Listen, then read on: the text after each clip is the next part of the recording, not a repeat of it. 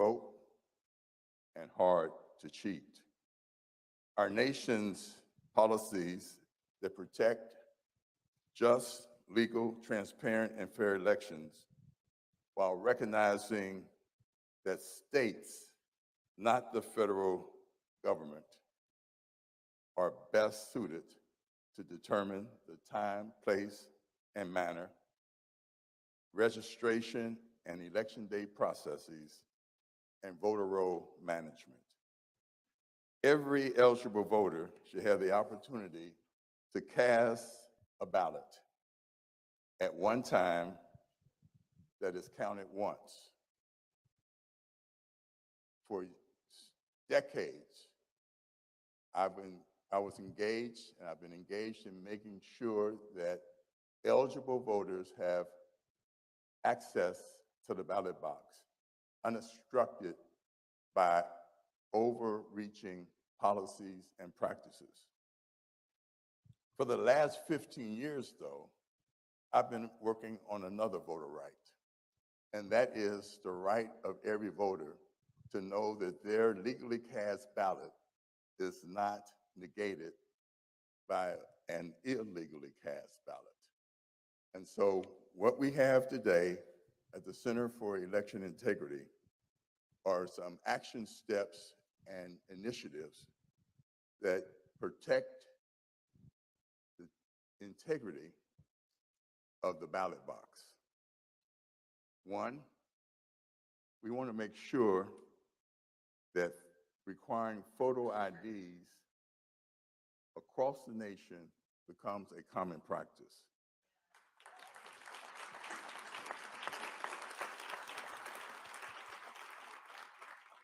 We want to ensure clean, and accurate voter rolls.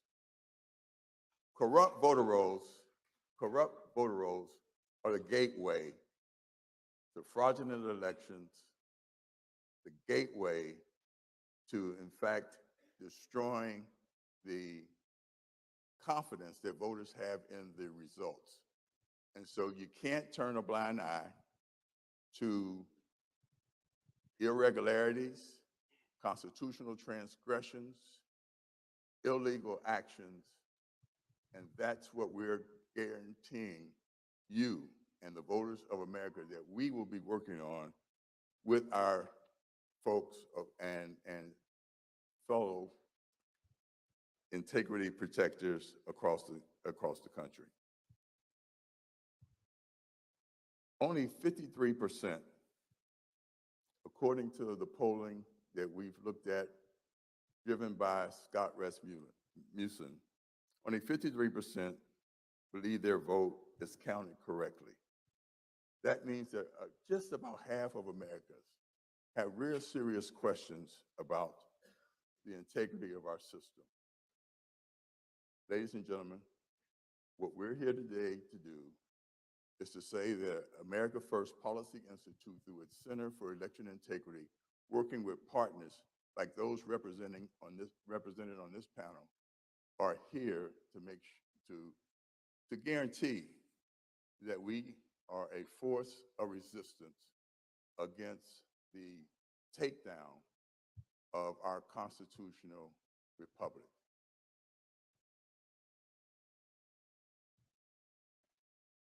We need citizens that are ready to engage. We need citizens that really are ready to take the battlefield. Frontliners, not sideliners. And that's why we thank you this morning. Let's get started.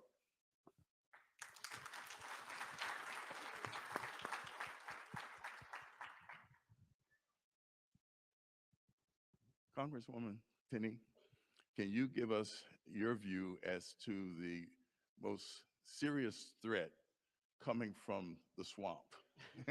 Well, good morning, and thank you to everyone for being here and for supporting America First. This is so important. I'm Claudia Tenney from upstate New York. You may have watched my election transpire over the course of November 2020 into February of 2021, when I was finally sworn in as the very last member of Congress, because my staff, my group, my campaign team spent 100 days in court looking Mark Elias in the eye. Trust me, that's not a pretty picture. He is I call him the sleazy vote trafficking lawyer for the Democrats. He worked on all of Joe Biden's campaign. He is the guy initiating lawsuits all around the country. Doesn't care if they're frivolous or not, but he's not looking at quality, it's quantity, it's chaos, causing us as many problems as we can have. And so after my election landslide, I was up 28,422 votes on election day. I ended up winning by only 109. And so it's more than Marionette Miller Meeks from Iowa, who won by 6. So I like to say we're in the landslide caucus. But because of that and what I witnessed in New York with these really lax laws and this vote harvesting that's going on, I formed the Election Integrity Caucus. It's the only one in Congress. It's the first in Congress. And what we do is we collaborate with Ken Blackwell, and you'll hear from the attorneys general and other. We make sure that we put out model legislation. We travel around the country to talk about these big issues. The thing that keeps me up at night right now is this issue of vote harvesting that happened under the Mark Zuckerberg, the Facebook billionaire, spent $419 million on trying to go into the swing states to prime the pump. And a lot of this was legal. That's part of the problem. This was legal. He went in, they tried to get Democratic voters in key areas, places where they knew they could dredge up Democrat votes and get them to vote. Good news is we cracked down on Zuckerbucks. There were states all around the country. I think Ron DeSantis in Florida was one of the first to finally call Zuckerbucks illegal. We have a bill, Stop Zuckerbucks Act. So what this led to is we're making progress. And thanks to AFPI, Ken Blackwell, and the gentleman sitting here, we were able to make some progress.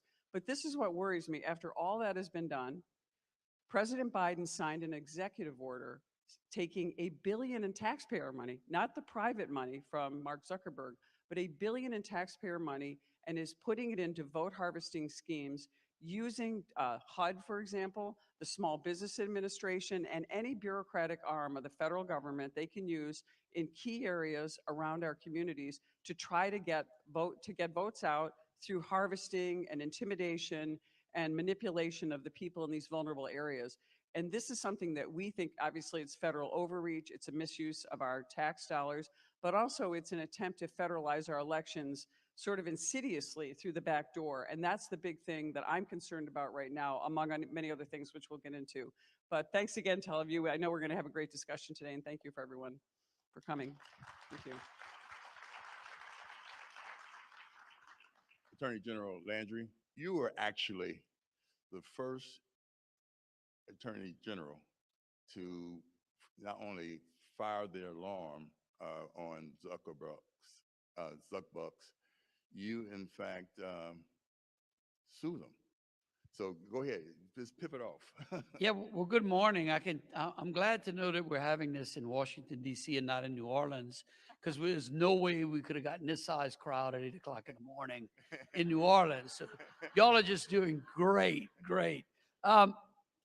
Yeah, it's important to understand exactly what the Zuckerbucks program did.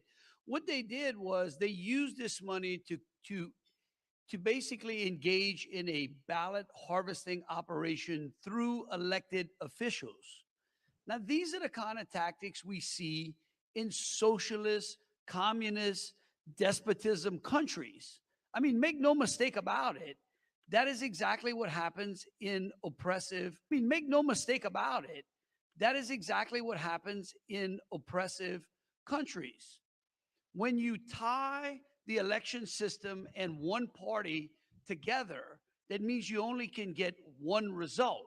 And that's what the Zuckerbucks did. And so in October, well, actually it started in September of 2020, our Secretary of State alerted us to these grant applications that were going out in Louisiana. And when we took a look at it, we said, you know what, this is problematic. And we began to research the grant applications and what CTCL was trying to do in Louisiana. And what we noticed was that these applications were only going to, we have parishes, all of the rest of the world has counties, right? And we've got to be different. But we noticed that the grant applications were only going to parishes that had heavy Democrat, a concentration of Democrat voters, right? And so we drafted a lawsuit because we believed that the money was absolutely prohibited under Louisiana law, and we sued. We were the only state in the country at the time to sue. And it was disappointing. And, Claudia and I were talking about, she said, she's been ringing the alarm on the president's executive order that she discussed just now. And it's like crickets. Back in October, we told all of the Republican attorney generals, many of them, all of them are great friends of mine. We tried to explain to them what was going on, and they looked at us like just glassy eyed, and they just couldn't understand it. But we see today through the investigations that have been conducted how corrosive this money was. And I think that, finally, it's important to remember that it's not the government's job to entice the population to vote. It's only the government's job to ensure that every legal voter has an equal opportunity to access the ballot box and every legal vote is counted. That's it. That's it. The government's job is not to entice people to vote. Thank you, sir. Let me just, before I go to Secretary Warner, my dad used to have a saying that was shared with me and some others. He said, son, time management is very important. He said, I want you to understand, bees don't waste a lot of time trying to convince flies that honey is better than dog poop. So we haven't spent a lot of time trying to convince those advocates of big government socialism that our decentralized system, empowered by states on an even playing field, is the best system. We have put warriors in the Secretary of State's office in West Virginia, a warrior, and we, in fact, are proud of what you've been able to do. And cleaning up the voter rolls is very, very important. So, Secretary, even if that was not what you were going to lead with, make sure you work that in. Thank you so much, Ken, and great to be with you. Folks, all of this stuff is interconnected. You go from H.R. 1, which was trying to federalize our elections, to the Zuckerbucks, to now the executive order. These are all tied together. It's just a continuation of the first part of the phrase, easy to vote. We all want it to be easy to vote. We have a right to vote, but we don't have a right to vote without any individual effort, okay? And that's what the integrity part and the hard to cheat part is that we need to focus on, and that is starts with the voter registration rolls. And so in West Virginia, what happened was, this starts back in 1993 with the National Voter Registration Act. And at the time, we didn't have these iPhones, we didn't have the personal computers and so forth. So getting people to register through the DMV sounded like a good idea. But folks, technology overtook that very quickly. And so now you can register online 24/7, that sort of thing. It's easy to get online. We don't need to continue to have the DMV or any of these 600 or some federal agencies that now the executive order is trying to say, make everybody a voter registration outlet. You're looking for trouble. And I have the majority of my county clerks in West Virginia, we have 55, the majority of them are Democrat. They don't want this because they see the problems with somebody going to HUD and registering under John Smith and going to the another agency and for food stamps or whatever and registering under John S. Smith or whatever. And you have now 2 registrations. And then they went to DMV and registered a 3rd time. And now it's up to the county clerk to try to clean that up. They're already overworked, underpaid. So in West Virginia, what happened before I got there is the voter rolls got bloated because everybody's going to the agencies getting registered, but my predecessors weren't cleaning up the rolls. See, that's the other half. See, the liberals got the let's get everybody registered. The other half, what the conservatives thought they were getting, is a requirement to clean up the voter rolls every 2 years, but there was no stick, nothing that forced them to do that. So by the time I took over, the clerks were coming to me, Democrat clerks were coming to me and say, we've got to clean up these rolls, got to. And so that's what I ran on. Since I've taken office in a state that has 1.1 million registered voters, we've taken off 380,000 names from the voter registration list.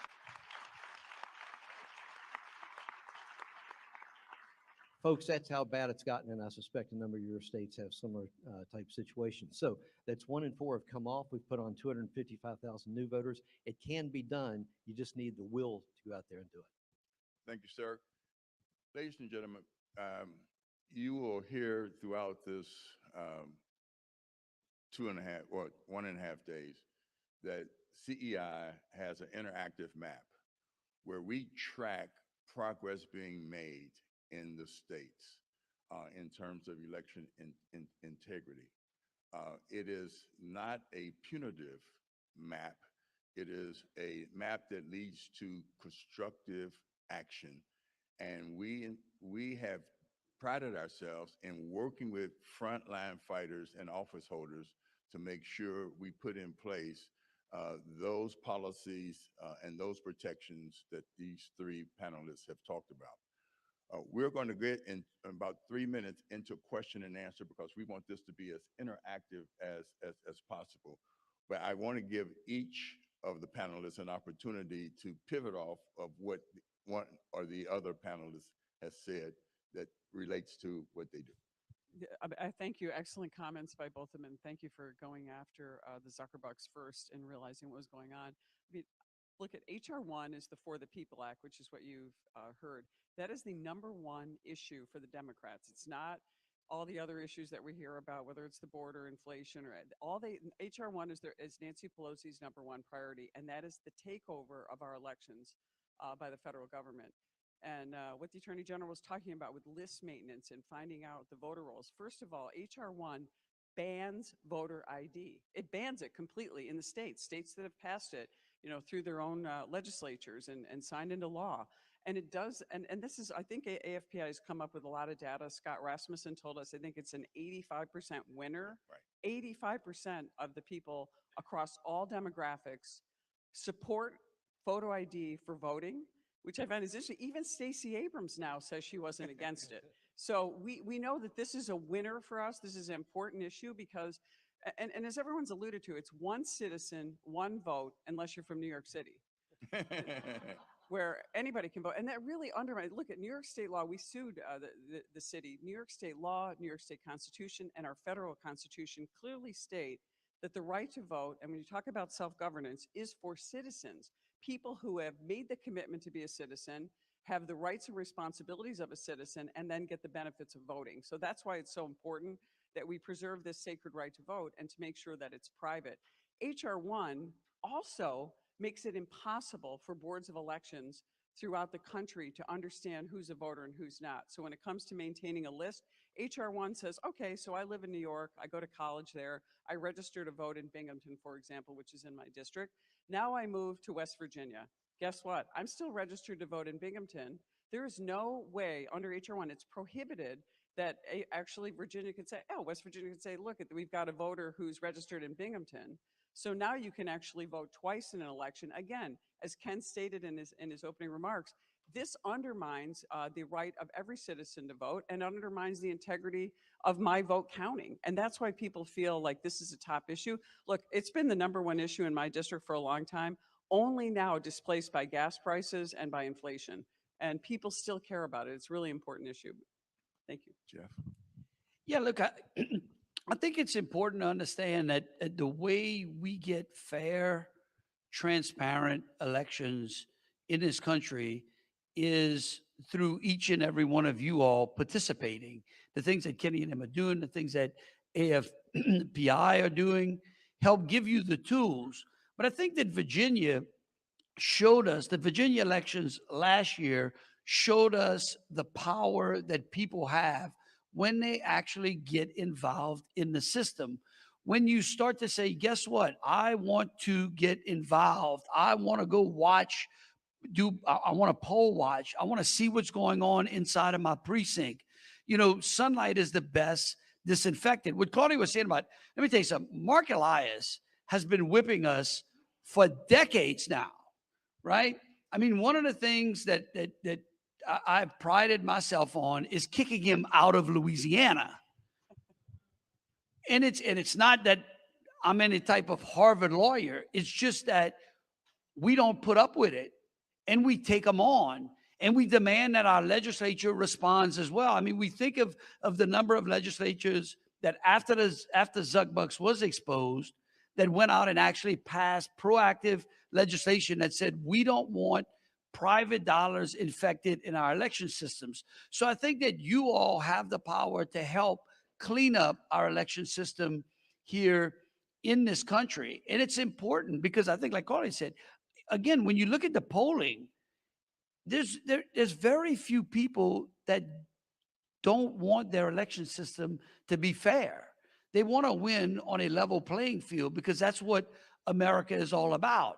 It's important that we get an opportunity to debate inside the marketplace of ideas. That's what's great about America. So we're not fighting in the streets. So again, Claudia, I think again, it's getting involved in the process. Folks, on April 22nd, 2010, my son was leading a combat engineer route clearance platoon in Afghanistan, and he was attacked. He was knocked unconscious. His gunner had a broken back. His driver shattered leg. They all survived. It took him about a year or two before he would talk to me about the incident. But when he did, I asked him about what your day consists of, and he went through the getting preparation and PPE, not what we think of with masks. We're talking lead vests and ammunition and everything ready to go. They said we'd get together before we went outside the wire, got together, got in a circle and prayed, and then we put the tourniquets on, and then we took off. And I said, the tourniquets? Yeah, Dad. And he kind of looked at me kind of strange, like, why didn't I know that? Here are the tourniquets. They put one on each arm and one on each leg. And why did they do that? Because they knew they were going into harm's way where bad things happen. Well, it doesn't do you any good to have that tourniquet back in your hooch when you get hit out on the road in Afghanistan. It doesn't do you any good to have it in the vehicle. It doesn't even do you a whole lot of good if it's sitting in your first aid kit. It needs to be in position, ready to go, so when bad things happen, you can apply pressure. Folks, you are America's tourniquet right here. I'm looking at them, okay? You guys are already engaged. You're out there at the polling places. You're working at making sure the registration, the voting, the tabulation all goes correct. We need you there. But I need you to encourage everybody else that complains. I don't need the conspiracy theorists afterwards. See, it doesn't do any good afterwards. It doesn't do any good after you've been hit to go back home and then get the tourniquet. No, we need to be there right on the spot. So when the bad things happen in Philadelphia, Detroit, Maricopa County, we can apply pressure right then. We saw what happened in 2020. We tried to sue afterwards with Pennsylvania. Texas took them on. I joined West Virginia joined the lawsuit with 17 other states, trying to fight it afterwards when the Supreme Court just says, no, we're not going to hear the case. It doesn't go anywhere. We need to apply the pressure when we see it coming on the front end, like Louisiana and West Virginia and other states did with the Zuckerbergs. We said, we don't want them. Okay, we saw it coming and said, we don't want them. We need you to anticipate and then start applying pressure as soon as it happens. Thank you. Absolutely.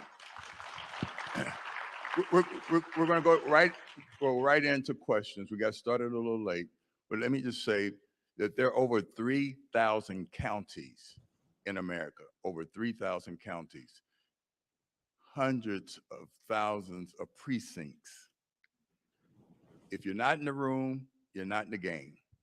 That's why Dan Schultz's precinct project, where they've been, in fact, training poll workers to engage, is such an important part of this effort to make sure that we restore the integrity of American elections and build up voter confidence.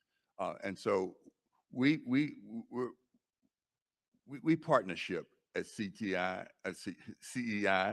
and we in fact believe in being a force multiplier. So let's go right into questions. Okay, right here. Good morning. I have two questions, if I may. What are the typical core claims of voter integrity as veiled voter suppression, and how do you respond to those?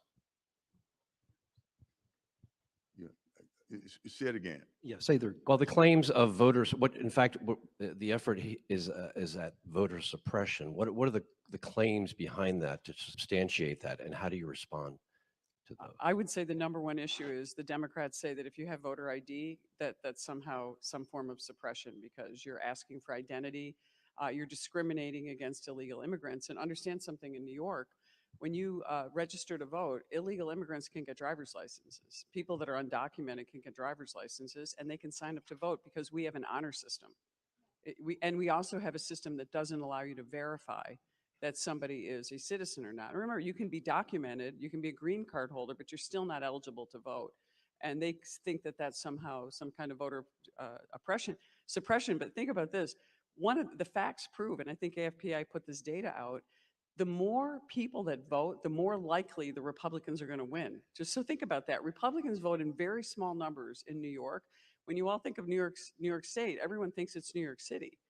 New York City actually is just part of New York. Upstate New York is a wasteland of Republicans that are dying to get a Republican governor or statewide elected office holders. But that's what and we think of New York City, but because of this federalization and because of the Albany one-party rule, all run by Democrats, we're seeing this even in rural areas and suburban areas like mine, where you see this vote harvesting. But again, I want to mention people are on top of this, and I've traveled around the country, and I'm going to do one shout out. I apologize, but I have to. The former president of our National Federation of Women Republican from New York is sitting right here in front of me. They have been, Ann Shockett right here. Also, the Florida delegation, they have a thing called Heels on the Ground. Now, that's a grassroots turnout game. I love the Heels on the Ground for the women, but they have been instrumental in making Florida a Republican state. It was always a swing state, and these women have gotten out and gotten the votes. So, Let me address that. yeah. I was asked, why is bipartisanship failing in America today? And the answer is because we're living in 1984, George Orwell's. We're in the time of doublespeak and newspeak. Okay, doublespeak is, or doublethink is when you can hold two absolutely contradictory ideas at one time, and they do that through the manipulation of the language. And so look at it. What's a woman? Okay, what's marriage? You can go right down the list there. Don't pay any attention when the other side is trying to manipulate our language and turn it on us, that it's our fault, that we don't agree with their social construct of what things is.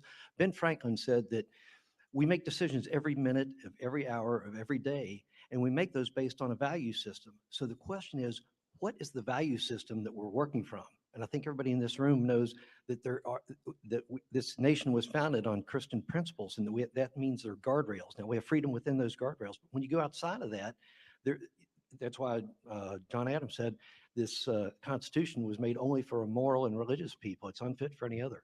We know what truth is, okay, and that we act within that. When they try to take us outside that, then we're into that 1984 land that they're trying to take us down a different path, and we don't want to go there. And we're going to go to another question, but let me just say that in Ohio, requiring people to vote in the precinct in which they lived was considered to be voter suppression. But that's the way that we have accountability at the local level. And so the language manipulation is important. Okay. So good morning. Hello, Claudia. Hello, Jeff. I'm Katie Arrington, recovering politician from South Carolina, to which we have some of the best voter integrity laws that were just passed. And we have a phenomenal job. We did poll watching. We did everything that we were supposed to do. And I lost in my primary because our primaries are open. And one side fled the other. And what is the position of AFPI in getting to that, the closed primary system where we can actually, jungle primaries I know exist in some states. I think in Louisiana, y'all are jungle primaries. But for those of us who are open, we had Democrats just going in mass because they wanted to elect a weaker candidate to go down in the fall. Are you guys working on that at all? Well, look, this is the catch-22. We at AFPI believe that individual states make that determination. And we have an opinion, but in terms of advocacy, we think it has to happen at the state level. Okay. Well, I'm an AG, so I get an opinion. When I got that job, my mom said, "You finally got a job where you get an opinion."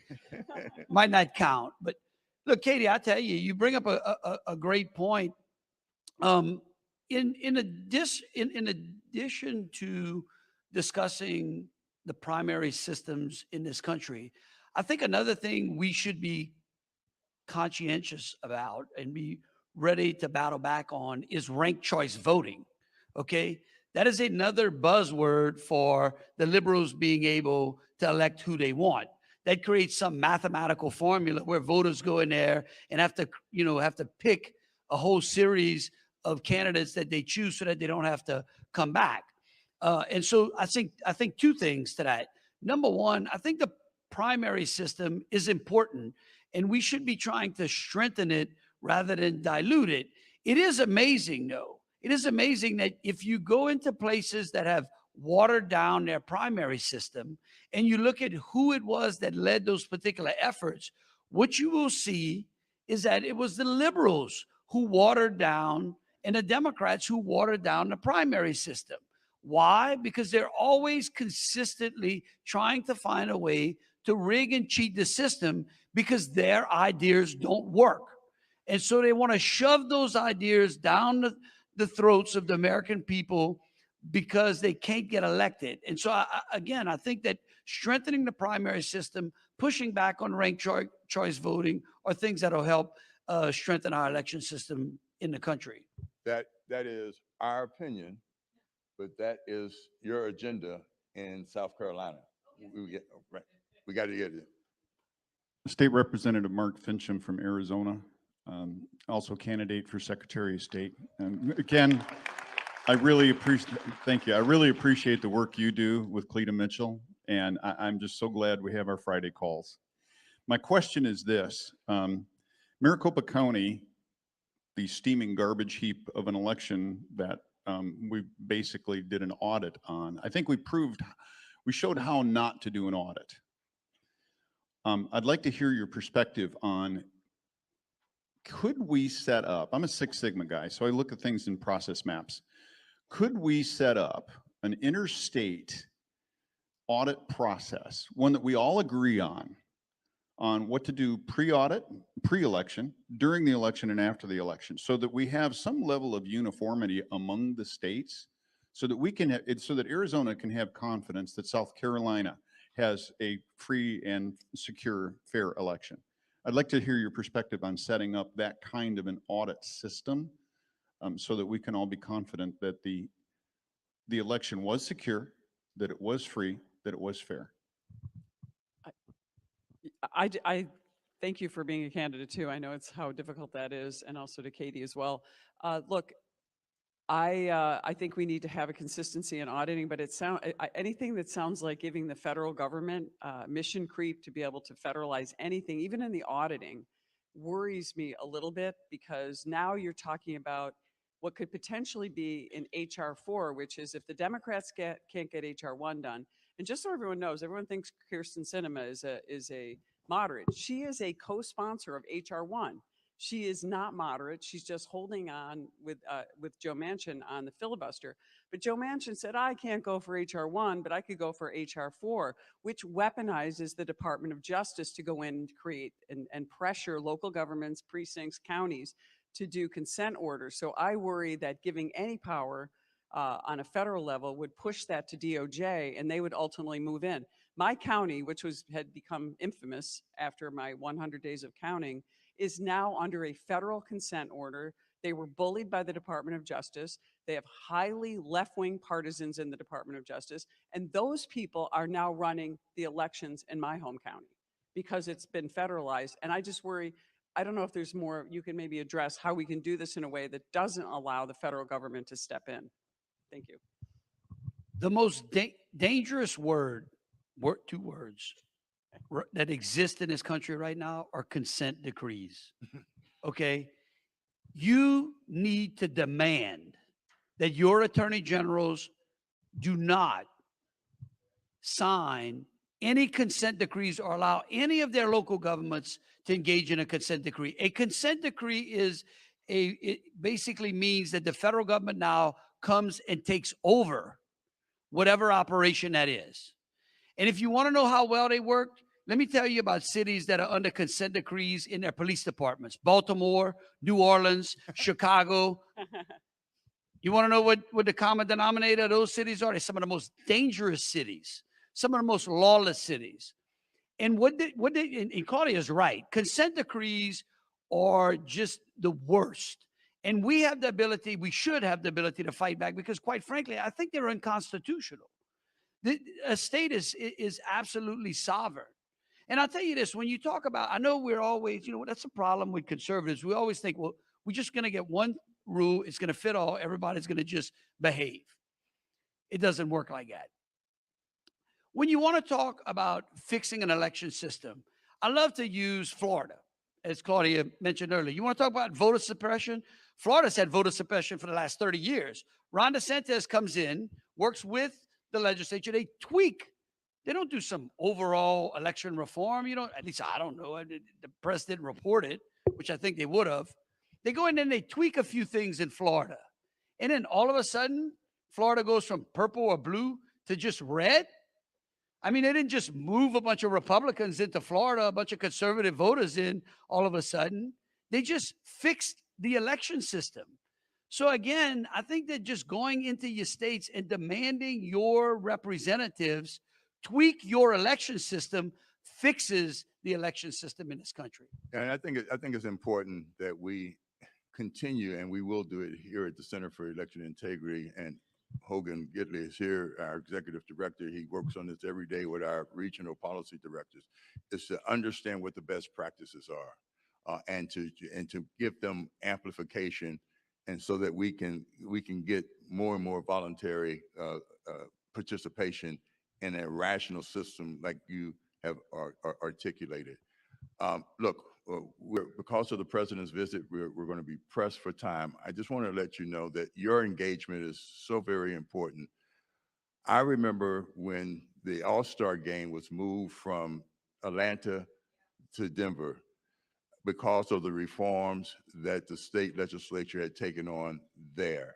Stacey Abrams was pounding the table. They moved the All-Star game from a city that was 57% Black to a city that was about 9% Black. And I asked Stacey Abrams, I said, let me ask you a question.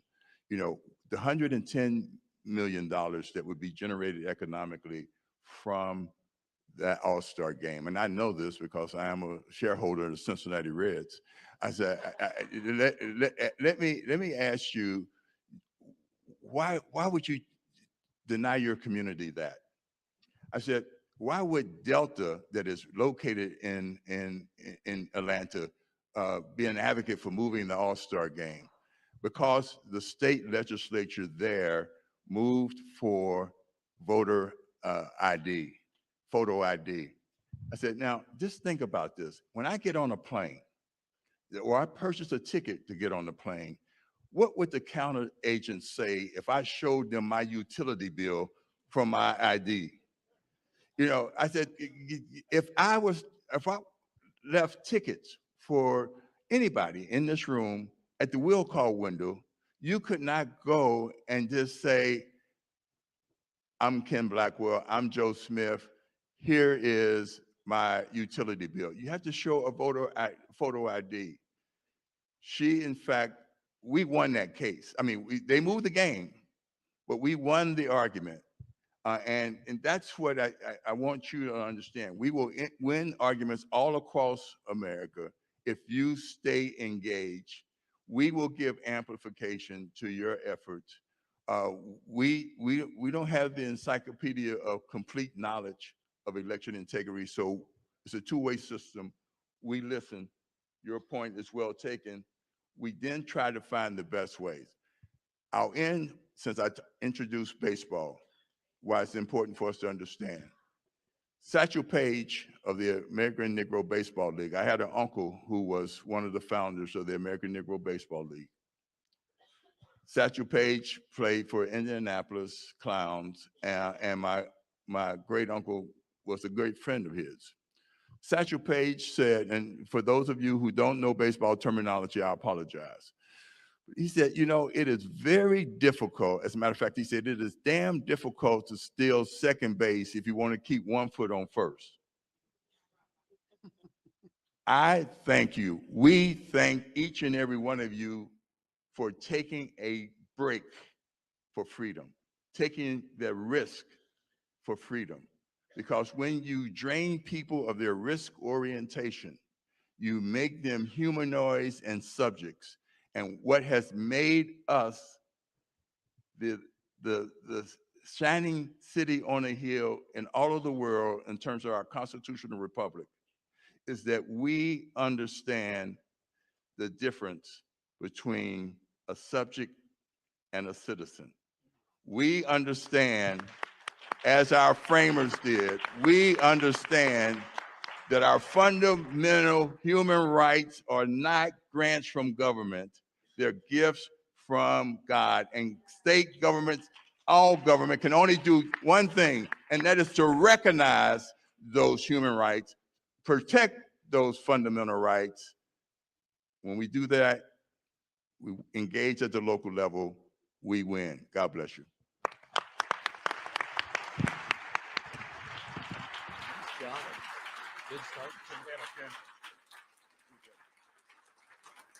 Good morning, everyone. I'm Liz Willis, and we are live at the RSBN studio.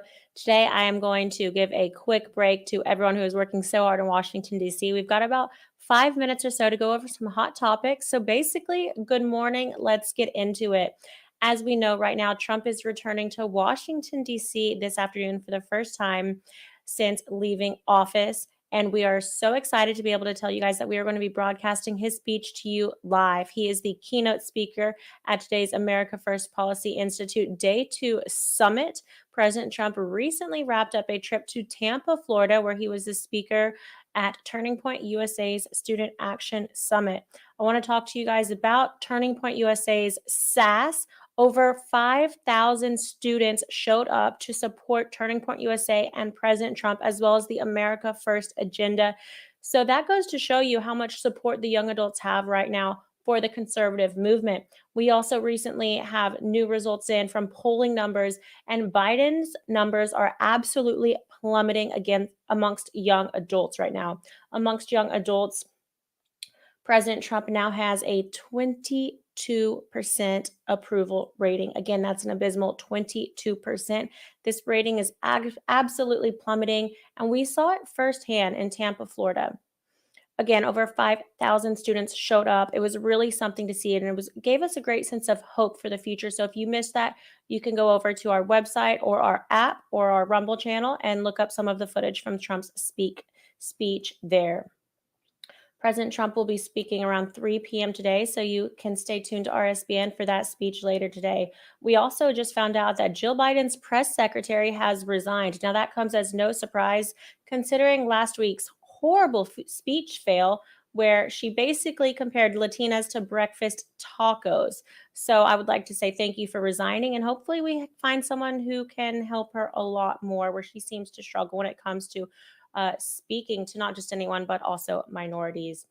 Now, speaking of the United States and what's really going on here, we've got a recession looming, quite possibly, but there's still two words that the White House cannot identify. Those two words are, what is a woman and what is a recession? The White House has recently changed the definition of recession on their website, which is interesting because that comes just days before we are about to get our Q2 GDP numbers released. A lot of people are expecting the second quarter to also be a decline in our GDP, but we are anxious to see it. I mean, it'd be great if that's not the case. However, historically, a recession is defined as when 2 quarters are both in negative numbers. Right now, of course, Q1, we were at a negative 1.6%, and we're days away from finding out what Q2 is, and is it going to show signs of shrinkage and or contraction. Now, again, by definition, a recession is exactly what happens if these numbers come out negative on Thursday. However, the White House has worked to redefine this definition just in time. So we'll see what happens there. The feds are planning to possibly increase in inflation, or increase interest as well, to try and combat inflation. So we'll see. Again, these are all going to be based on whether or not these numbers are, again, negative. Now, speaking of big events, we've also got CPAC coming up next week. So it's a very busy week for President Trump. CPAC, President Trump will be speaking there as well as a keynote speaker. Right Side Broadcasting Network will be there live in Dallas, Texas, to bring you his speech. It is a huge week. Some are saying it's the biggest week of summer right now because we've got the GDP numbers coming out. We had SAS last week. We've got President Trump's first trip back to Washington, D.C. today, and we've got President Trump speaking at CPAC Dallas, Texas just next week. So I want to make sure you guys are tuned into RSBN to stay up to date with all things America First agenda. Thank you for tuning in to Right Side Broadcasting Network. I'm Liz Willis. We're live and sending it back over to Washington, D.C. for America First Policy Institute's Summit Day 2. Over to you. America First Policy Institute Summit here in Washington, D.C. Christina Bob joined with myself, Brian Glenn, as we just wrapped up a very interesting segment. And I would think that was probably one of the segments that you were looking forward to the most. I was looking forward to it the most. I was probably also the most critical of it because it's the issue that I work on every day, and it's how I kind of made my name in journalism. So I was watching with a critical eye, and I've got to say, I thought it was one of the best segments, if not the best segment that we've seen so far. I thought they did a great job. Of course, Jeff Landry is an all-time favorite. Attorney General in Louisiana, we know that he's a strong advocate for election integrity, and actually was one of the early responders to the problems of the 2020 election before the election happened. If you watched the segment, you saw that he told the story about how he filed lawsuits before the election to make sure that the Zuckerbucks didn't actually get in and none of the grants were granted in Louisiana. And he is largely responsible for securing Louisiana's election. So I thought the panel was great. I thought Congresswoman Tenney was fantastic, and Mark Warner, and then of course Ken Blackwell here from AFPI. I thought they did a really great job. Yeah, I was watching you watch the panel. How critical I was going to be to try to get the reaction, and you applauded several times, and you nodded your head. And Claudia Tenney, we've sent a message to her. She's going to meet us here, hopefully on the set before we have to cut to the next panel. If we miss her during this break, I can promise you she'll be joining us on the next panel as well. But Claudia Tenney, was in a race, and she said, she was the last person that was sworn into Congress over 100 days. Over 100 days after the election because of the narrow margin and she fought. She fought for that position. Yeah, she really did. She was up, what I think she said, like thousands of votes. And then Mark Elias shows up on scene, and they had litigation. They litigated the issue for 100 days, and 100 days later, she was sworn in with a very narrow victory of, I think she said 110 votes. So she's the fighter that people are looking for. I thought one of the things that I was looking for on the panel was, are they going to be raising the real issues? People talk about, election integrity is so important, but often it's get out the vote type of response, which we conservatives have been doing for decades. And so I wanted to know if they were actually going to bring up the really important issues, which they did. Of course, voting ID is important. They were talking about the importance of voter ID. Cleaning up the voter rolls, I think, is the biggest issue that can happen, the biggest issue that can have an impact on election integrity, because that's how they stuff fake ballots, is using either fake voters on the roll that don't exist or people who have moved out of state. The voter rolls aren't clean. If you have clean voter rolls, it's going to be much, much harder to cheat. So they raised that. They raised the Zuckerbucks, that, private money and ballot stuffing and ballot trafficking and harvesting and all of the issues that really are at the forefront. So I was pleased. And Christina, as you heard, Claudia Tenney mentioned that in New York City, illegal immigrants, non-U.S. residents can get a driver's license and they can actually, vote in elections. And, and I think that's a page out of the Democratic playbook. That's why you see the crisis at the border develop as big as it has. Well, they're funneling in future voters. Right, because they want non-citizens to vote, because American citizens don't want their policies. American citizens don't want Democrat policies, so they have to expand their voter base. Interesting. To force compliance in a way. Force compliance, exactly. That's exactly right. So New York City, the mayor there did say that illegal aliens could vote, foreigners could vote in limited elections. So it wouldn't be for federal office, it's for local elections in New York City. Obviously, they wouldn't be allowed to vote for statewide offices, but just the elections that affect New York City. But it's a disturbing trend, and I think any resident of New York, whether you're a Democrat or Republican, should be concerned about it, because it will dilute the vote of actual citizens. And I've heard, to your point, I've heard people say that's just the crack in the door that gets slammed open for the statewide, and then of course nationally on these elections as well, letting non-residents vote. And they really truly feel that way. I mean, if you want to talk about laws, our Constitution, that is something they want to just take an eraser to. They don't care They about do. that. No, you're right. And with the open borders, allowing foreigners, illegals to vote, Donald Trump says it best, and he's said it many times. We don't have a country anymore. What does the United States stand for if we don't have borders, if we don't have defined territory anymore, because anybody from anywhere can just come through whenever they want? There's no benefit to being a citizen because your voice isn't weighted heavier in the sense that you get to cast a vote. Anybody can vote. Anybody can cast a ballot. And the only quote unquote benefit that citizens then have is you get to pay taxes. So they want American citizens, people who are here lawfully, most of us born here, they want us funding foreigners coming in and empowering Democrats. Yeah. Of course, I just see, I don't know Jeff if he's Landry. Jeff Landry walking by and just waving to Here him. he comes. If he's going to come over You here. have time, sir? Just trying to get, I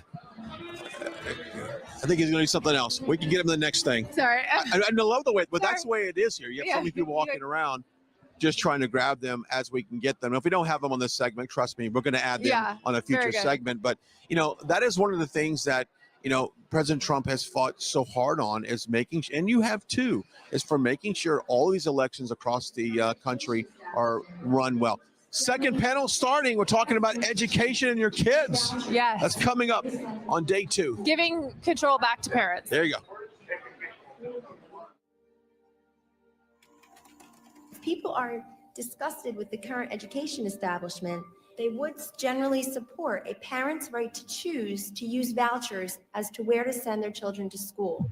The United States has the worst educational system the U.S. education system so many said that their kids' educational development had gotten worse during the pandemic. Failing pre-COVID. Now these kids got to go through indoctrination, CRT. Please get back to just teaching our children math. Stop indoctrinating our children. Many kids in our country are stuck in school districts that are underserving them. The shift away from moral teaching. We have a responsibility to make sure we have what you need to educate our children safely. The children do belong to the parents, not the state. You can't poke a mama bear and expect to survive that. School choice, it is, I think, the most important domestic issue in the country.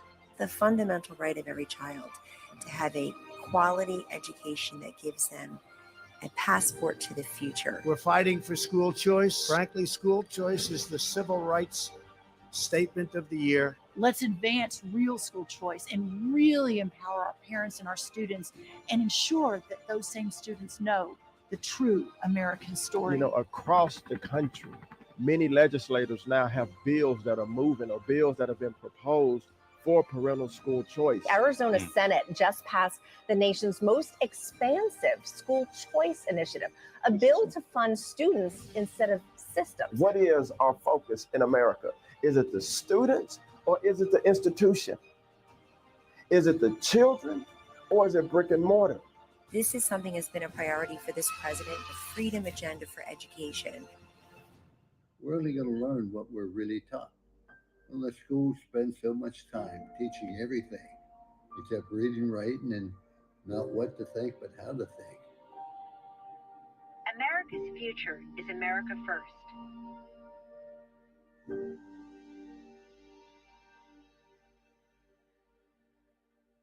Good morning, AFPI. Thank you for joining us. We're here to talk about the forgotten child. Much has been made of the forgotten man and forgotten woman, and we're here to identify solutions to the many challenges and problems facing America's children, with particular emphasis today on education. Ladies and gentlemen, everyone lived through the pandemic, and screen time is school time. But I can tell you, I've never met a single mother in this entire country who has said, you know what my daughter needs more of? Her phone. You know what would really help my son learn? Staring at a computer all day. And so people bought into that from March to June of 2020, at the beginning of the height of the pandemic, at the beginning. And then we all had a pretty good summer.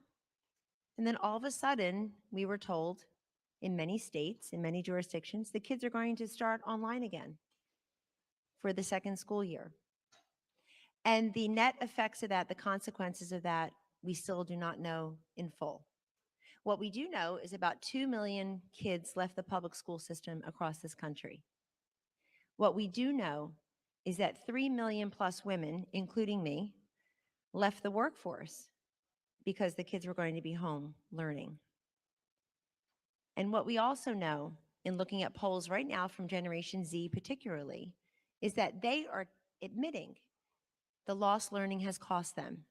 They're having a difficult time forming and retaining relationships with some adults, some peers, and the mental health challenges and emotional challenges also must be part of our focus. But today we're here about solutions, because the school choice, charter school, educational opportunity, freedom scholarships movement is having a moment, an extended moment. 2 Democratic pollsters in just the last week or two have admitted in their polling that for the first time in decades, it's pretty much a tie between the 2 parties on the question, which party do you trust more on the issue of education? I've been around a long time, and for years, if not decades, that deficit between the Republicans and Democrats was plus 20, 18, 22, many times for the Democrats. But people are now paying attention. And if the focus is the child, they're saying, great that we have all these tax credit and opportunity scholarship and school choice and charter school opportunities all across this country. We're here today to talk about some of those solutions. And we're here with 2 amazing, amazing leaders in our US Congress, but really in this country. We have Senator Ted Cruz, who, yes, thank you.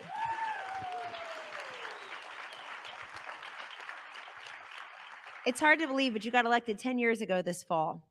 And even before that, and since then, has been a tremendous, tremendous proponent of school choice, a real champion for educational freedom. And I want to talk to you a little bit more about the 529 expansion that you led in the United States Senate through the Tax Cut and Jobs Act. But before you do that, everybody knows that he went to great schools, Ivy League schools, but I think it bears telling everybody that his American dream story is everybody's American dream story. His father came here with $100 sewn in his underwear, washed dishes, and got his degree in mathematics in Texas. His mother was one of the groundbreaking women at the Shell Company, also in mathematics. Then we have Congressman Byron Donalds.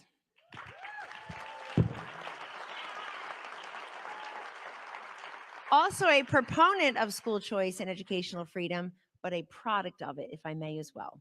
Hardworking, single mom who raised him in Brooklyn, New York. He went to Florida for his schooling, and he has stayed there ever since. And he and Erica have 3 sons, and of course, Ted and Heidi have 2 daughters. Between the 3 of us, we have 9 children in school right now, school-age children. And I'm telling you this because I think it's incredibly important through the Center for the American Child, which I'm the chair at AFPI, that we focus on the kinds of solutions we see now. And that we don't just take this moment to talk about masking up 7-year-olds and critical race theory, both of which are very important to talk about. I know those who followed the science and told us to put a mask on a 7-year-old can't follow the science and tell us what they see in a 7-month-old sonogram. But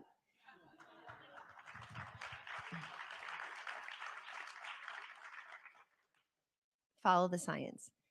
But also, let's not lose this moment to bring more people on board in this educational freedom movement. And finally, I would say to you, I have never heard, in 30 years of doing this, I've never heard a single compelling, persuasive, memorable reason why basically one political party is against everything I just described. They're against giving kids the dignity and the humanity of a quality, affordable education that's worthy of them. If we can't provide every child with the equality of opportunity, looking past where they live, who their parents are, where they work, what their station in life is, they all deserve an equality of opportunity.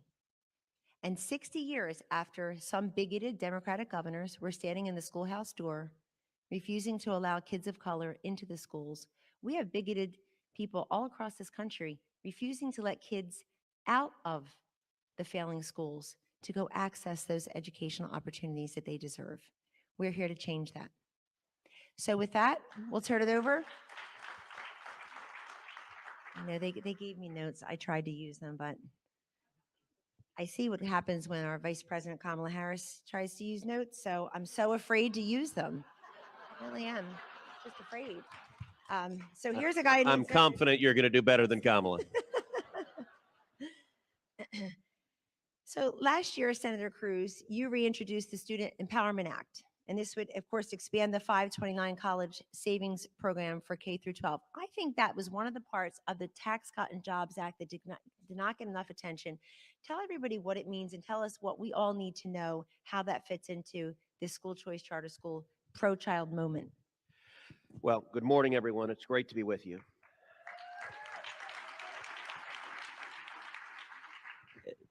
Let me just start by echoing what Kellyanne just said.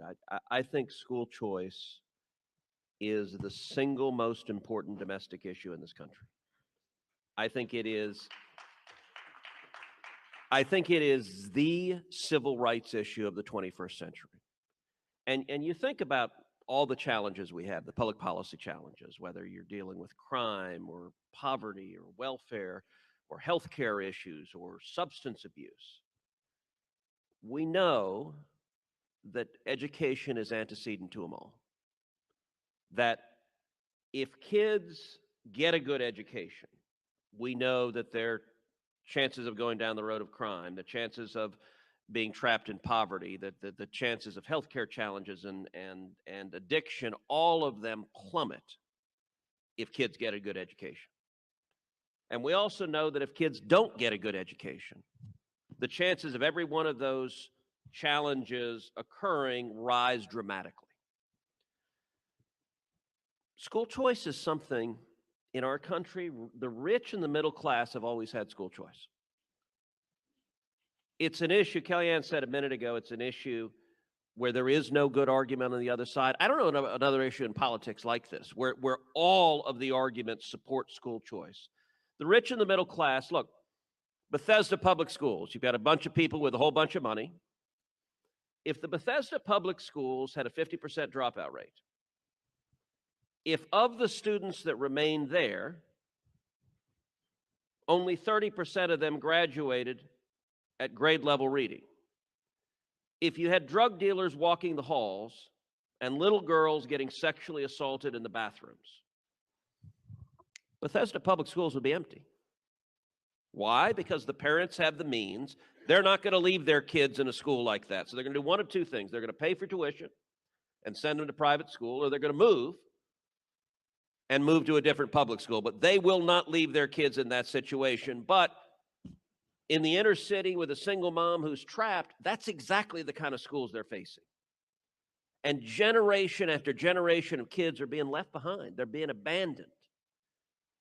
And it's a situation where the reason why the Democrat Party opposes school choice, it is simple and it is corrupt. They are bought and paid for by teacher union bosses.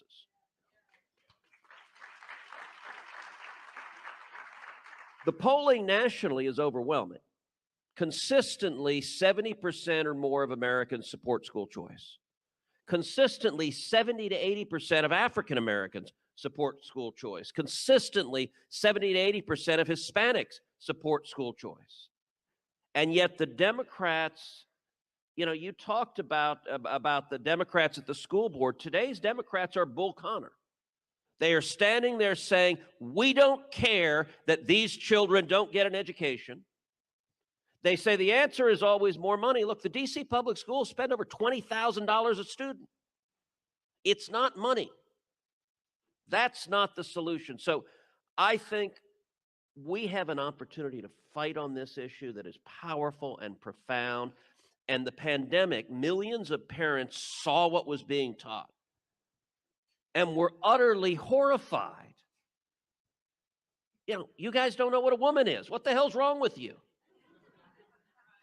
It is an opportunity. And we also saw tens of millions of kids had the school shut down for months after months, and in many instances, more than a year. It's horrific. It is indefensible. And those children, look, I can tell you when we had the shutdowns going on, Heidi and I at home, you were talking about We both were at home. I took our younger daughter. Heidi took our older daughter. I got the much easier draw in that. And you had two parents who could be on two computers working with them to do school, and it was hard. I don't know how a single mom with 3, 4 kids did it. And for too many of them, they didn't do it because they couldn't. They were trying to put food on the table. And those kids just ended up not going to school for a year or more. And those children are going to have that burden. They're going to be held back by that for the rest of their lives because idiot politicians didn't care about their schooling. Now, you asked the specific story about 529s. It is the single biggest legislative victory that I'm most proud of my entire time in the Senate. This was during the 2017 Tax Cut Act, and I introduced an amendment to expand college 529 savings plans to K through 12 education. So 529 saving plans, you can save in a tax-advantaged way, parents and grandparents. For college expenses, my amendment said, fine, let's allow parents to do the same thing for K through 12. We voted on it about midnight on a Friday night. And there were 52 Republicans in the Senate. So we're down on the floor of the Senate, and we lost one Republican, then we lost a second. Susan Collins voted no, Lisa Murkowski voted no. At that point, the Senate floor staff, they picked up the phone. They called the vice president's residence because it was past midnight. He was at home. And they said, Mr. Vice President, it looks like we need your vote. So Mike Pence got in the car and started heading to Capitol Hill. As we're standing down there, I'm standing along with Tim Scott, dear friend of mine. The two of us are lobbying our colleagues, trying to get folks to vote for the bill. Joe Manchin walks up and votes aye. And there's an audible gasp in the well of the Senate. So the Senate floor staff, they pick up the phone, they call the vice president's residence, they say, well, Mr. Vice President, we got Manchin, looks like we don't need you. So Pence turns the motorcade around, begins heading back.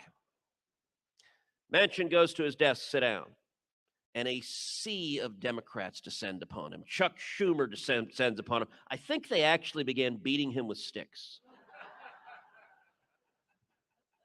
And 5 minutes later, Manchin walks forward and sheepishly changes his vote to a no.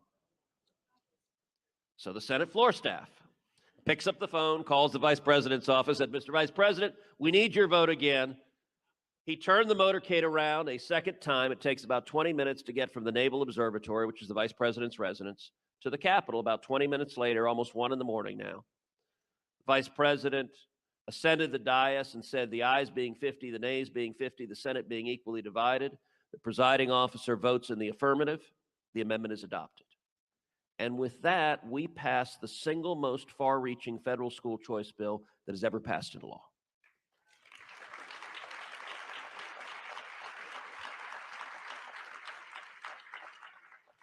It stunned the Democrats. They didn't think that would happen. One of the things that we managed to do, the next week, Lamar Alexander was sitting on the floor and he said, Ted, I can't believe what happened last week. You got a bunch of Republicans who never support school choice to all vote with you. And I do think we have a moment where on the Republican side, we're uniting our side. And the Democrats are so fundamentally indefensible that this is an issue that is winning. This is an issue that is winning in every state. This is an issue that is winning, and it's an issue where, look, the Democrats put themselves out as the defenders of minorities, as the defenders of African Americans and Hispanics. Right now, both Hispanics and African Americans are moving right dramatically in their voting, and school choice is a big part of it. And so I don't think we can be too aggressive on this issue. I can tell you, you and I have known each other 20 plus years. When I first ran for the Senate, I said at the time, I said, listen, if when I die, it says on my tombstone that Ted played a meaningful part in bringing school choice to every child in America, I will die a very happy man. I cannot think of a more important legacy and a bigger opportunity we have to transform the landscape in this country. Thank you, Senator Cruz. We hope that's no time soon, but thank you for your leadership. And I will give everyone here color ahead of the former president's visit later on. That night was Friday, December 1st, and it happened to be the senior staff dinner put on by the president and the first lady in the West Wing in the East Room. So maybe, I don't know how many, maybe 25, 30 people and their guests, and George and I were enjoying a whole year into Donald Trump's administration, enjoying dinner with the president and first lady, but the president was getting moment by moment updates on all of those amendments, on the vote itself. And the next day I happened to fly with him to New York for a couple of events. And the number one thing that both of us talked about at all those events was what had happened in the dead of night on the 529, because it was such a pivotal moment. And I think sometimes it got a little bit buried in the larger Tax Cut and Jobs Act remarkable feat. But it's really the piece that lives on and can be, I believe, sustained and progressed. So now, thank you, and we'll get back to you with other questions. Congressman Donalds, my question centers on prioritization, because what happens when you're having a very big, robust moment of opportunity like this is we can get our priorities maybe a little askew and focusing on the things that aren't going to electrify and animate and engage most of the country. So with 84% of voters clearly believing parents should have a say of where their children go to school and what is taught there, tell us a little bit about what you think we need to know, given your very unique perspective of having been a state legislator in Florida and a champion of educational freedom, and now in the U.S. Congress as a fairly new member. Where should we be putting our time and our treasure as goes educational freedom and students? Well, that's an easy question. First thing, before we get to there, good morning, everybody. Great to be with you. I didn't know that about the 529. So I didn't even know that was you. So congratulations. I did. I can't believe it never got any media coverage. It actually, let me Clearly, I need to do better PR. So Russia. When Russia. Oh my gosh. When TCJA was kind of unleashed on the business community, I was still in my financial advisory practice. So we're literally trying to advise our clients about the new changes in tax policy. And in the one pager, there was this bullet point at the end of the page in my firm that talked about the expansion of 529s. So I'm reading it and I was like, they did what? I was like, oh, Washington does do something. That's pretty cool. So actually it's really an honor. Now it's a bigger honor to sit next to you because I didn't know that was you. So congratulations. It actually means a lot to a lot of families. I know that clients of mine at the time were like, oh, I can do that? Great. And they started expanding their 529s for that specific purpose. So for people back in Southwest Florida who use it, I thank you on their behalf. I think what should we focus on going forward? Everybody loves the sexy stuff, CRT, gender identity, school board members who are rude and don't want to listen to parents. Everybody wants to focus on Merrick Garland for obvious reasons. Leave the Merrick Garland stuff to us. We'll deal with him. When we have control again, we'll deal with him. I think where we should be marshaling resources is in the direction that Florida's been going for a while, and actually where Arizona took the big leap forward to actually accomplish. If you give parents the ability to actually have purchasing power in education, it transforms the landscape, it transforms the environment. Because the school district is like any other business, they want market share. You know, Apple, unfortunately, is the dominant market player in telecommunications. The reason why I say that is because I'm a Samsung guy. I'm an Android guy. But, you know, there we go. We're here. We're here and we're not leaving. But the reality is that these superintendents and these principals are accustomed, in some respects, they feel that the dominant market share just belongs to them and there should be no questions. Because of that, there is no real push, no real need for them to innovate, to increase efficiency, to make it a better learning environment, to make sure that their teachers are ready to go every single day. And I'm not talking past the point of the superintendents and the teacher leads that are out there and the teachers who are just self-motivated and want to do the best thing for their kids, because we have a lot of those that exist in the environment. The problem is that because you do not have an economy of education, that there is no external pressure to have that excellence hit the classroom every single day. I always talk, when I talk about this kind of economy of education, that is where we need to go to, I compare it to telecommunications. Could you imagine if the government gave you your cell phone? I know there are some elected officials who will probably want to give you your cell phone. We had a former president who wanted to do that. But if that was the case, you would still be using the Motorola StarTAC. Anybody remember the Motorola StarTAC? That was the thing with the orange buttons. And if you wanted to put letters in, you had to hit the button like 3 times, 4 times to get the right letter. If the government was responsible for telecommunications, we would still be on the Motorola StarTAC.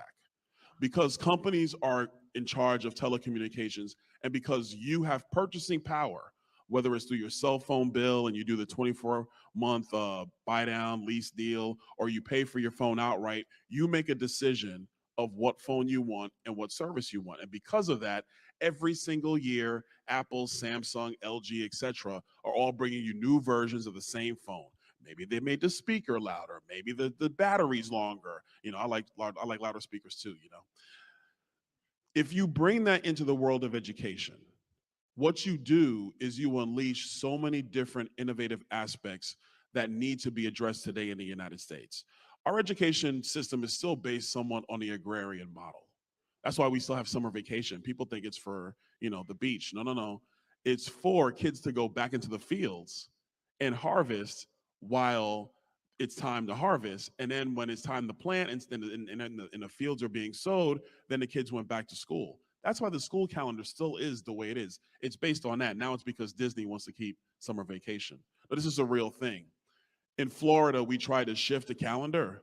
The number one opponent to shifting the school calendar to address summer slide, which is a real phenomena, was Disney. Disney hated it.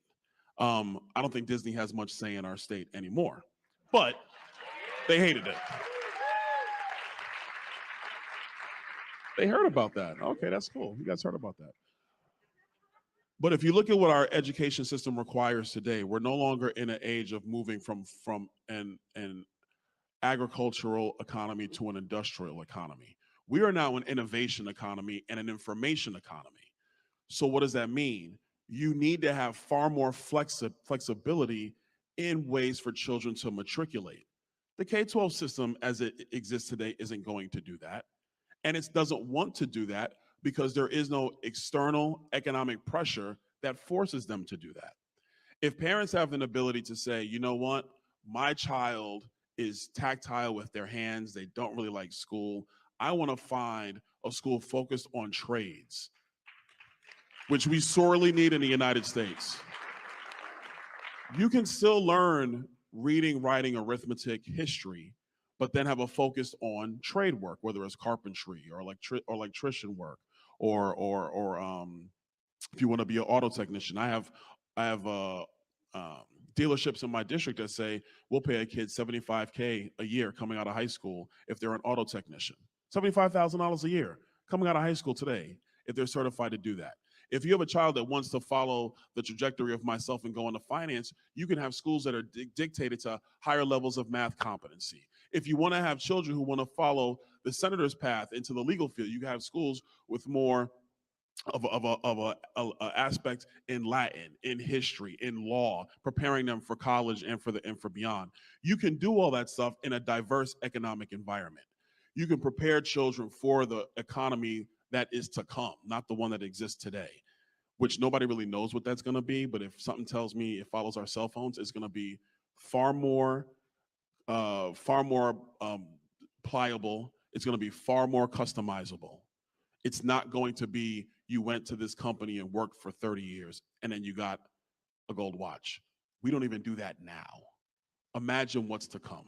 So if you unleash the apparatus of funding into the hands of parents, what you get is an economy of education where everybody is doing the one thing that every business around the world always does, and that is try to hunt and maintain for market share.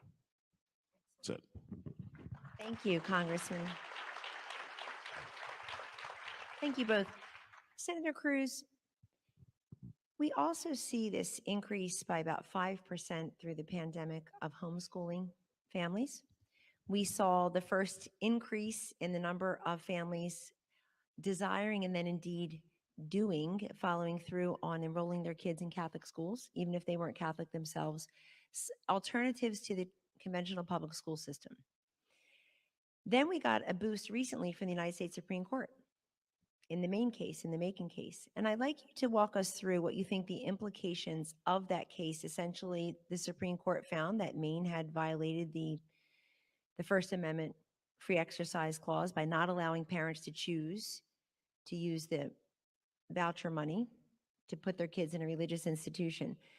Beyond that case in Maine, what are the implications of people actually not just talking about alternatives to the conventional public school system, but availing their kids the opportunities of those alternatives? So people more and more are pursuing alternatives. The Maine case, so Maine has an unusual way of handling education because it has some very, very rural areas where there are no public schools. And in those rural areas, what Maine does is it gives a scholarship. It gives a voucher for those rural students to go to a private school because there is no public school for them to go to. And Maine had in its law an exclusion that if you're being given this voucher, you can use it anywhere you want except a religious school. And if you try to go to a religious school, religious schools were ineligible. And so some Maine families challenged that, argued that it violated the First Amendment, the free exercise clause of the First Amendment, went to the Supreme Court, and 6-3, the Supreme Court agreed, struck down the Maine law. And what they said is if you're providing this government benefit generally, you can't discriminate against faith. You can't discriminate against religious institutions. I filed an amicus brief in that case on behalf of myself and several other senators. I think it's exactly the right proposition. You know, an analogy you can think of it, imagine if, you know, food stamps are a public benefit. Imagine if you said food stamps, but you can't go to a kosher butcher and buy your food there. You know, the principle is the same, that if you're providing it, you can't treat faith as some sort of suspect category to be discriminated against. Now, what happened after the Maine decision? The Maine Attorney General immediately put out this defiant statement saying that he's not going to let religious schools participate. He's essentially telling the Supreme Court, go jump in a lake. And he says, well, these schools teach one faith as if it's the only faith. So they've got to teach other faiths too. And he said they also have to comply with our laws, which means they've got to embrace gay marriage. They've got to embrace transgender. They've got to do all, they must change what they're teaching to comply. And it really is reminiscent of the old Dixiecrats who are saying, we don't care what the courts say, we're going to fight and defy you. And I think it's, you know, in the 529 legislation, the original one I drafted was far broader because it also covered homeschooling and it also covered children with disabilities. And the Democrats, unfortunately, raised a parliamentary objection to a portion of the bill. And so we went to the parliamentarian, and I did something pretty unusual for a senator. I went and argued my own case in front of the parliamentarian against Schumer's staff. And they ended up succeeding in carving out homeschoolers and children with disabilities. And one of the arguments Schumer's staff made is they said, look, if they start being able to use these funds, they're really going to like it. And I was like, yeah, that's kind of the point. And I went to the Senate floor and tried to get it added. The Democrats objected. And look, this is where the corrupt corporate media comes in. I don't know of a single Democrat who's been asked, why did you fight to exclude kids from disabilities? So Under my original amendment, kids with disabilities, you could save in a 529 plan for, say, therapies, for educational assistance. I mean, it can be really hard to have a child with disabilities, and the Democrats, in just a mean-spirited way, said, nope, you're not eligible. I think we have, and they did the same thing to homeschoolers. They said the carved homeschoolers out. So I have another bill I'm pushing to put kids with disabilities and homeschoolers back in, but the only reason they're not in is because the Democrats succeeded in cutting them out. I think we have a phenomenal opportunity to keep pushing because they can't defend this. They count on the silence of the corporate media to protect them because they never get a hard question. They never get called to task on it. And we need to be vigorously going after them on it. Yes, absolutely, Senator Cruz. You're right. Which is a great segue to my next question for you, Congressman Donalds, which is when did this become a partisan issue?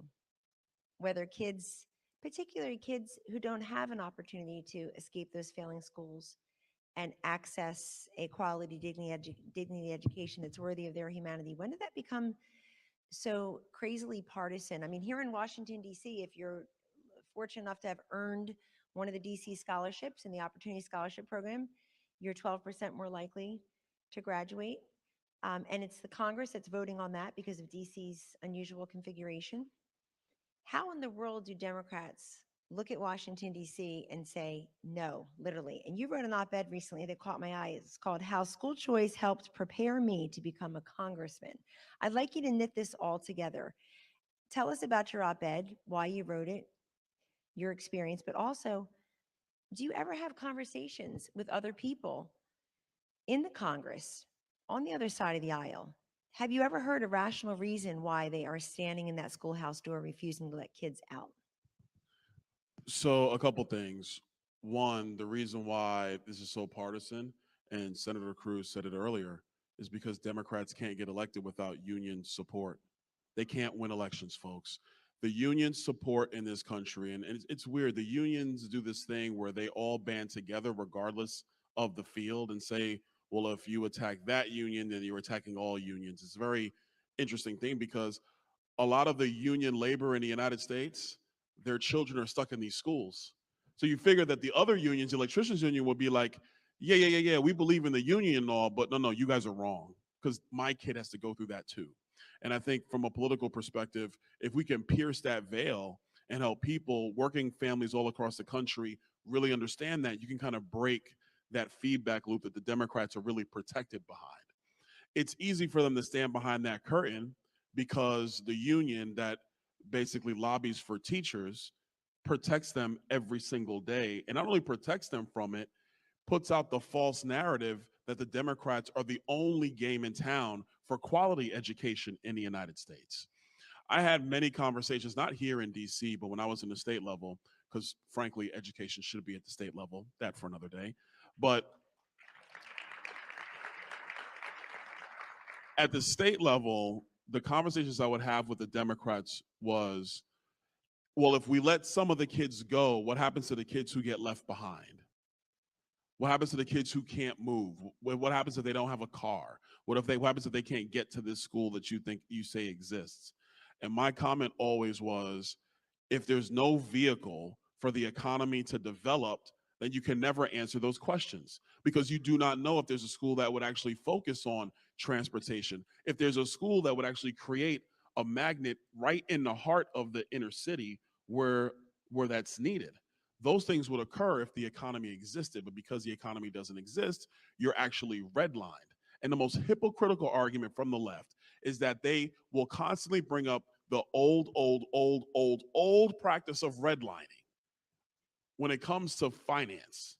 Super old practice, but they won't talk about the redlining that exists today in the United States simply because they're tied to the union. And the union's number one interest is not even the quality of education. We know that because they didn't want to send the teachers back in. Their interest is just larger, collectively bargained contracts, so the union bosses get bigger salaries and they get more power in the political process. That's the whole issue. I wrote the op-ed because I think, and this is also to Senator Cruz's point, we are really in a golden moment to actually drive a wedge in this massive wall that has existed. And I think that, what my op-ed brings to light is the story of so many people across the United States. My mom was a school choice mom before school choice was a thing. And so what happened was, when I was in the first grade, they wanted to put me on Ritalin. They were like, this kid talks too much in class. He won't sit down. He's always finishing the test fast and everything. And this is why I apologize to my son's teachers every year, the new ones, because I'm like, sorry, this is who you're getting. It works out when he becomes an adult. So trust me, this thing's going to work out. But as a kid, yeah, not going to be good for you. You better be tough, lady. Be tough. If you need me, call me. I'll bring the iron hand. But that being said, it's important for people to hear these ideas and hear these stories. One of the things that doesn't get reported on, frankly, at all, is what happened in Florida in the gubernatorial election between Ron DeSantis and Andrew Gillum. Andrew Gillum was running through the state, measuring the drapes in the mansion, thinking he had it in the bag. I knew people that worked on his team. They thought they had it in the bag. But you had the school choice groups in Florida banded together. And what they did is they sent targeted messages to Black moms, to Latino moms, and to white moms that all take advantage of school choice.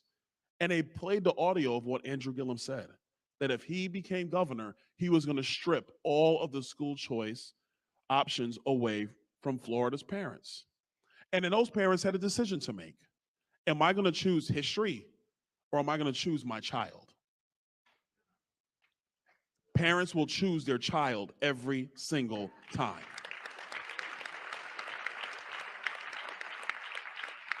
And so the purpose of putting out the op-ed, the purpose of doing this messaging, what most people don't know, I ran for Congress 10 years ago. Back in 2012, I was Mr. Smith. I didn't know anything. I was a guy, and I ran, and I had fun doing it. It was great. I lost, but it was great. But the thing that I always ran on, even 10 years ago, was educational freedom.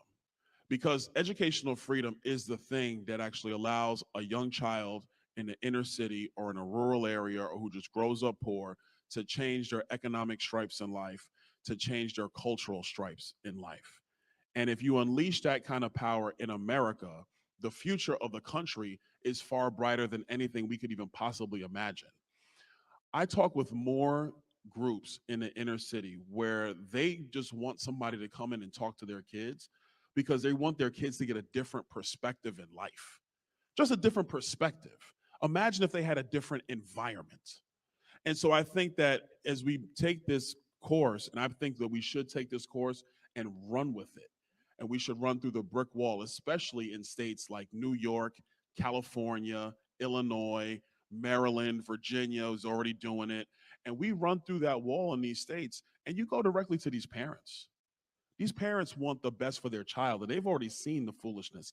They don't want that. Last thing I'll say, and I'm going to bring the sexy topic back in. If my mother knew that the school district was talking to her son about his gender identity and weren't telling her, she would have burnt the place down. I'm telling you right now. No, my mom is one of them tough ladies. She would have burnt the place down. As conservatives in the Republican Party, in the conservative movement, in the liberty movement, we should never run away from an issue like that, because we know the truth, and we should stand by it, and we should fight for the truth. Wow. That's fantastic. Senator Cruz, Congressman Donalds, maybe one more question each. Senator Cruz, tie this together, if you will, because I saw firsthand, it's a little bit difficult to convince a conservative president who is going to make good on his promises for school choice and charters when other things are going on, like keeping the promise of 7 presidents to move the embassy to Jerusalem and declare it the capital of Israel, when he's busy taking out Soleimani and Baghdadi and passing the Tax Cut and Jobs Act. Then you're there saying, well, gee, we need to make good on, you said, good job. You said repeal, he ran on repealing Common Core. It was one of the three-word promises, along with build the wall and cut your taxes, repeal, replace Obamacare, repeal Common Core. But give us all a little bit of a stiffer spine and a better understanding, beginning with me, when it comes to what is the role of the federal government with all this, when we all agree we want parents to have more control over where their kids go to school, what is taught there, have a say in the transparent curriculum. And this is a state and local, if not a parent's issue. Sometimes it's a little difficult for us to say, okay, and now we're here in the federal government, and this is what we can, should not do. Give us a little primer on that. Well, sure. As you know, I drafted what became President Trump's school choice proposal, and it is legislation to create federal tax credits for contributions to scholarship granting organizations. It was $10 billion a year, so $100 billion over 10 years, for contributions, dollar for dollar credits for contributions, either individuals or corporations that they make contributions to scholarship granting organizations. The organizations are based in the states. The states choose whether to opt in or not. The states design the program. The states design the curriculum. So under the bill, there was no federal role in any of the substance. The only provision was half of it was K through 12, and half of it was adult workforce development, skills training for adults to get the training to get better jobs. And it was designed so that the only requirement was you couldn't discriminate against private schools or religious schools, that the money provided had to be provided equally to everybody. And so I announced that legislation at the Department of Education with Secretary Betsy DeVos. President Trump talked about the legislation in the State of the Union address, called on Congress to pass the legislation in the State of the Union address. Here's the problem, which is that Democrats remain in the pocket of the teachers' unions. Part of the reason, by the way, that I included the half of the program on adult and workforce development is trying to do what Byron rightly said. I'm trying to grow our coalition. Right now, the Democrats don't care that Black parents and Hispanic parents want school choice. They don't give a damn. They think the minorities are going to vote with them no matter what. They're not going to figure it out. They're captive, so shut up and let us follow the money. So I'm like, all right, I want to grow the coalition. So what I'm trying to do is get the building trades, get the unions, get the carpenters, get the electricians, get the unions on board. And the way I'm trying to do that, look, $50 billion for workforce training is a whole lot of skilled workers going into the workforce. That the working trades love that idea, but they're still not quite at the point of being willing to tell Democrats, stop blocking it. So, but the progress we're making, so during COVID, we introduced my bill as part of the COVID relief package the Republicans were behind, and we got every single Republican to vote in favor of it. It never happened before. It actually drove Mitch crazy because they were trying to put together a package, and the mods in the Senate hated my bill. And, I said, look, I mean, Mitch and I actually work quite well together because I'm very clear and transparent and transactional. I said, look, if you want my vote on the bill, include my school choice bill. If it's in there, I vote yes. If it's not in there, vote no. You decide. And so they're trying to whip me, and God love him, Mike Lee, who's my closest friend in the Senate. Mike said, I'm with Ted. If his bill's in, I'm a yes. If it's not, I'm a no. So we would have these conference calls with all the Senate Republicans where the mods would say, I can't do this. This is terrible. This is terrible. I said, hey, that's fine. No problem. I don't know how you get to 50 without us, but if you do different math than I do, I don't know, maybe you're not going to school. I don't know. But let me know. If you want to get to 50, let me know. And it's one of the very few times where Republican leadership ended up whipping the moderates to support the conservative proposal. And it's almost never happens. And we ended up getting everyone on board, which was important. And I'll tell you also during the shutdowns. So you may remember the first big Democratic so-called COVID relief bill. It had tens of billions of dollars for public schools. I introduced an amendment, forced a vote on the Senate floor. My amendment said, look, if a public school, you can have all these tens of billions of dollars if you are open and teaching class in person. If you're open, have all the new money, have at it. But if you're not open, if the school is closed, you know what? You can have all the money you had yesterday. You can get all the money you had yesterday, but the new billions of dollars, let's not give you additional money to stay closed and not teach.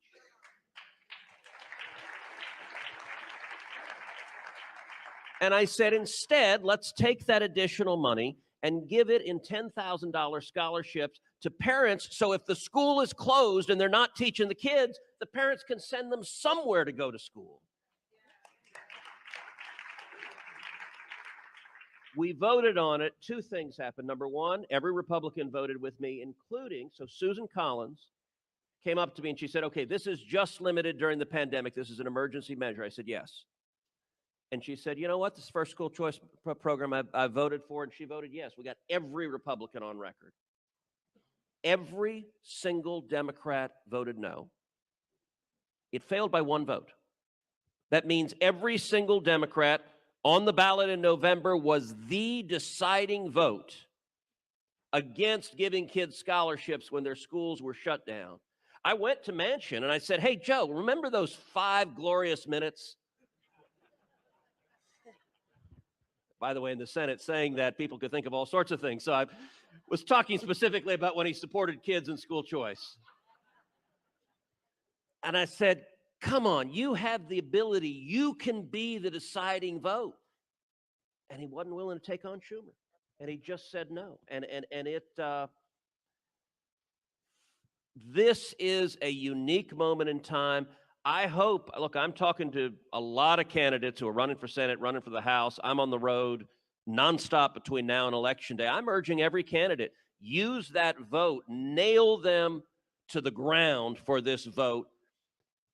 And I'll make a final point because we're at the end, but it's something in terms of how do we change it.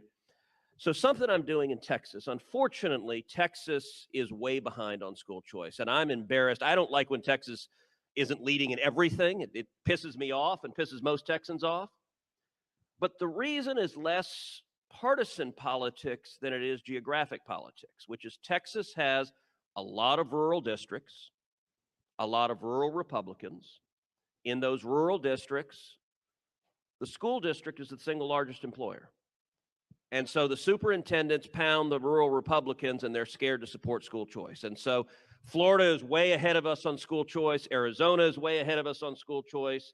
And I think it's a crying shame. So I've started doing something really unusual. So most federal office holders, particularly federal statewide office holders, stay out of state primaries. It's frankly good politics.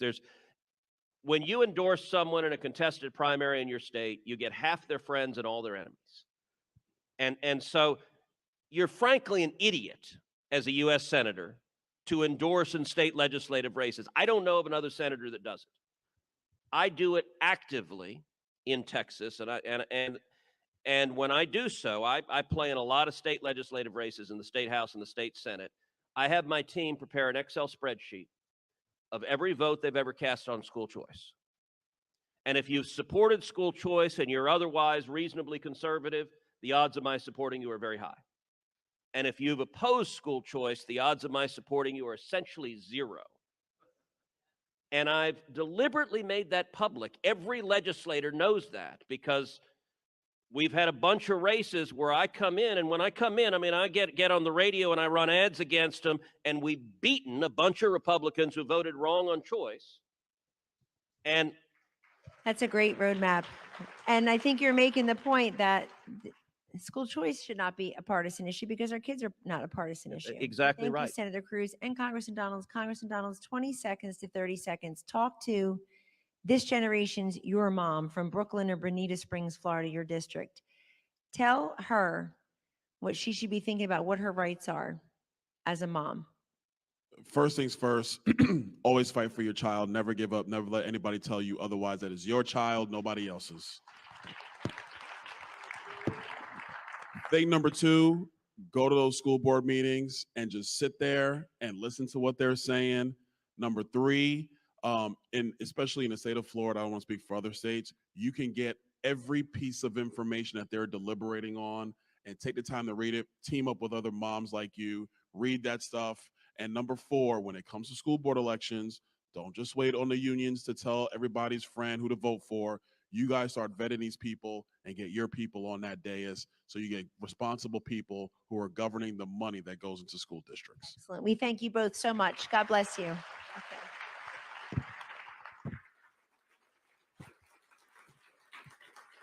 Guys, what a great panel. Another round of applause for the congressman, the senator, and Kellyanne.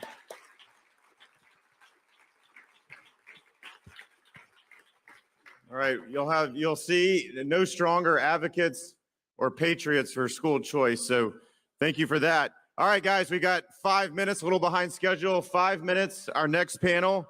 Putting patients back in charge of their... Welcome back. We are here in Washington, D.C. at the America First Policy Institute Summit. We're joined by a very special guest, Congresswoman from New York's 22nd District, Claudia Tenney.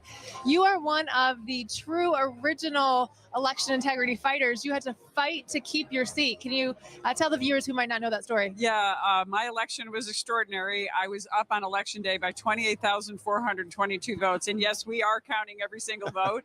I spent 100 days in court, governed actually by a Supreme Court justice in New York, trying to determine the outcome of my election because of the irregularities from the pandemic. Governor Cuomo changed the rules about 100 times, making it almost impossible for our election boards to even manage this election. And we had all kinds of vote harvesting, undermining election integrity, undermining the ability of keeping a private right to vote, giving people chances to vote multiple times if that was even possible. And also just everything that could go wrong in an election went wrong. And not to mention we had sleazy vote trafficking lawyer Mark Elias on the other end of our Zoom screen for 100 days, if that isn't enough to make you sick. But Mark Elias is that lawyer that's out there on the Democratic side suing all over the country. He had to go to his own firm. So yes, we fought back, and I created the Election Integrity Caucus to make sure this doesn't happen again. And we do this all across the country. I speak everywhere on making sure that every citizen has one vote, not more than one, and that we secure those private rights. And as AFPI says, making it easier to vote and harder to cheat. And you've got the behind the scenes experience, knowledge of, the election fraud that occurred. Thankfully, the right side viewers are actually very active. They're very involved in grassroots efforts, and they like to know what's going on and how they can get involved. For those that are watching and some of the stuff that you have been working on, those watching that go, I want to make sure this doesn't happen again in my precinct, in my area, what do they do? Well, first of all, get involved, because what we found out is that when people are involved and people are voting, get people out to vote. You're going to hear these false claims from Democrats claiming that Republicans are trying to suppress the vote. The truth is 85% of the people polled actually support voter ID. And even Stacey Abrams, who once called it voter suppression, now supports it. And the truth is, the more people vote, the more Republicans actually tend to win, because we win on policy, and the Democrats are always trying to undermine the process, and especially using elections.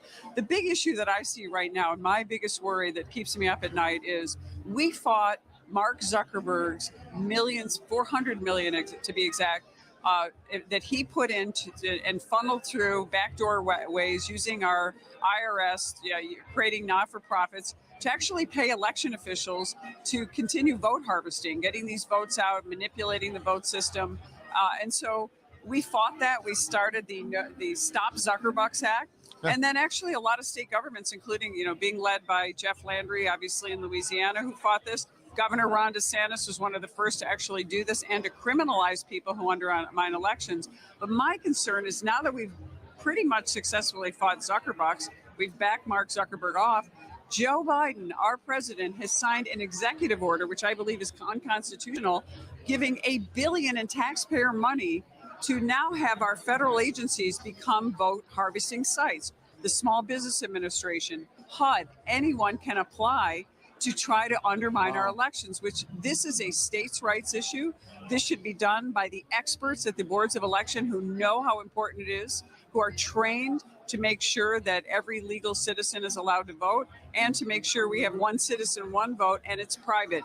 This is undermining our elections, and Joe has put it out there to try to stop the red wave from coming to shore. It's really dangerous.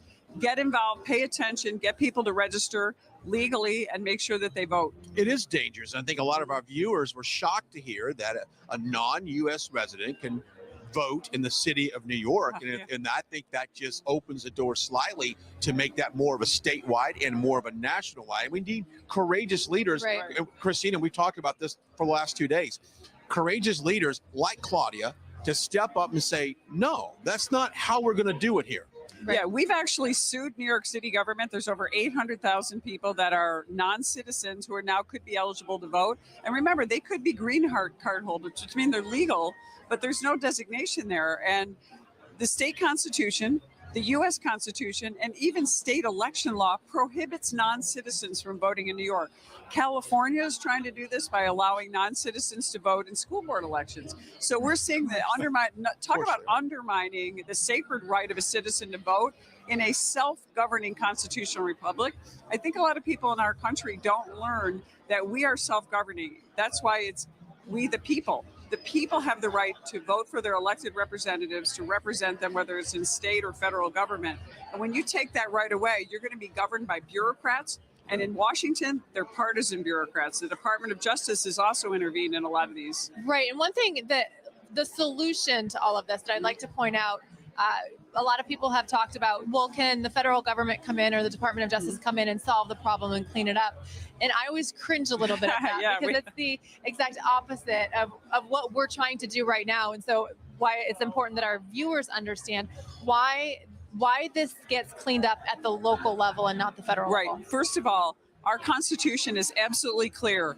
The domain of elections is for the state and local governments. It is not the federal government. And that was by design because the federal government can tend to be authoritarian.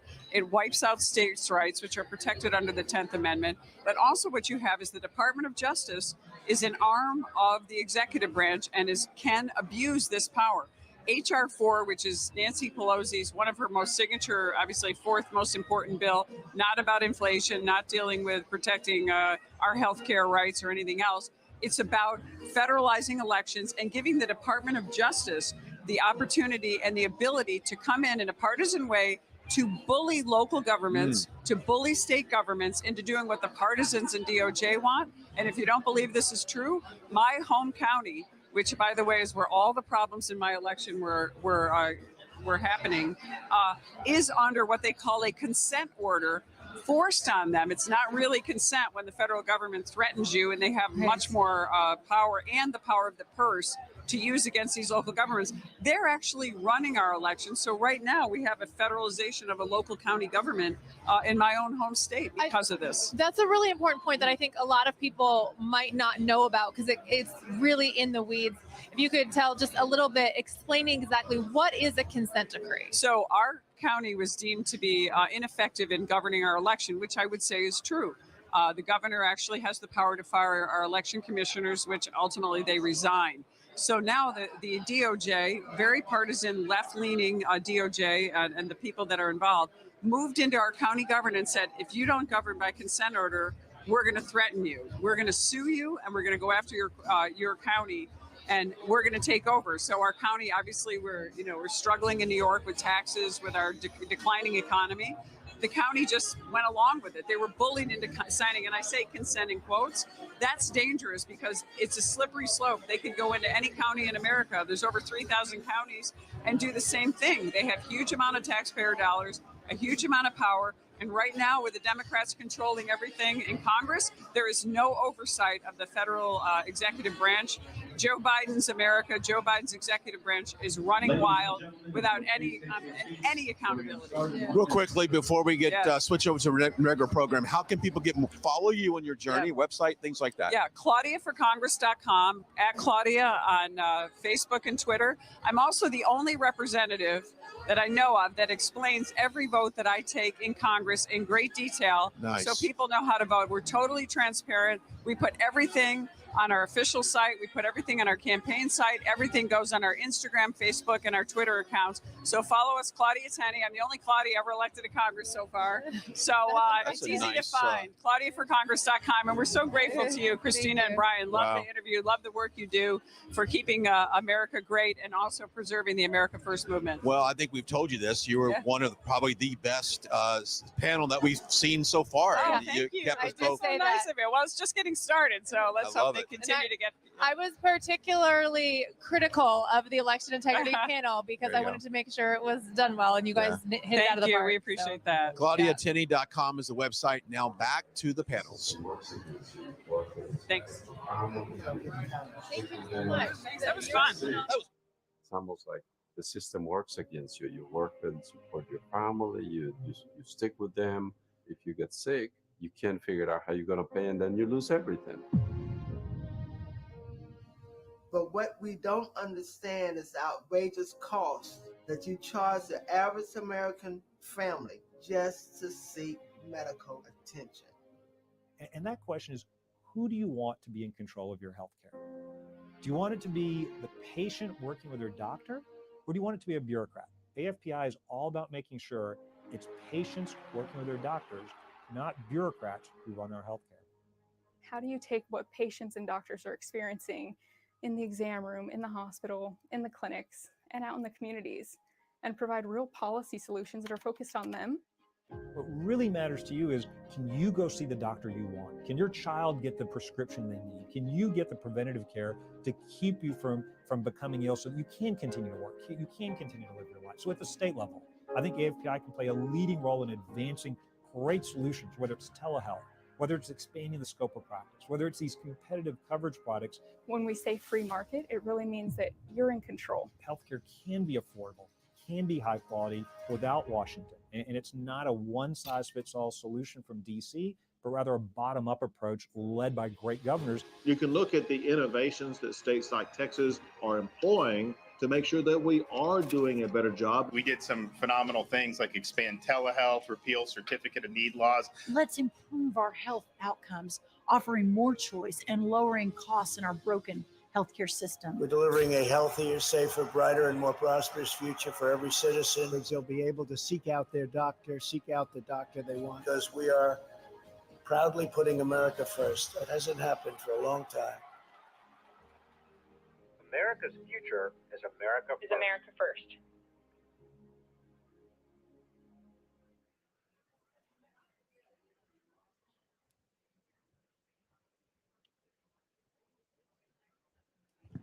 Good morning. Thank y'all very much for joining us. This is our healthcare panel. We're entitled Putting Doctors and Patients Back in Control. I'm going to give a couple of minutes of introductory remarks before we introduce our great guests here. First of all, I want to start off with just a couple of reflections on healthcare. You know, healthcare is so important to us because it's the great equalizer. Doesn't matter if you're young or old, doesn't matter if you're black or white, conservative or liberal. When you get sick, you just want to get better. You know, I tell the story, there was a judge that came and testified before one of our committees who was rushed in an ambulance to an emergency room. And he described his fear. He thought it was the end of his life. And we've all been there. Maybe you've been in an emergency room yourself, with a loved one, with a parent, with a child. When you're there, you know what happens? If you're religious, you start praying. If you're not religious, you become religious and you start praying. You start negotiating with God, you just want to get better. And indeed, we are very blessed because we live here in America, not only the greatest country in the world, but home of the greatest physicians and healthcare systems in the entire world as well. The reality is, if you were to get sick, there's nowhere else you'd want to be treated. Indeed, many of the wealthiest people in the world come to America to get their healthcare. My middle child, who's now 18 years old, was born with a heart defect, needed open heart surgery before he was 2 months old. You know, there was never a moment that I thought, boy, I wish we lived somewhere else. I wish we could go to France. I wish we could go to Canada or the UK for him to get his surgery. As serious as that was, I was so grateful we were right here in America with the best doctors, the best surgeons, the best hospitals.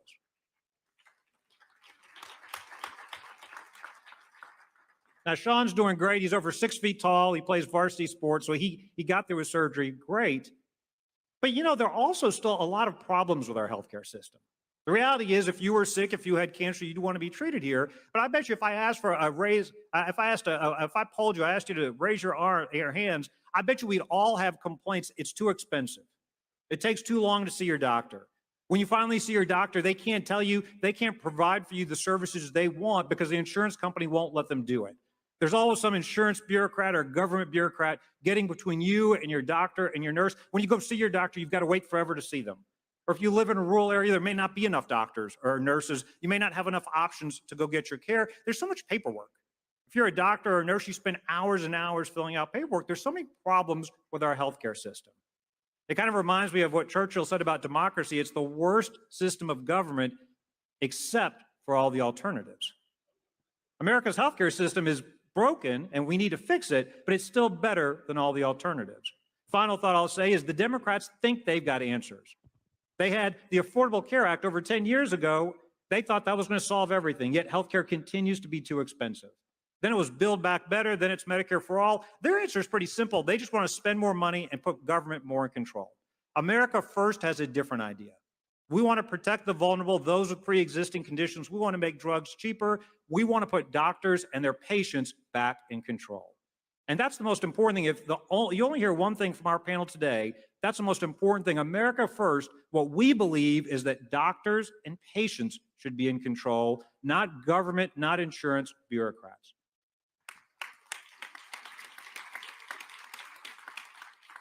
Now, I'm honored today. We've got this great panel of experts, senators, and congressmen. I'm going to introduce them briefly to you, and then we're going to go through some questions. We're going to have a great discussion. We've got some great American heroes, some great America First heroes. I'm going to start with Senator Mike Lee from Utah, over here to my right. Mike is already an icon in the conservative movement. I was telling him backstage, he doesn't need to study America First. He's been standing for America First principles from his first days in office. He was first elected in 2010. He's the ranking member of the Joint Economic Committee, the ranking member on the Senate Judiciary Subcommittee on Antitrust, Competition Policy, and Consumer Rights. Very important assignments when you think about the oligopolies we see forming in healthcare, thanks to the Democrats, thanks to Obamacare. He has spent his career defending the fundamental liberties of all Americans, advocating for America's founding constitutional principles. Prior to entering government, he was an attorney and he clerked for Justice Alito. Let's give the senator another great round of applause. Also to my right, we've got Senator Mike Braun from Indiana, first elected to the Senate in 2018. Prior to that, he was a state representative in Indiana, but what I really love about his presence here today, what I'm so excited about, is his time as a successful businessman.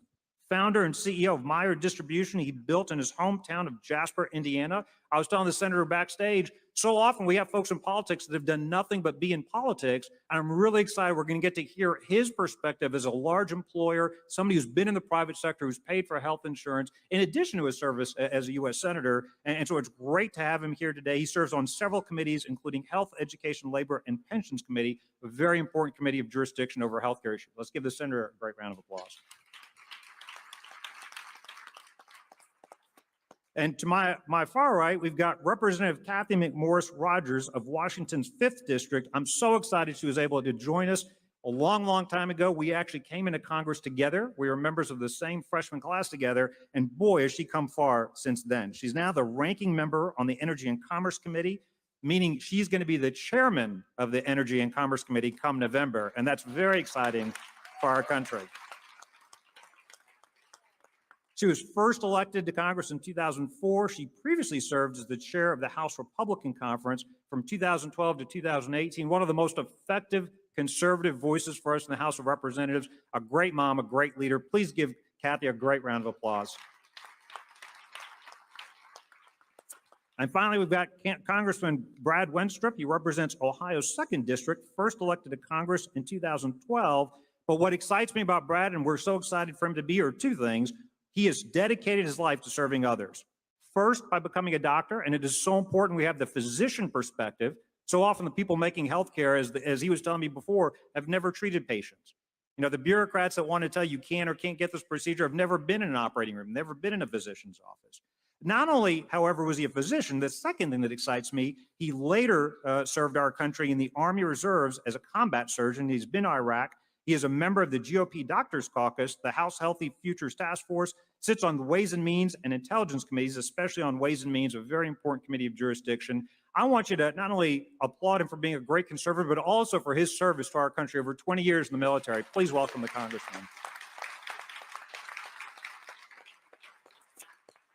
I'm going to ask each of you, and I'm going to start with ladies first. We'll start with Kathy, and then we'll go to each of you, and then we got other questions. I really want this to be an open discussion. So even though we got member questions for each of them, I've already encouraged them to jump in and share their thoughts. An open-ended question, I'd like each of you to answer the opening question. What does putting America first in healthcare mean to you? Putting America first in healthcare means putting patients in charge of making their decisions, trusting people to make the best decisions for themselves when it comes to their healthcare. So that's what putting people first. And it certainly means opposing what we continue to see, this drumbeat for a one-size-fits-all socialized medicine in the United States of America. That's not the future that we want in the United States of America. It means building upon what President Trump and the Trump administration started with price transparency. I believe that this is fundamental to reforming our healthcare system and putting back the patients and the doctors in charge of their healthcare. Price transparency, which would require hospitals to put forward the prices of the treatment before you get that treatment.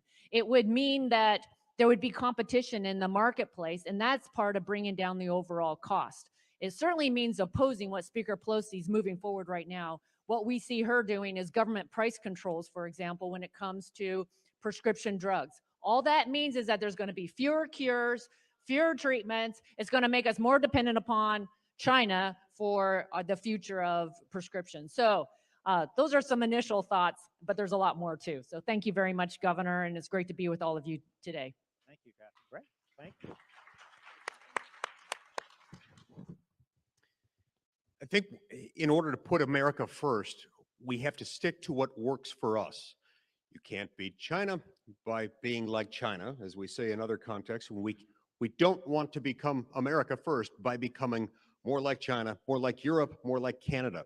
It doesn't work. What works here are free markets and institutions of civil society. Over the course of many decades, we've blocked those free market forces out. We've done it at the state and local level by having things like certificates of need, government permission to operate a healthcare facility at the state and local level. This is good for large, dominant market incumbents among hospital chains, for example, because they often control the means by which it's decided whether someone gets a certificate of need to build a hospital. And it happens at the federal level through massive subsidies that also tend to go disproportionately to the market incumbents. It's also important, in order to put the free market back into action, to try to reunite as much as possible the consumer with the price point. Market distortions happen when that occurs, and as a result, people don't know the prices that they're being charged because there's a third-party payer. It started many decades ago when we started subsidizing on the employer side the acquisition of health insurance, and it's gotten worse as we poured more and more federal dollars into this system. It's estimated by some that 40% of the real per capita increase in healthcare spending from 1950 to 1990 was directly because of federal government subsidies. And so the federal government stepping in further separates the consumer from the price point. And then that in turn exacerbates the free market distortions caused by government at the local level and at the federal level. One of the best places to start, because this is an enormously complex system, doesn't have to be as complex as it is, but we've made it that way. But it can be kind of daunting in figuring out how to get back to it. The first step that we could take is something that President Trump started while he was in office. You reunite the consumer with the price point, and you can start that in baby steps, simply by allowing the employer to reimburse the employee for the acquisition of health insurance. Then the employee goes out and buys health insurance on the open market and can take that. That allows some of the tax benefit to go to the employee rather than to the employer. That's an important first step. Thank you. Well said. So I'm going to try to weave transparency, competition, getting the consumer involved in his or her own well-being, and tell you how it actually works and why the system is so screwed up the way it currently is. Imagine, I call healthcare an unregulated utility, in the sense that they disguise themselves as free enterprise, and then everything they've done through state statute and at the federal level is to try to suppress competition. We had to do an executive order to get hospitals to tell us what things are going to cost. That's never going to work. The MBAs that I was schooled with a long time ago, they're just being rational. When you have a system that doesn't engender competition, transparency, all of that, you're going to game it to your advantage. Bobby talked about it. When people get sick, have a bad accident, they have no skin in the game. They just want to know who's going to pay for it, and they want it quickly. And they're either going to look to their employer or government to do it. That's why it's 20% of our GDP. Back when I started wrestling with it, it was under 10%. I'm going to give you a little teaser here of what can happen. I was so sick and tired of my insurance agent coming in and telling me how lucky I was. It's only going up 5 to 10%. Any of you who've run a business, you've heard that. Didn't make a lot of difference. I was a hard scrabble entrepreneur, had just 15 employees, basically the first 20 years I was in business. Started to grow back in the late 90s. From 15 employees to now we have 1,300. Had one little location. We now have 70 locations in 40 states. The check I was writing for health insurance didn't mean a lot. Not many of my employees were using it. But when the only way I could keep costs down would be by raising deductibles or changing underwriters every 3 years because it was so profitable, I figured it out. We had a come to honesty meeting back in 2008. My two sons had started working for me. My younger son, who's now CEO of the company, said it's going to be a tough meeting. We're going to find out how we fix it. They told us the secrets of why it's broken. Number one, they explained honestly, consumers are not currently shopping for their own prevention and well-being like they do for anything else. We fixed that by putting skin in the game from $1. I then wanted to look at the different variables you had to work with and change them all. May go into the details later, but I'll put this out there for you. Made it consumer driven. I'm trying to avoid a broken system because you're well, or you at least take ownership of your own well-being. We've not had a premium increase in 15 years. And I was able to lower family plans by 50% by putting that into practice. It can be done when you have the biggest lobbies in the country at the federal and state level and the smartest people that run it. It's like dealing with an unregulated utility. Thank you. I think the question you asked was, what does America First mean to me when I think of it as far as healthcare? And I think it's about the American people. And also, it's not about the U.S. government. That, to me, is one of the biggest problems that we have. When I first ran for office, people said, why are you running for office? I said, I think we got people in Washington and making business decisions that never ran a business. I started with my own practice with 2 employees and then joined a large orthopedic group. We got people making healthcare decisions that never saw a patient, and people making military decisions that never served. And but as I think about it with healthcare, it's about putting the patient and the doctor back in charge, which is the theme here today, and I greatly appreciate that. It's about making America the place for innovation in healthcare and new treatments and cures coming from America. We don't want to lose that, and we're at risk of losing that. It's about transforming our supply chain so that we have a secure domestic source of pharmaceuticals and everything that we need across the board for our national security and our national health security. And it's about increasing access and affordability. Democrats like to talk about how you have coverage through this or that, but that doesn't mean you have access, and that doesn't mean you can afford it. So what we are about is to try and make this the healthiest nation on the planet, and what we can do to keep Americans healthier. We met as a doctor's caucus during the Obama administration with CMS, and the woman from there said, you know, all the things we're implementing are really starting to work with their electronic health record and everything else. I said, do you know why we're here? Because you've taken the joy out of taking care of people. We got to get government out of healthcare, because right now when government acts, insurance follows. Very well said. all these were amazing answers. One constant theme I heard in each of the answers was this idea about price transparency. One of the things I should have mentioned before, and I want to applaud President Trump in his first term, was the push towards price transparency. I want you to think about this. What service have you ever bought where you weren't told the price until after you received the service? You wouldn't buy anything like that, and yet that's exactly how we treat healthcare. And this sounds like a simple thing. There's a reason the hospitals are resisting the Trump rule, because this empowers consumers. And building on that, Senator Lee, I'm going to ask you this and again, all these questions are open to everybody, but I'm going to start with Senator Lee here, because I want to build off of that. You're a champion of the free market and limited government, which I think is fantastic. One of the misconceptions, a lot of people think that we've got a free market, a competitive system in healthcare today.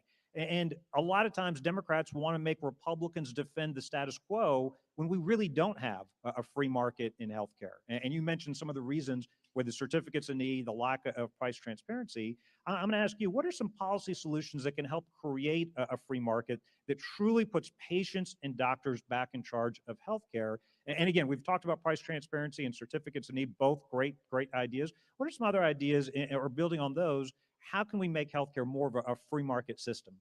Okay, so the first step is one that I touched on briefly at the end of my answer to your last question, which is if you allow the worker to get pre-tax dollars, get non-tax dollars, and allow the worker to purchase his or her own health insurance on the open market, rather than having the tax benefit following the employer, that's a big step in that direction in and of itself. President Trump started that. And naturally, given that it was a really good idea, President Biden discontinued it. It's what he does. And so I think that is an important first step.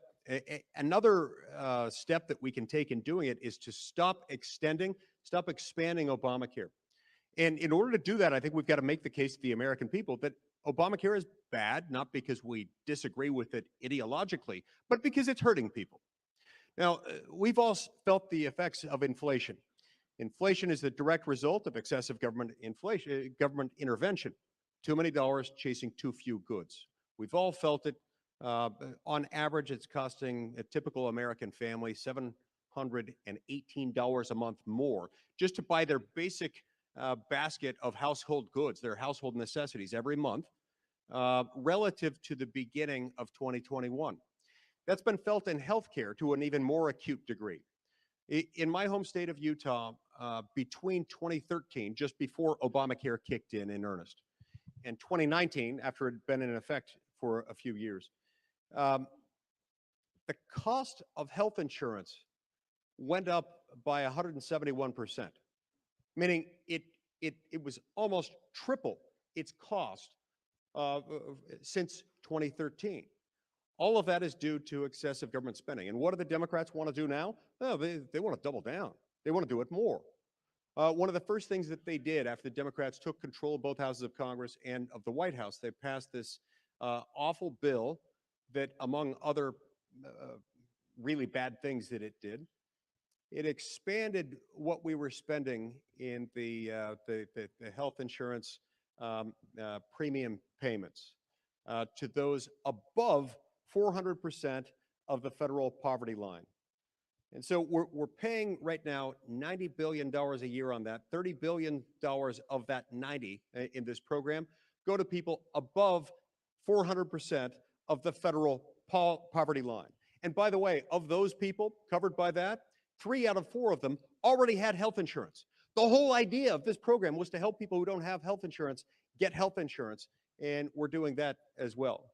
And so all we have to do for important first steps is, number one, stop expanding our march towards socialized medicine.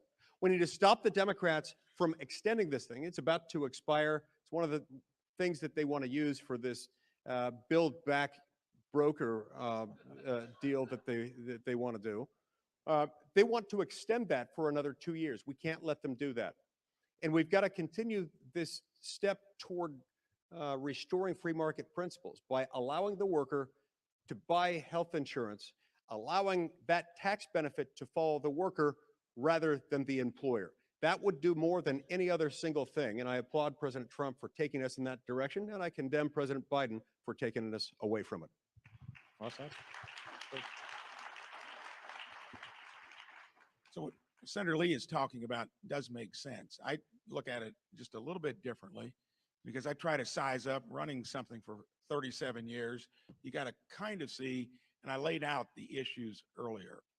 I put more blame on the dysfunctional industry. I knew Obamacare was going to fail when you had big government getting in cahoots with big health insurance.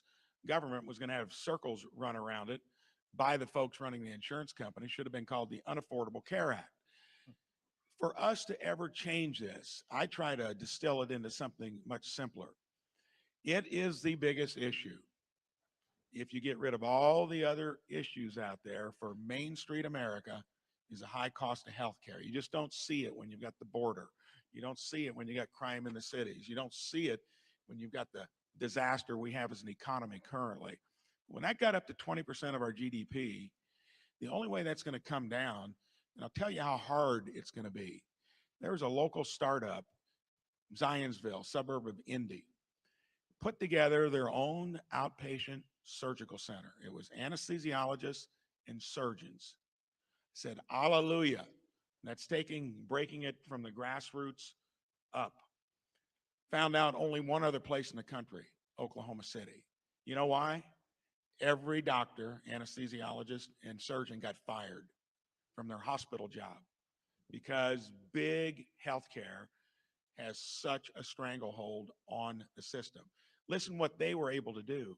Gallbladder removal, $22,000 if you're insured in Indiana, negotiated rate between hospitals and insurance companies, $32,000 if you can afford it and you don't have insurance. They're doing it for $8 grand. $8 grand. They're paying themselves twice as much for their fee as they were before.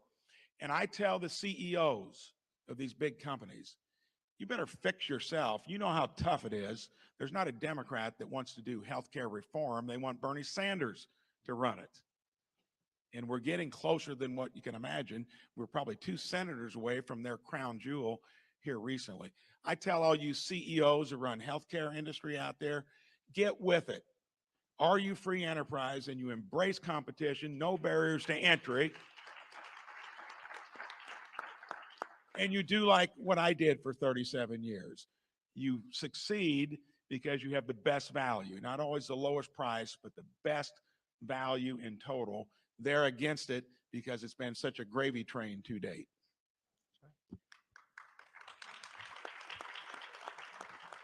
Thank you, Senators. Kathy, I want to ask you a question. You and the congressman have both introduced a bill that would prevent the government, and this is, especially, this is such an important bill when we talk about the whole point of the healthcare system is to promote Americans' health.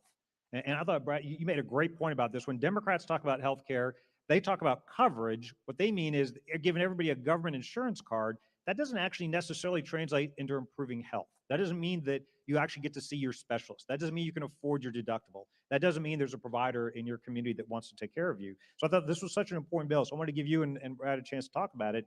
You introduced a bill that would prevent the government from putting a number on the value of a patient's life. For folks that aren't familiar with this calculation is sometimes, it's abbreviated QALYs, quality adjusted life years. It is used by socialist governments all over the world to determine the cost effectiveness of a healthcare intervention. So this is how other governments use this to decide who is allowed to get what types of healthcare interventions. Tell us, why was this so important? Why do we need the safeguard in America? And then Brad, I'll ask you as well, why was this bill so important?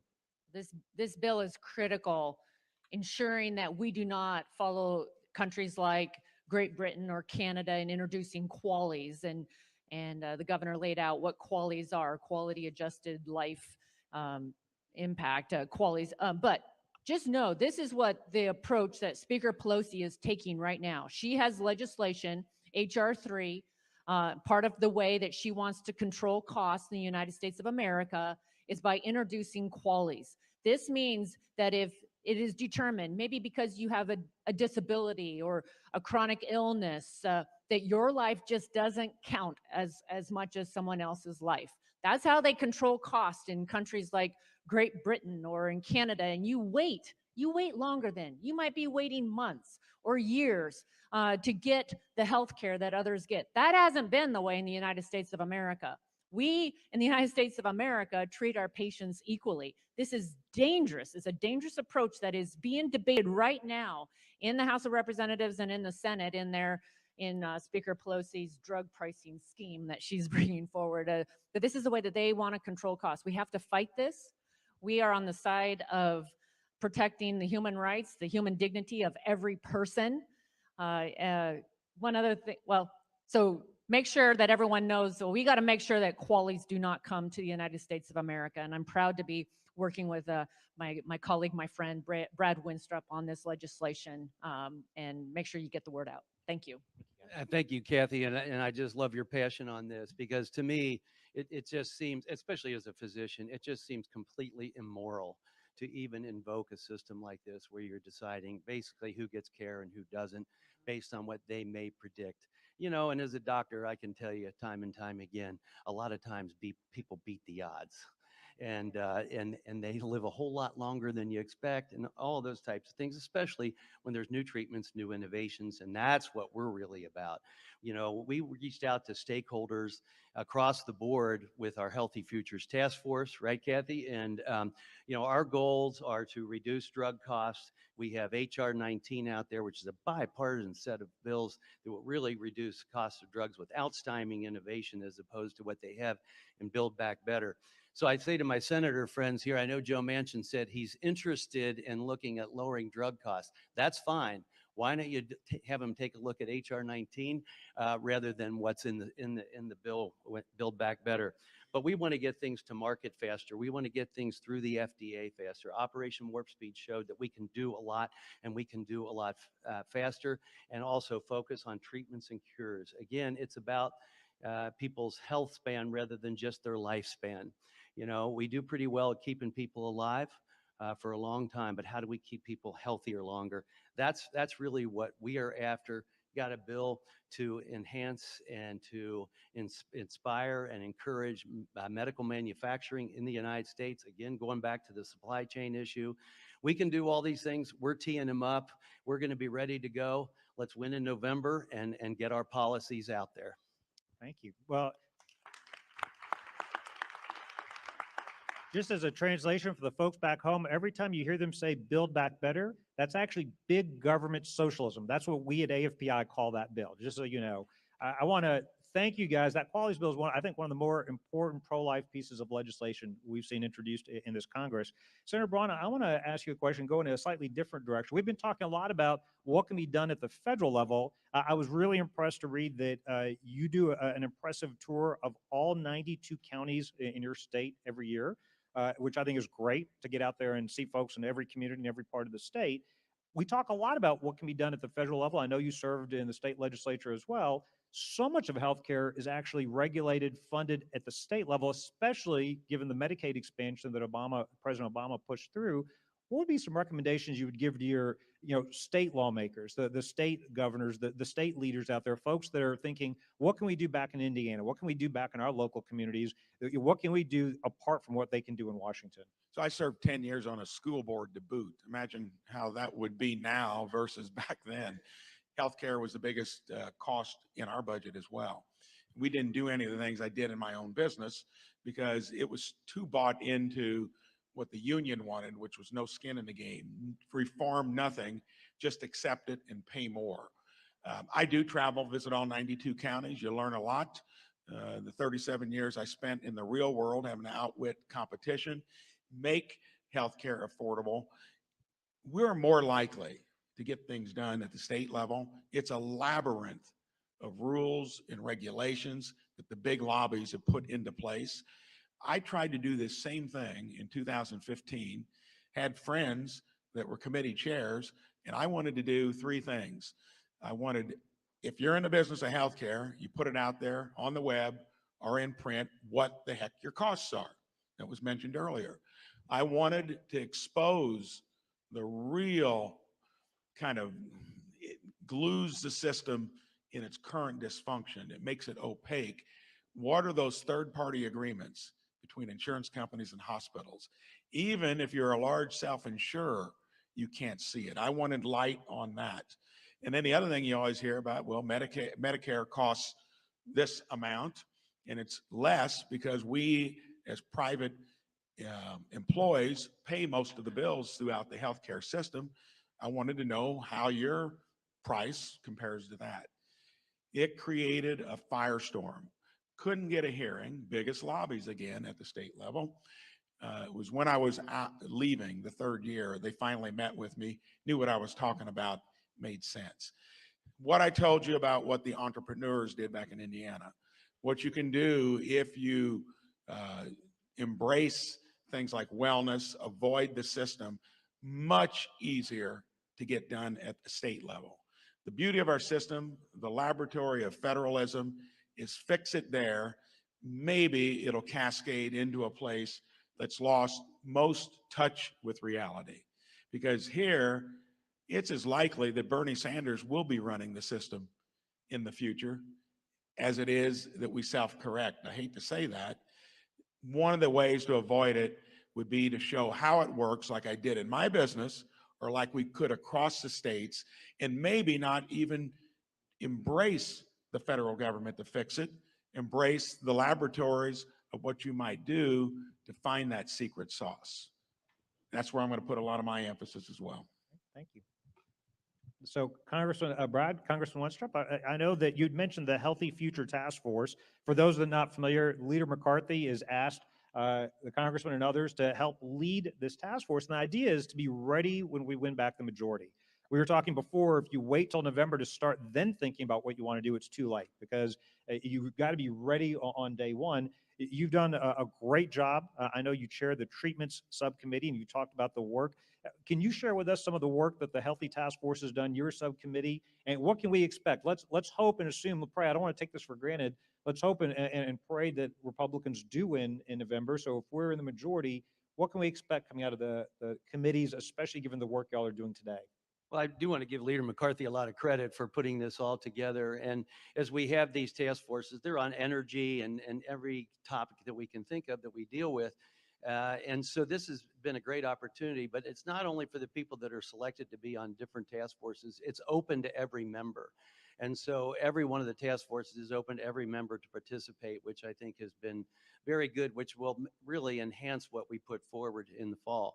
But as I was talking about it before, you know, we're about treatments and cures. We're about access to care, reducing the cost of drugs, and really the affordability of care. And so we have a lot of things that we have put forward, but it's also the process that's taking place in medicine today. I know the theme today is about the doctor-patient relationship, and I greatly appreciate that because it's been stripped in so many ways. Imagine if you're a lawyer and a client comes to you and says, hey, I'd like you to defend me in this case. And you had to say, well, let me check with someone to make sure I'm able to do that first. Or, you know, before I can write this contract for you, somebody has to give me permission, someone who doesn't know you, someone who's not familiar with the case. That's what is going on in medicine today. We have to get prior authorization for everything. They tell us which drug we're allowed to prescribe for our patients. So we have bills that are teed up to combat that. To put that back in the doctor's hands with the patient so that it's not dictated to. But I've always said to the insurance companies, if you're going to make these decisions, then you need to see the patient. You should not be making these decisions for a patient you have never seen. To me, that's malpractice, and it's occurring each and every day. And with that, we've got to enhance the transparency. Thank you. We passed in a bipartisan fashion the No Surprise Act, which takes the patient out of the negotiation. If a patient has an emergency surgery, they don't get to choose who their surgeon is, and they may not be in network. We solved that. We solved it in a good way that made it fair to the insurance companies and to the physicians, taking patients out of it. And the government, HHS, changed our law, and it's in courts and they're losing, but they keep appealing it. But let me give you one thing about taking physicians out of your care. Nothing is more egregious than the vaccine mandate. Look, I've been vaccinated. I was for the vaccine. It saved hundreds of thousands of lives. But the mandate, you have someone in politics who has no experience in medicine telling you, you must get this shot, and if you don't, you're fired from your job. Is this America? It sure doesn't sound like it. Where is the relationship with the doctor? There is no conversation with the doctor. It is government coercion rather than the art of persuasion, which is really what we call bedside manner in America. And they're taking us out of the equation altogether. And, you know, Americans, by the way, don't do very well with "I told you so" after about age 4 or 5. I have a 4-year-old. I think it is 4. And you know, that's basically what has gone on here. We've got to get the doctors involved with your care more. It's personal, and it's between you and your doctor, and every patient is different. Thank you. We're running almost to the end of our time. Senator Lee, I'll give you one last question. I know that on the Joint Economic Committee, one of your priorities is reconnecting Americans to work. And I know under the Trump administration, states request, and they tried to allow states to put in a work requirement in Medicaid. The enrollment in Medicaid has grown over the last couple of years to over 80 million people, mainly from the addition of able-bodied adults. We did a poll, AFPI helped to a poll, 68% of Americans support the idea of work requirements in Medicaid. I'm just curious, and I know we don't have a lot of time, but as you look at Medicaid, this federal-state partnership, what are some thoughts you have in terms of how can this program be better run so it truly is providing that safety net for the most vulnerable Americans out there? First step is always to acknowledge the existence of a problem, and Medicaid now costs us $671 billion a year. Now, this is starting to rival what we spend in defense on an entire year. Last I checked, defense is one of those things that we have to do, that we're unambiguously directed to do and assigned to do under the Constitution. Healthcare is not. We've got to start looking for an exit ramp for the federal government. I'm sorry, but outside of its own military personnel and its own employees, there's not really a good place for the federal government. When it gets involved, it distorts the market and impoverishes the states. So a good place to start with that might well be a work requirement for able-bodied adults, especially able-bodied adults without young children with whom they have to stay home to care. Because at the end of the day, if we are making poverty something that we are subsidizing, that we're encouraging, we have to look at it not from the standpoint that it's harming the government, it's harming the individual. When you do this, you create cliffs. Those cliffs artificially disincentivizing people from going out and getting a job. Without that first job, they're never going to get the second job. They're never going to get the promotion. Human flourishing doesn't occur. We have a duty, just as Dr. Wenstrup does. First, do no harm. We're harming the American people. Let's get out of this nonsense. Well, I want to thank each of our panelists for doing a phenomenal job. We could have easily spoken for another couple of hours with each of these experts. Before I give you a couple of closing thoughts, let's give them a round of applause for their great comments and their great experiences. Thank you. 2 final thoughts. You've heard us talk a lot today about putting doctors and their patients back in control. What's the alternative? And if you're not worried about the government controlling your lives, you've not been paying attention these last 2 years. So many things we've said would never happen in America. So many times people say to conservatives, you're just crazy to think the government wants to control your healthcare. You're just crazy to think that the government wants to tell doctors how to practice medicine or to tell companies what kinds of new devices and products they can invent and put on the market. Think about what we've seen in the last 2 years. Did you really think you live in a country, did you really think in America that would force our schools to be closed? They'd force our kids to be at home. They're talking about putting masks back on kids again. As Brad talked about, they talked about violating that sanctity of the physician-patient relationship. Did you really think you'd live in a country where you'd see critical race theory being forced down the throats of our kids and indoctrination in our public schools? So if you're not afraid of government taking control of our healthcare, you haven't been paying attention. And so the first thing I would say is this is one of the most important things. When we talk about government taking over more and more of our lives, healthcare is personal because it matters to all of us. But then secondly, I want to say there is an alternative. I want to encourage y'all to go to AFPI's website. Thanks to Dr. Heidi and many other great folks, and thanks to your input, we've got great policies, many of which you've heard talked about today, including price transparency, including empowering patients, including empowering doctors, including lowering the cost of healthcare without jeopardizing innovation. The most important thing to remember, we've talked a lot about facts and numbers and figures and acronyms, and these guys are all experts. It all comes down to one simple question. When you think about healthcare, who do you want to be in charge? Do you want it to be physicians and patients, or do you want it to be government and insurance bureaucrats? That's what it comes down to. Thank you all very much and enjoy the rest of the summit.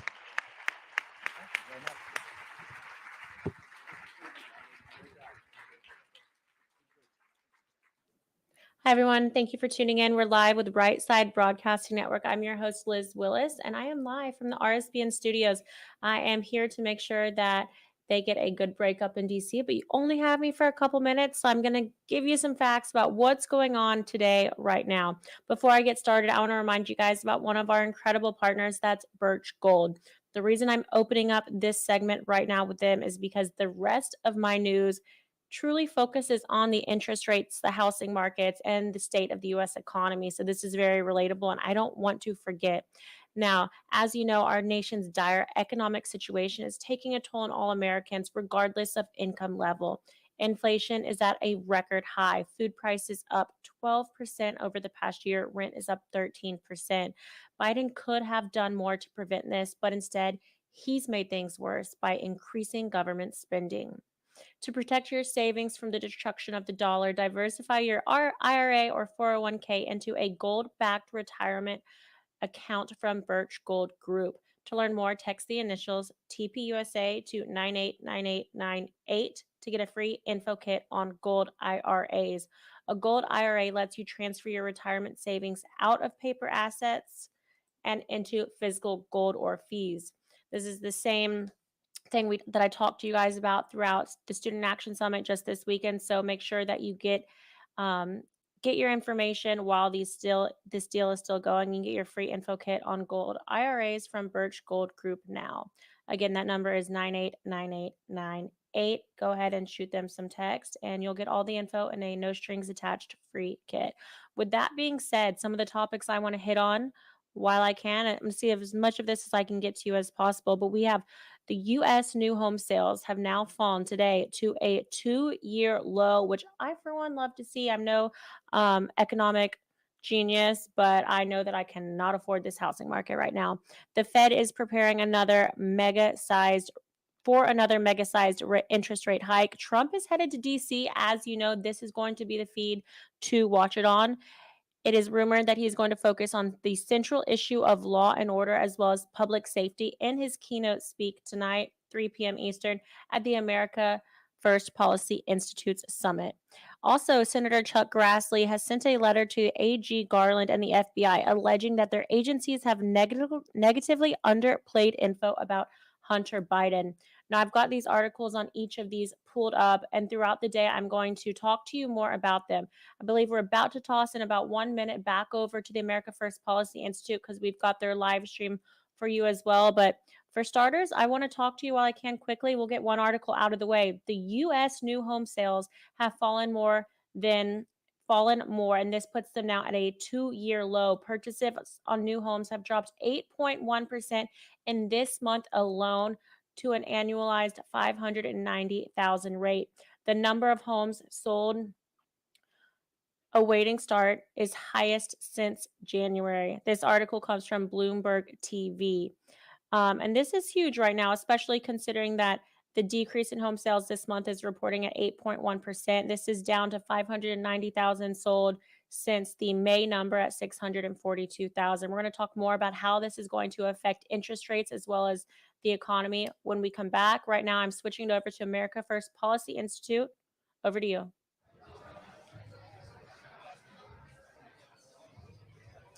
Okay, we're back out here live at America First Policy Institute Summit here in Washington, D.C., day 2. Joining us now is Attorney General from the great state of Louisiana, Jeff Landry, who, by the way, I think we both got the memo to wear the most outrageous, most flashy jacket that we have in our closet. When it's cool, you see, we're smart, they're not. I That's don't know, right. they walk around the city like they're all going to a funeral. I mean, it's summertime, right? Right. You need something cool. I know. I like it. I love we it. might have to trade. We can probably trade jackets later. Yeah, I like that. I like that. We get Christina a nice suit. I didn't get the memo. I know. But I she need looks to work nice, on it. Yeah, She looks nice. always. I have my moments sometimes. But General Landry, you were one of, if not the first attorney general in the United States to really push the election integrity issue because you did it before the 2020 election, which largely saved Louisiana's election. What do you see today when you're looking at the election integrity landscape? Because, of course, that's a big topic. What do you see?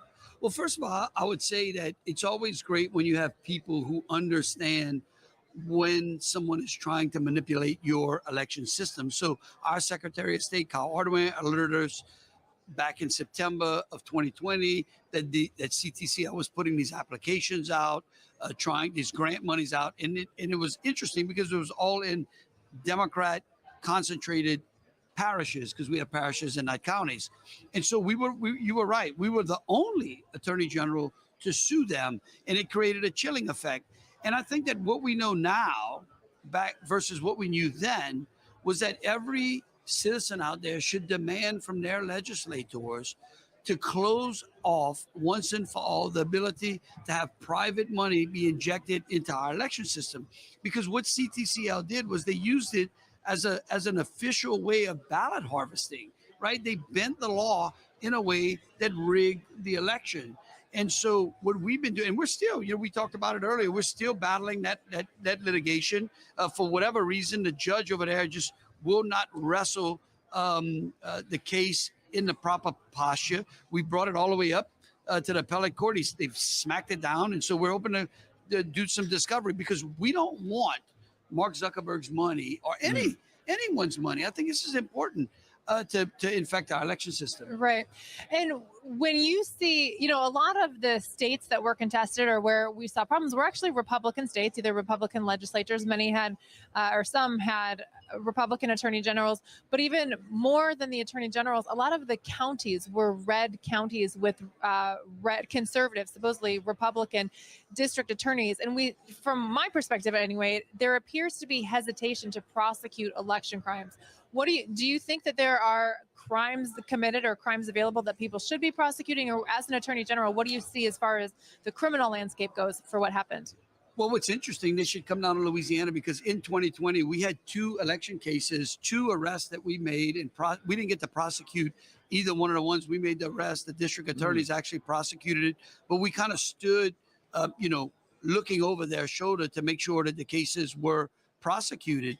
There are cases out there, and I think it's important that the rules are upheld, because when citizens see their elected officials holding people accountable to election laws, then they believe that their election system is more secure. Right. So we made 2 cases during the 2020 election cycle. Have they gone through, or have they concluded? Yes, I think they both ended up in convictions. Great. There were some plea agreements that were made.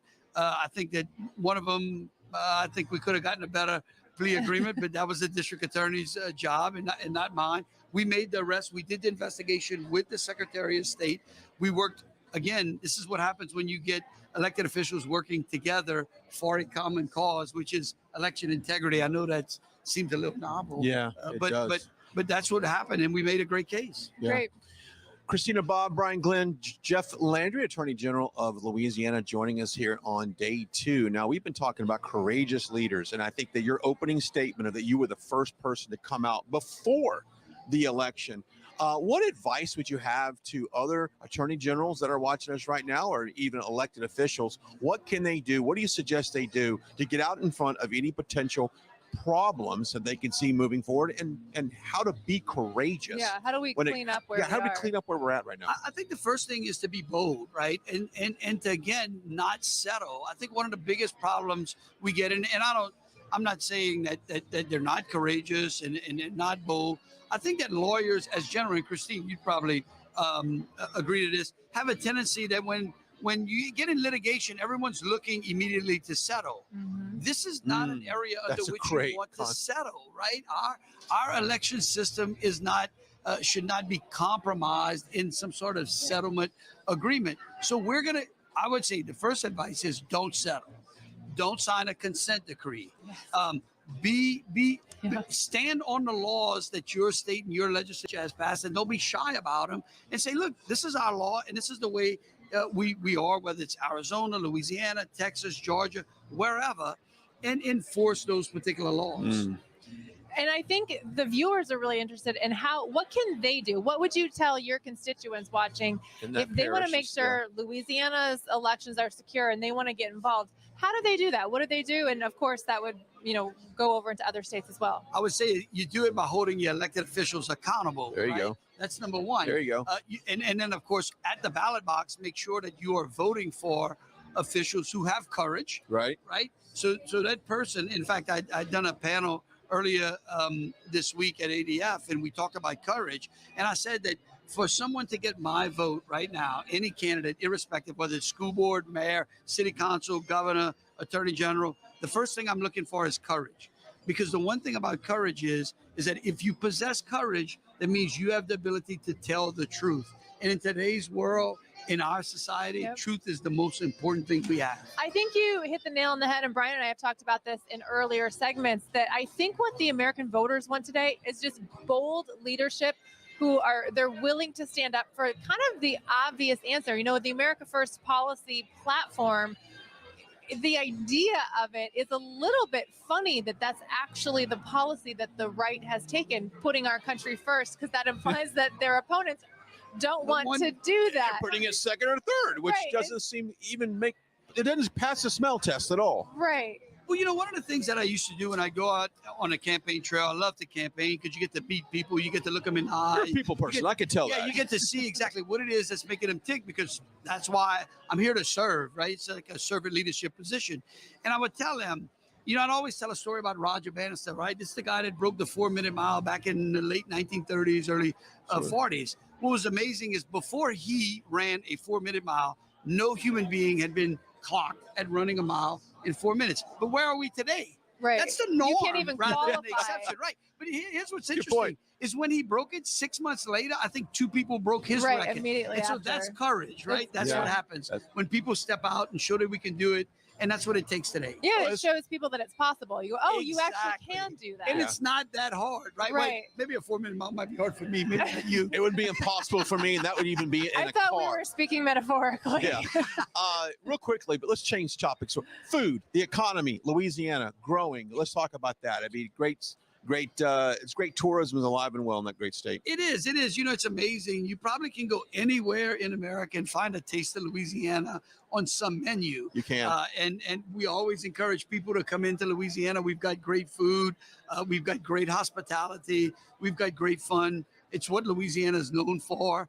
And so we welcome people to come in. In fact, we're trying to bring people into Louisiana. And when you come, we don't want you to just visit. We want you to stay. Yeah, well, there's typically a poll that would say the happiest people in America live in Louisiana. I didn't know that. Yeah, routinely, USA Today and other pollsters will have these things because of the quality of life, the atmosphere, the low stress. You know, it's a party. It's Mardi Gras. Well, you want to have fun. I mean, listen, it's hot right now down in Louisiana. It's hot and humid. And when you're down there and it's hot and it's humid, what do? You look for ways to have fun. That's true. That's what we invent fun. There you go. How can our viewers right now follow you on your journey, your website, social media handles, things like that? Yeah, we love them to follow us. You can look at our official website at agjefflandry.com, which is some great things that we've done as the Attorney General. They can go to LandryForLouisiana.com. It's great ways that they can interact with us. We've got a lot of great information. We've done a lot of great things, and we just appreciate serving people. Yeah, that's great. We appreciate you, and I know that you were one of that panel that you were on really got our attention. Of course, it's close to all of our viewers' hearts as well. Yeah, it's a great panel. I mean, because look, if people don't have confidence in our election system, then democracy falters, Yeah. right? Because again, you have to be able to know that the person that you are voting for is winning, because that's the person that is going to advance your ideas. Right. Which I said earlier, the great thing about America is that we were supposed to be able to debate in the marketplace of ideas. So we wasn't fighting in the streets. And so we do that through our election system. And I think the viewers, not most Americans, recognize that election integrity is the backbone for every other issue. You know, here we've heard panels on energy independence, healthcare, parents or school choice, you know, parents having the ability to control education. So it's a smattering of issues that matter to people, but election integrity really is the background, because that's how you make change. If you can't change the leadership, if you can't change what's happening in your nation, then it consolidates power with those who control the elections. Well, if the election is tainted, if the election is rigged, if the person who is putting out the idea that the majority of people say, yes, I want to try that idea, doesn't win, then they don't get to put forth that idea. Think about that. So you're right. Everything else falls. Election integrity is the foundation upon which the Republican democracy sits. Yeah. So what do you see going forward now? You were obviously had probably some of the best foresight prior to the 2020 election as far as the problems that were going to arise. We've had a couple years now since the election. There have been a lot of grassroots efforts, you know, a lot of elected officials that are making efforts to clean up the elections. Do you think we're in a better position today than we were November 3rd, 2020? And what do you see going forward? Oh, absolutely. I think we're in a better position. I feel good about the fact that people are just waking up to saying, hey, I want to get involved in election integrity. I mean, look what happened in Virginia last year. When people get involved, your election system is better. It takes all of us to be responsible, not only to just go vote, but to get involved in the process. Not just run for office, but ensure that your precinct is solid. Make sure that those that are going into your precinct and voted are registered voters. And so again, when people get involved in the process, I think the process becomes safer and more transparent. I'm so happy to hear you say that because, you know, I travel around the country and talk to different grassroots efforts and, you know, folks on the road at rallies or wherever. And a lot of them say, oh, our elections are rigged. They can't be fixed. You know, it's all stolen. And my heart sinks a little when I hear him say it because it's not true. I don't personally believe it's true. I believe there was, you know, I do believe the 2020 election was rigged, but I don't think it's a consistent pattern. And I think we have time to change it. It could become a consistent pattern if we don't step up and do it. But from what I see from the Americans around the country, we have stepped up. And there have been a lot of bold patriots around the country that have said, not on my watch, not in my precinct, not in my county, not in my parish in Louisiana. What do you think? Yes, be a watchman on that wall, right? That's the key.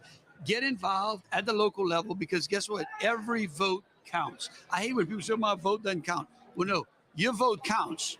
We want to make sure it counts, and you have a responsibility to help us ensure that those votes are counted. So get involved. When you're traveling around Louisiana, or you know, talking to your constituents, what is election integrity the number one issue? Or are you hearing about gas prices, you know, school choice? What are you hearing from the people of Louisiana? Well, we're hearing about election integrity. We're hearing about crime. We're hearing about inflation.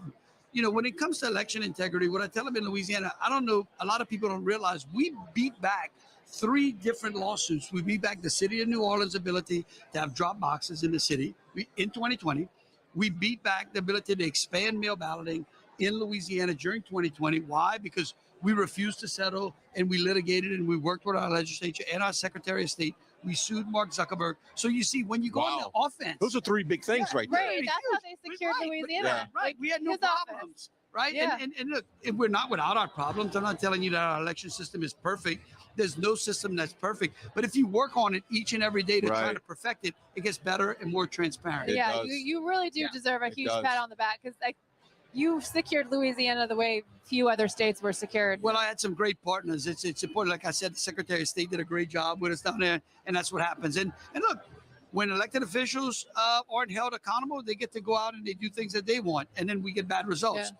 When you hold them accountable, we get great results. I think that's true. And I part of what is frustrating on my end, you know, doing the investigation, whether it's reporting or through the legal work that I do, that elected officials, people in elected office, in some cases, are not stepping up and are not doing what some of their constituents want. And to me, I don't understand how they overcome that inherent conflict of interest that you are the elected official and it's your responsibility to keep the elections pure.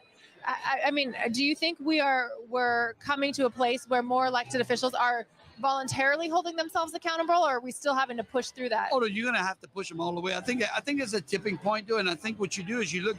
If you go places, say go see what Jeff Landry's doing in Louisiana. Go look. Look, I said it earlier on the panel. Look what Ron DeSantis did in Florida. I mean, he tweaked the election system in Florida, and the state went from what they said was going to be blue, right? I mean, if we'd have debated this in 2015, you'd have told me, said Florida is going blue. I mean, now it is solid red.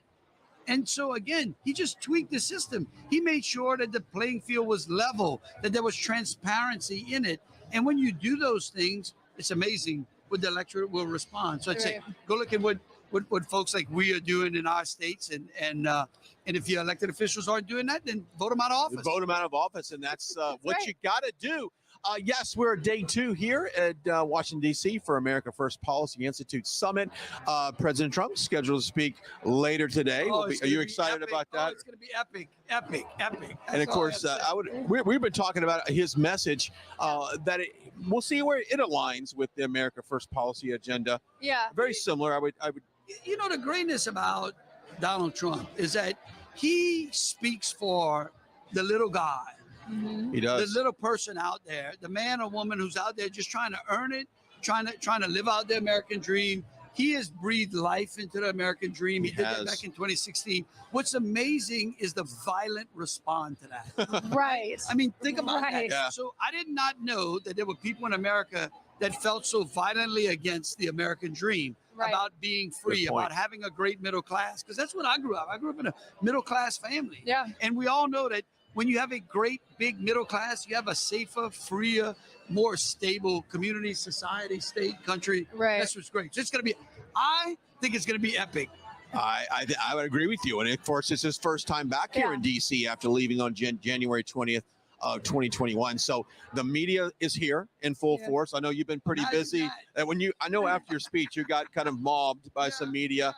We've got over 100 media outlets in the Trump room alone waiting to cover it. So it's a pretty historic day in here in D.C. Well, thank y'all guys for what y'all do, because y'all do great, unbiased, direct reporting that I know Americans really appreciate and love. Well, we appreciate that, and I can't wait to get back to the great state of Louisiana because it's been a while since I've had crawfish. Come on, we'll get you some We'll get that. All right, they're about to start the seminar behind us. Next panel coming up. We'll continue to do this throughout the day, and about 12:30 we'll shift our attention into the room where President Trump will be speaking to. So we'll be carrying all of our pre-show panels from inside there. But right now we're out here at the America First Policy Institute Summit in the main room. So stay tuned for that. But we appreciate your time today. It's been great. Thank you. And I got to switch jackets with you at some point. Now next, the next panel.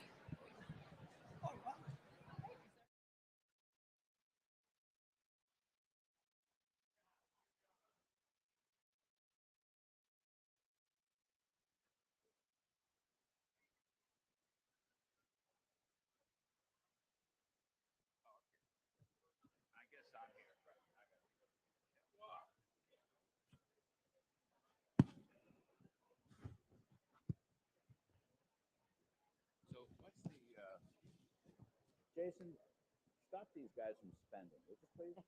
I mean, for Christ's sake, it's their solution to inflation. We're supposed to be anti-spending, anti-big government, anti-socialist, anti-inflation party.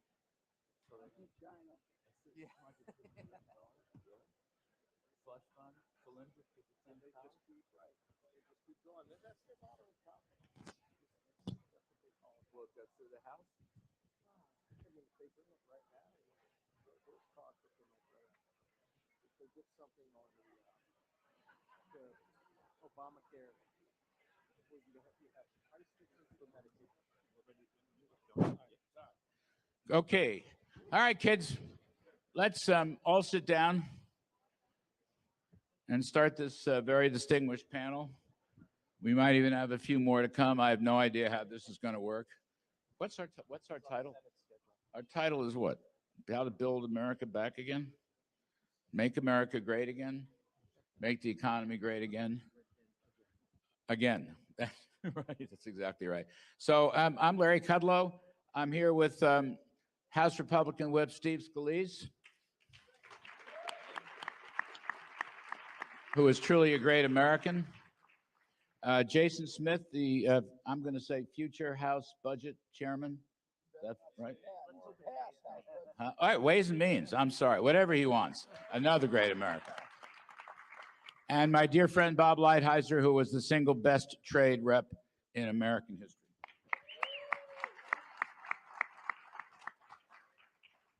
All right, I'm Larry Kudlow. I want to hear from our panelists, and we may get the spare senator or two if they come back after their votes.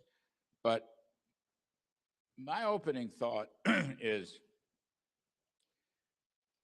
what the Biden administration has done is take a very healthy economy that was growing at over 6% with less than 2% inflation and a V-shaped roaring recovery from the terrible pandemic consequences of 2020. And in 18 months, they have run that economy into the ground so that the first half of this year, GDP will be shrinking. We're either in a recession or at the front end of a recession. The inflation rate is running, depending on your measurements, upwards of 8 to 10 or 11%. Real wages are falling. Real retail sales are falling. Manufacturing is falling. Employment is slipping, although weekly unemployment claims have been up about 70,000. That's not a good indicator.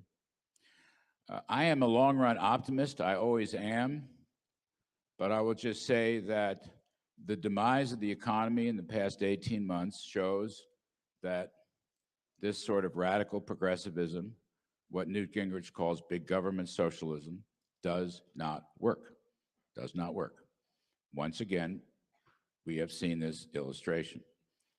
And the government takeover of the economy, which, may be stymied by the recent Supreme Court decision, West Virginia versus EPA. It's a brilliant decision. But I want to raise this other point. I'm a tax cutter and I'm a supply sider, and we should make the Trump tax cuts permanent, and we should understand the incentives inherent. When you tax something less, you get more of it. When you tax something more, you get less of it. The Bidens have forgotten that, if they ever did learn it. But I also want to raise one other point, the regulatory story. My friend Steve Forbes calls this modern socialism through the regulatory state. The war against fossil fuels is a perfect example of that, but it's not the only example. There's a war against businesses and things like price controls and antitrust. Throughout the government, the Green New Deal, the radical climate activism going on. But regulations hurt a lot, and the regulatory state is one of the reasons the economy is contracting. I just want to read you. In 2021, the last year we have data, federal agencies finalized rules that entail $201.5 billion in net regulatory costs, 201.5, making it the second costliest year on record. To put this in perspective, President Biden's 2021 regulatory costs are 3 times those added in Obama's first year and nearly 40 times more than in President Trump's first year. That's what he's done with the regulatory state. Economists estimate that federal regulations now impose a total economic cost, that is the net present value, of $2 trillion per year. $2 trillion per year net present value of regulatory costs. That's remarkable. It's like strangling enterprise. That's what they've done. And so we shouldn't be shocked between the inflation of the big spending and the regulatory strangling of the economy and the war against fossil fuels, more generally the war against business, and more generally the war against free market capitalism has, as I said, taken a healthy economy down. By the way, the regulatory costs are running almost 1% of GDP per year. You lose 1% of GDP per year. All right. What I'd like to focus on with our distinguished group is how to solve this, how to get the economy back on track, how to generate a recovery. You know me, I've said for a long time, the cavalry is coming. It can't get here soon enough for my taste. So let me turn it over to one of the 5-star generals leading the cavalry, Mr. Steve Scalise. Wow. Well, first, welcome everybody here. Good to see all of you, and always great to be with my friend Larry Kudlow. We got to work really well together when he was in the Trump administration in the White House. You want to talk about how to get it back on track? You really don't need to reinvent the wheel. A lot of comparisons are made right now between today and the 1970s. I think when you look at Biden's poor polling numbers, it's not just amongst Republicans. It's something like 64% of Democrats don't want Joe Biden to be the nominee in 2024. That's Democrats. I think Jimmy Carter might be the only person who's a fan of Joe Biden because he's no longer the worst president. But you look at the 70s, and if you compare economically, you can look at energy policy, you can look at foreign policy. All the failures on every front were happening in the 70s. They're happening today. The difference is, if you look at the 70s, We didn't have the technology we had today to know that we could supply our own energy needs. Our country was beholden to foreign powers, especially OPEC countries, for our energy. We unleashed American energy during the Trump years, and we did it through very smart policy. It wasn't accidental. The technology was growing, but if you go before, the Obama administration had actually shut a lot of our ability to develop our own resources down. Trump came in and opened things up. And what did that yield? It yielded less than $2 a gallon gasoline. Remember that? It wasn't that long ago. Just a little over 2 years ago, families were paying less than $2 a gallon for gasoline. It's probably the single biggest impact item that affects families when we talk about inflation, because inflation still is the driving issue today, and it's going to be the driving issue in the November elections, which scares the death out of Democrats here who don't want to lose control of power. The thing is, they won't work with us to change the problems that they've created. And they've created all of these. Larry talked really well about the regulatory state overreach. I mean, every federal agency, you pick your agency from the EPA, which is still, even after the Supreme Court ruling, going after every administration, trying to impose the Green New Deal, even though they can't pass it legislatively in a Democrat-controlled Congress. The Department of Energy, you see, their secretary, she laughs when they say, what are you going to do to produce more energy? She laughs about it. She thinks it's funny. It's surely not funny for us. Department of Interior won't issue a single new permit for drilling onshore federal lands, pipelines. It was not just Keystone, any new pipeline to move energy within this country. So it makes us dependent on foreign nations. That's what's really hurt families. Let's get back to the policies that worked. Open up our energy reserves, stop printing money. How about that? No more multi-trillion-dollar bills, where they're still trying to pass one right now. They're still trying to pass Build Back Better. Larry's best comment, and we use it all the time, is save America, kill the bill. The bill is not dead. As Lindsay over there knows, it's like a zombie that just keeps coming out. You shoot it down, it comes back, and they still want to bring it back again. We've already seen what they've done to wreck our economy with massive spending and crazy far-left socialist regulations. Stop the madness. Help is on the way in November, but for the meantime, we need to stop the damage that's already been done and then focus on reversing it. We welcome to our panel Senator Lindsey Graham, Senator Cynthia Lummis. Thank you, kids. I appreciate it very much. I hope you voted good up there. Save America, kill the bill. We'll talk about the bill in a moment. We welcome Jason Smith. So can we stop the spending? I mean, I think there is a clear link between the spending and the inflation.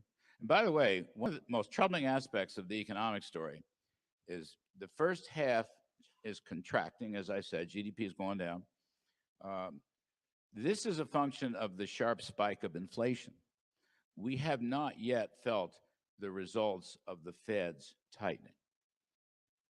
And my point here, in brief, I want you all to talk, but I think we need to freeze domestic spending. I think we need to make the Trump tax cuts permanent. I think we have to stop the regulatory state of socialism.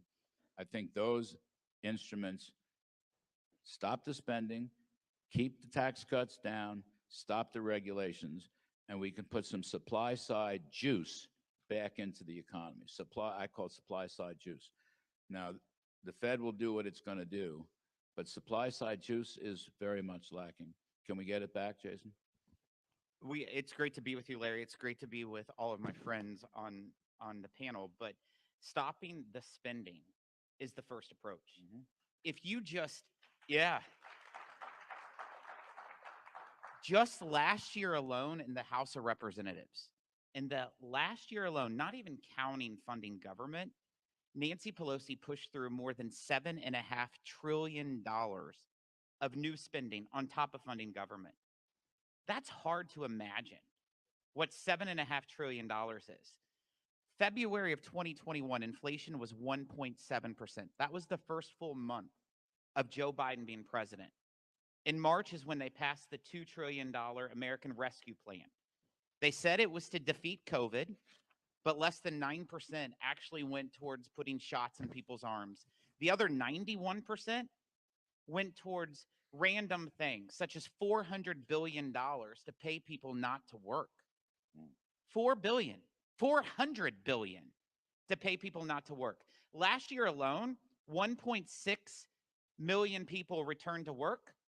Whenever the work requirement lapsed under the child tax credit, in the first 2 months of this year, 1.7 million people returned to work. These were their policies.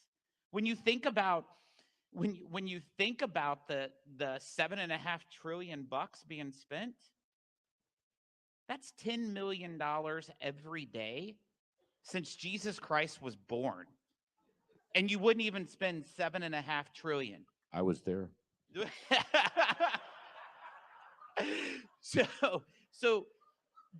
But what did people get, Larry, for higher prices to put food on their table or clothes on their backs? They got $783 million checks to prisoners. They got $1,400 stimulus checks to Japanese citizens living in Japan. $2 million to plant trees in Syracuse, New York. $140 million for a hotel in Florida. $2.1 million for a golf course in Florida. $250,000 for pickleball courts in Michigan. That is why every American is paying more to put food on their table, clothes on their backs, and gasoline in their cars. We have to stop the spending. We have to make permanent the Tax Cut and Jobs Act. You know, I worked with you, Larry. I worked with President Trump in 2017, serving on the Ways and Means Committee. And we have several important provisions that are starting to expire this year with expensing. The expensing provision probably led the fire of the greatest economy more than anything. You know, and so if you look at what President Trump did, we had the best economy in my lifetime, the lowest unemployment in 50 years, the lowest unemployment for African Americans, for Hispanic. Think about this, Larry. Real wages have decreased the last 15 months of Joe Biden being president. 102 of the 105 months prior to that, wages increased. Every policy this administration has done has been the wrong policy for the economy. So the way we turn this country around is to do opposite of what Joe Biden tells us to do.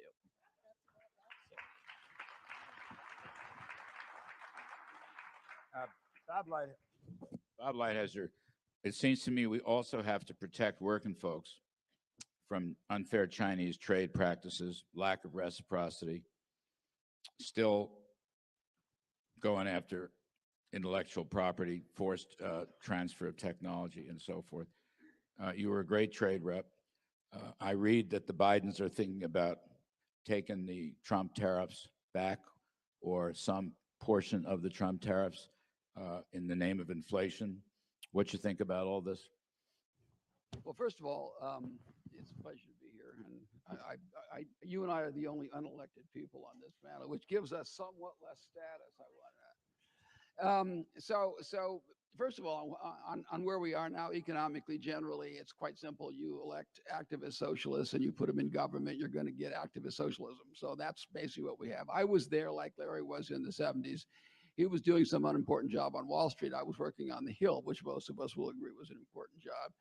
The only principal difference was that at least the president was someone you could like, right? He was actually a nice person. So should we keep the China tariffs? For sure. China is an existential threat to the United States. They are trying to win a competition between us and them, so that autocracy and militarism and communism dominates the world. It's literally no more complicated than that. But let me make another point. If we're going to have prosperity, for sure we need lower taxes and less regulation and the kinds of things that I would put all these people as kind of Reagan Democrats. Reagan Republicans believe in. All right, every one of them. But we have to do something else, because something has become far more important than when Ronald Reagan was president. And that's the trade deficit. I mean, let me just spend a second on this. The trade deficit last year in goods was $1 trillion. $1 trillion. Larry talks about all the regulation costing us 1% of GDP. Last quarter, the trade deficit cost us 3.5% of GDP. In fact, if you look at, I'm just going to spend one more second. If you look at how GDP is calculated, all right, it's consumption plus investment plus government investment and spending plus trade. All these things were about 2.1% of growth. You add in trade, we went from a reasonable growth scenario to recession. That's how bad the trade problem is. It is the difference right now between us having reasonable growth, not great growth, not Trump growth, but reasonable growth and a recession. And in 2 days, my guess is the numbers will say the same thing. And we all will know that we are in fact in a recession. And I call it a trade policy recession. And a lot of that is China. A lot of that $1 trillion is China. About 350 billion of it is China, but a lot of it is Europe and other places. And we're losing our manufacturing jobs, we're losing our middle class, and we're destroying the framework of our society, not just by bad policies in spending and inflation, but also by bad trade policies. And we need to turn them around too.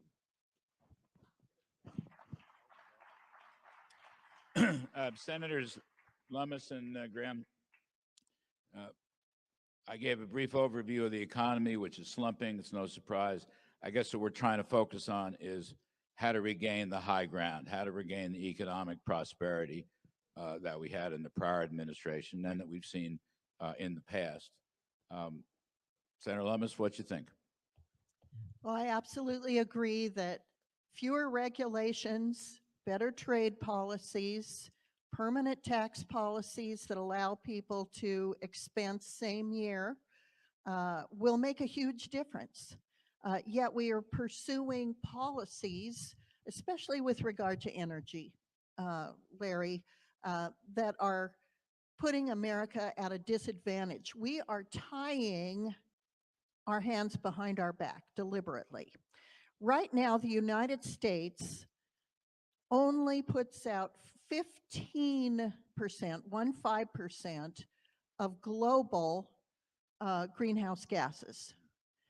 And yet we continue to double down to make ourselves energy dependent on other countries who are higher emitters of carbon, meaning our policies are hurting the global environment, not helping it.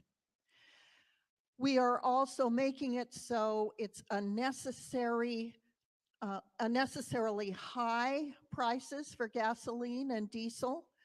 So that makes it so when you're in a drought year like we're having in Wyoming, you pull into a hay field, you've got half a crop anyway because we're in drought, and you're cutting that hay with $6 a gallon diesel. So what do? You don't cut that hay. You don't buy cattle next year. You don't feed them through the winter, and the whole economy slows down. This is true for other types of agricultural operations as well. So ag is hurt. Oil and gas production is hurt.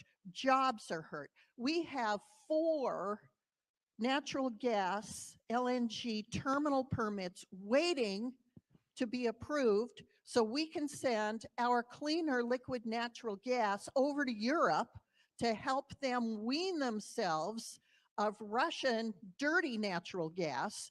And those permits are sitting there unissued. We are crippling ourselves. And all of the issues that have been raised here are just common sense. Free spending, reduce regulation, make tax cuts permanent, and you'll unleash the economy. This administration is doing the exact opposite, and it is causing inflation. It is causing negative growth, and our nation is hurting. Now, Colorado, my neighbor, because of the high cost of houses, due in part to the fact that we had to raise interest rate, job growth is slowing there. The cost of housing is gone way up because the supply chain issues made it either unaffordable or unavailable to get into new homes. So all these things are happening at once. It's a perfect storm that we can prevent. So Larry, you're spot on. Your panelists are spot on. This is common sense. Even Larry Summers, who is President Obama's economic advisor, is advising what we're discussing today, and it's falling on deaf Some of it. ears. Some Some of of it. Some of Thank it. you. Yeah, it's falling on deaf ears. This So is common sense. let me get this right, Cynthia. First of all, you're fine, great presentation. I watched President Biden last week, the pre-COVID week. He was doing his fossil fuel day. Oops, I'm sorry, his climate activism day. So he had this picture in this horrible picture. It looked like a Ukrainian battlefield. You know, he's in this, I don't know where he was. And he told us about getting cancer, but he also said that it's very hot in July. We're having a heat wave in July, which is a stunning admission. And therefore, we have to end fossil fuels. Now that logic is, I called it interplanetary last night, right? It's hot in July. It's awful here in DC. I'm sure it's hot in Louisiana. It's very hot in New York City. So let's end fossil fuels. What do you make of that logic? We're not addressing the problems associated with clean energy, so-called clean energy, for example, at the same time that we're destroying fossil fuels. So rather than investing in carbon capture and sequestration, Right. which we should, we are not dealing with the fact that when you dispose of solar panels, there's arsenic and other toxins in there that we have to address.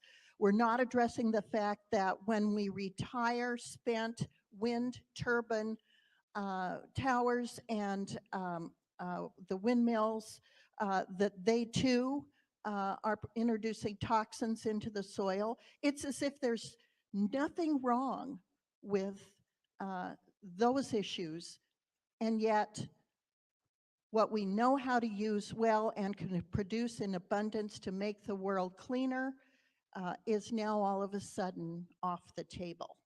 If you look at in India, for example, if we would send them oil and natural gas, LNG. yeah, Yes. they could quit burning Coal. and manure. That's right. In a lot of homes, they're burning manure, which is very bad for your lungs and for their health. It's very bad for their environment. And all of these things would help improve the environment at very little cost.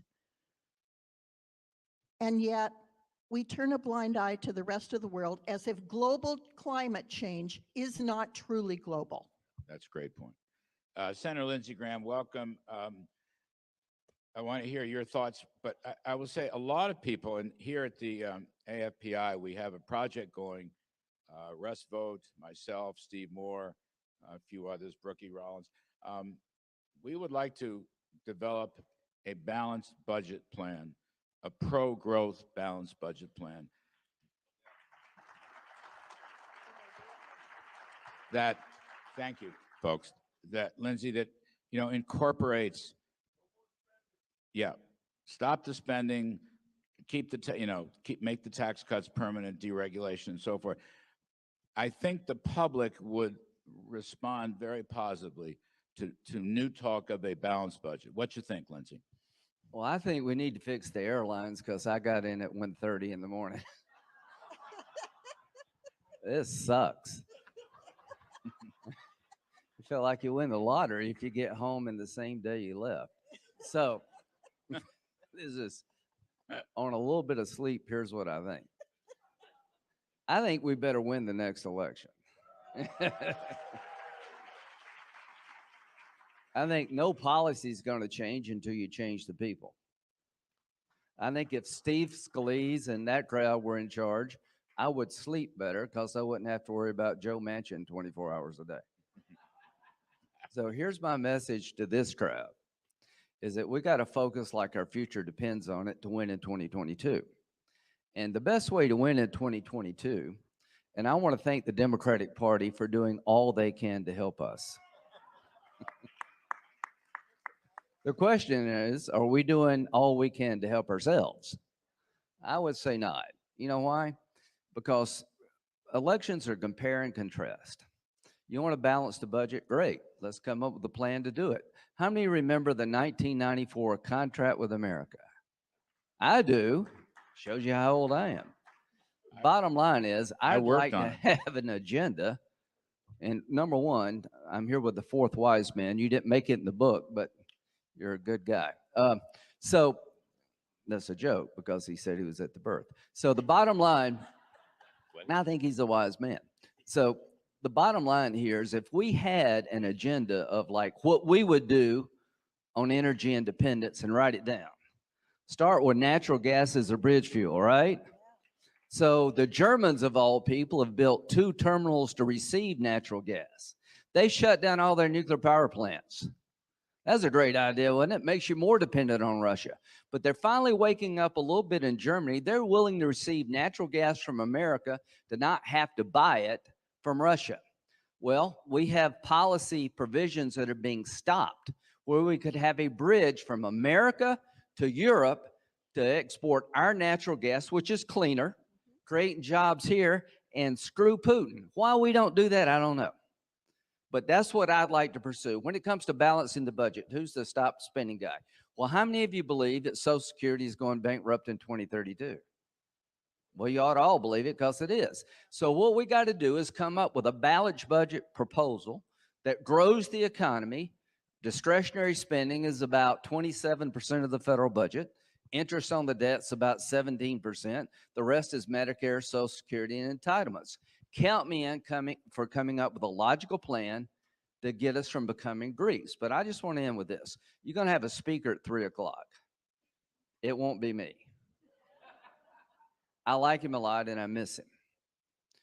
Here's my urging to Larry and border-adjusted carbon tax to get China and India to play is a really good idea for conservatives to make sure that if you're going down the low-carbon road, make sure other people follow you, like the big emitters. So what I would just want to end on this, we need a positive agenda to show people it doesn't have to be this way.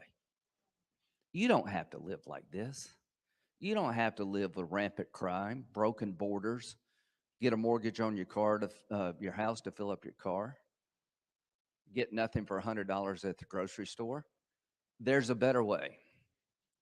The better way is the American first way. Let's write it down.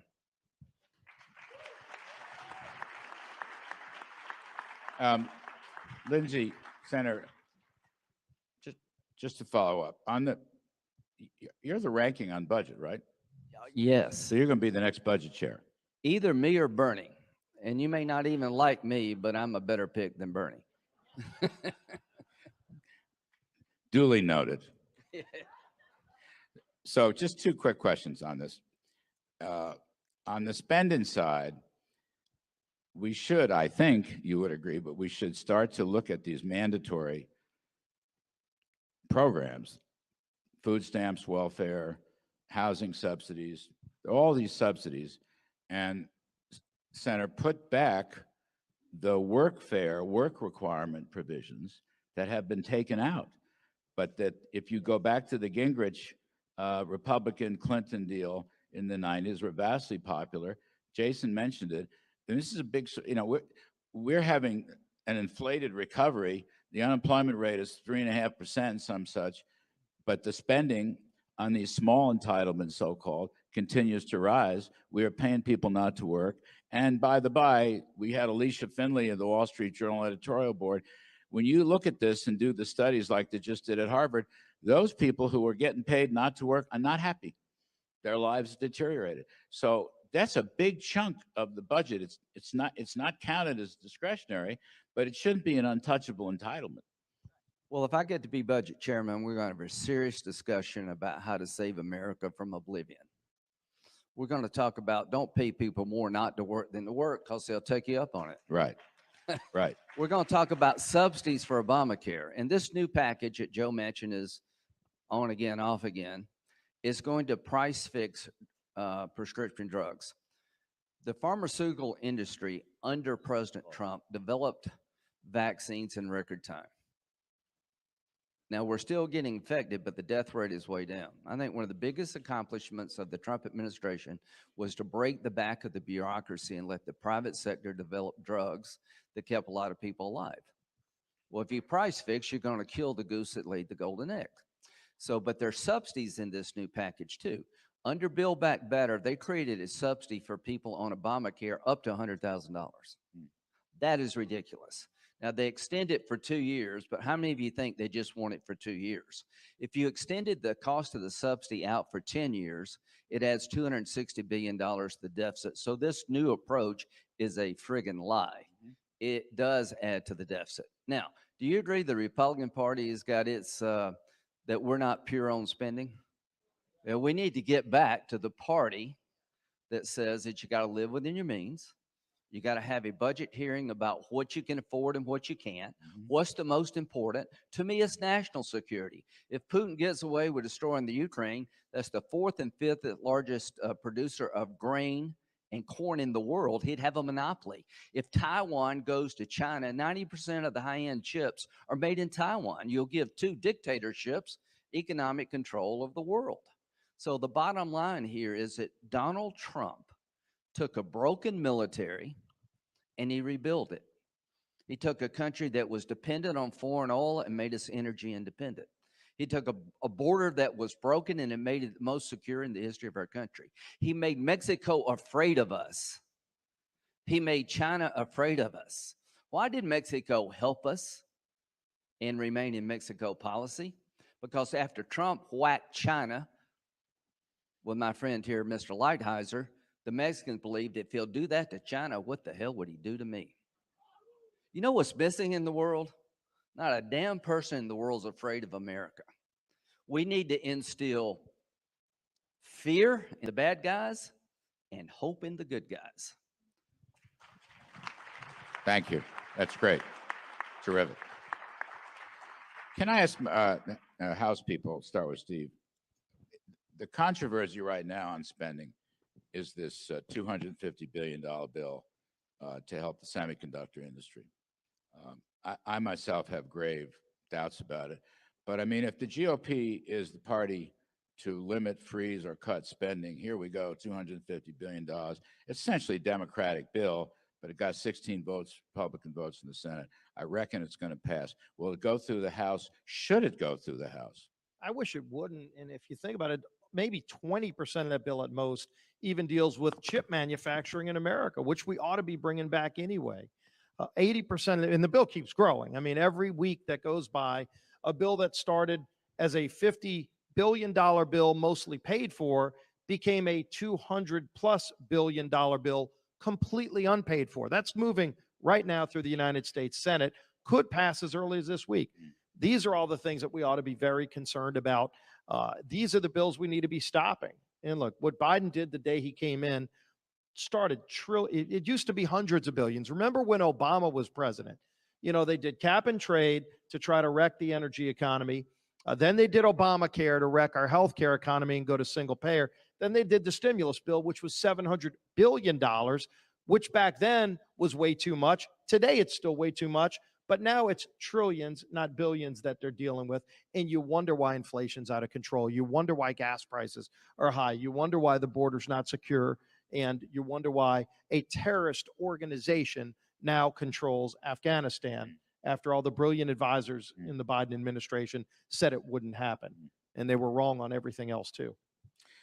Thank you for that. Jason, just to I don't want to obsess about this, but it is an important piece of legislation. Wouldn't it be better, instead of picking winners and losers here, to just extend the 100% expensing provision for plants and equipment and machinery? This would help the chip industry, but it also would help every other industry. My concern, and you know, we had this discussion in the White House towards the end, and President Trump never really wanted this kind of assistance. He didn't like putting money for, you know, picking winners. He would say, all right, you want subsidized chips, well, why don't we subsidize farmers? Why don't we subsidize steel? They're all important. They're all important. I mean, we have to have a strong defense. We're going to need steel. We're going to need aluminum. We're going to need a lot. We're going to need oil and gas. So why not extend the expensing provision. Why not make the research and development tax credit? You could expense that 100%, by the way. Kevin Brady's stuff coming out of Ways and Means just shows how much less that would cost. You follow? And then we don't have, we'd help all of industry, and we'd develop more onshoring incentives, et cetera, et cetera. It'd be a whole lot cheaper. Yeah. First off, in regards to the CHIPS bill, a huge concern.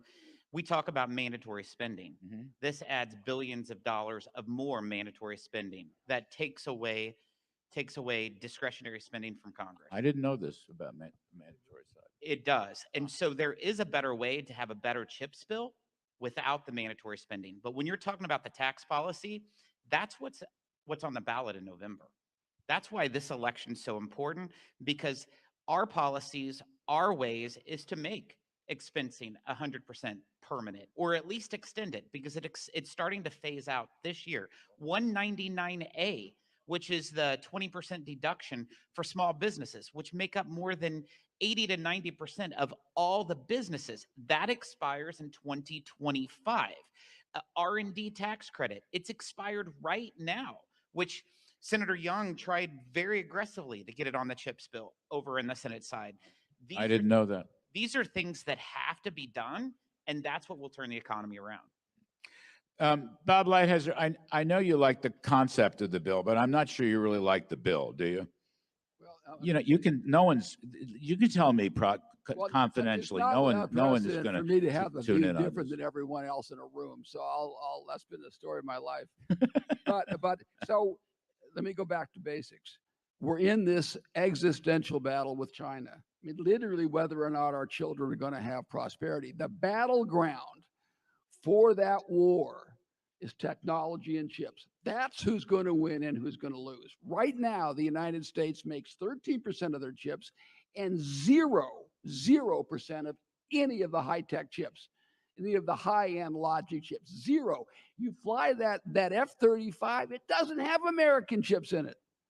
Just think about this, those tanks that we're driving. And in terms of picking winners and losers, look at every industry you name stops without chips.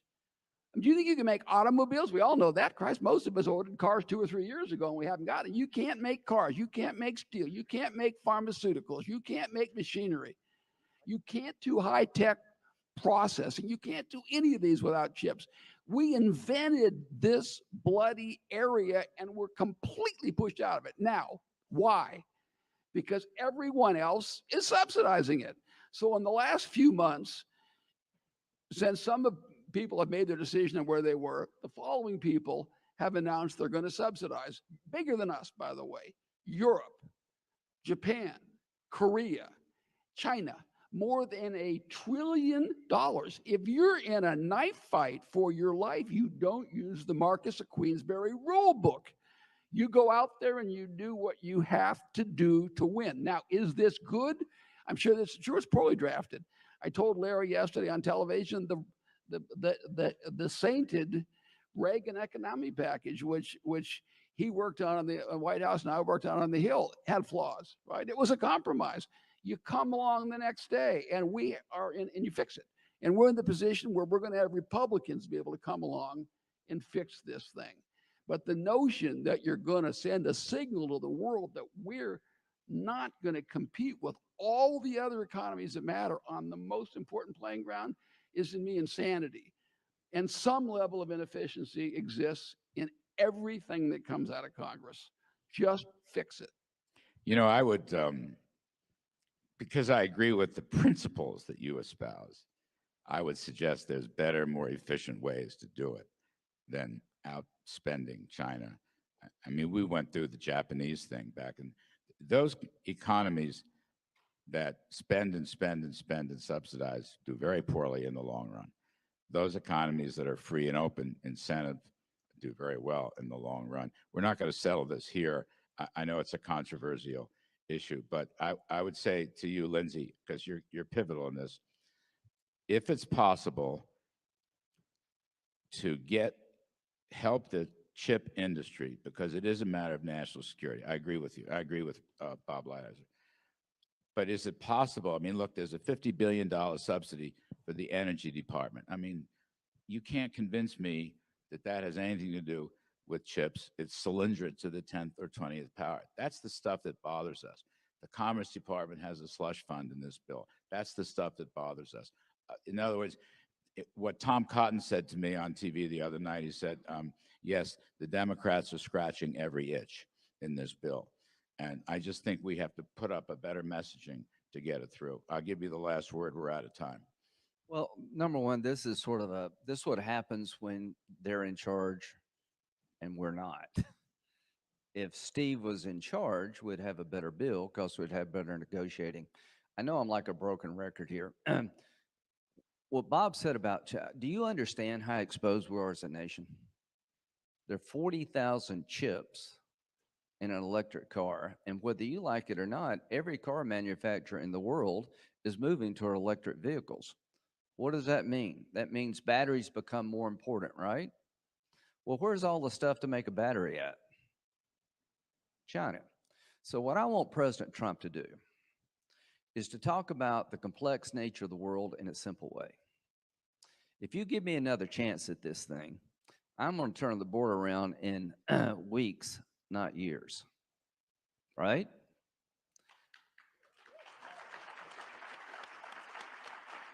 Every cop going to work will feel better when I'm president.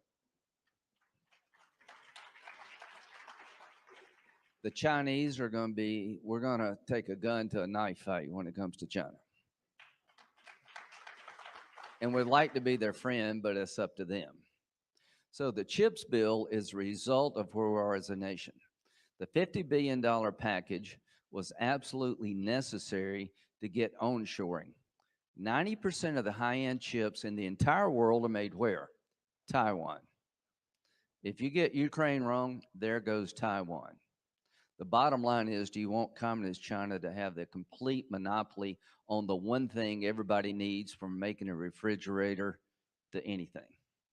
So this is the world in which we live in.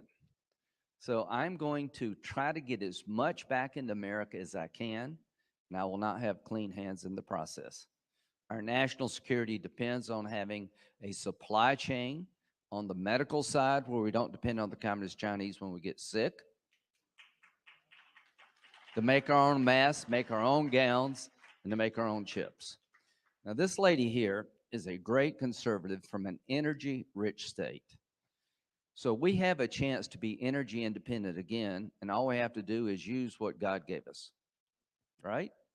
We can help the Europeans be less dependent on Putin's oil and gas if we had a rational policy. So President Trump's going to speak at 3 o'clock. I hope he runs again. And let me tell you why. And I know I'm going on too long. If you think Trump is bad for the party, I disagree with you. I think President Trump is good for the party. Let me tell you why. President Trump has gotten people who wouldn't give me or Romney or anybody else the time of day. They believe that he is on their side. You know, what happened with me and Trump, Larry? Well, we found common ground.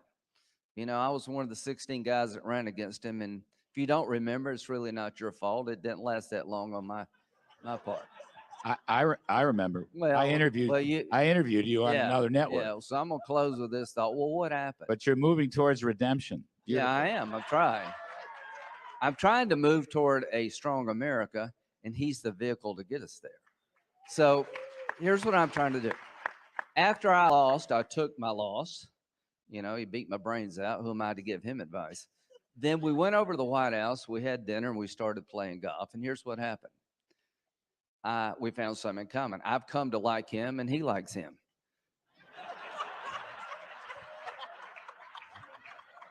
And that gets us through 18 holes with plenty to talk about. So what I hope happen after all this is that we will come out of this election stronger, that Steve Scalise will be in a dominant position along with Kevin McCarthy. We can take back the Senate, where I'm the budget chairman, not Bernie. And the key figure in all this from our side is Donald Trump. So, Mr. President, you're not here now, but you'll be here in a little bit. What I ask you to do is to lay out a hopeful agenda for America. Yes. Tell us how we can make chips without spending all this money. Yes. Tell us how we can be safer. You don't have to worry about your kids as much as you do today. You did it once, you can do it again. God bless you all. Yes. Yes. Lindsey Graham, Cynthia Lummis,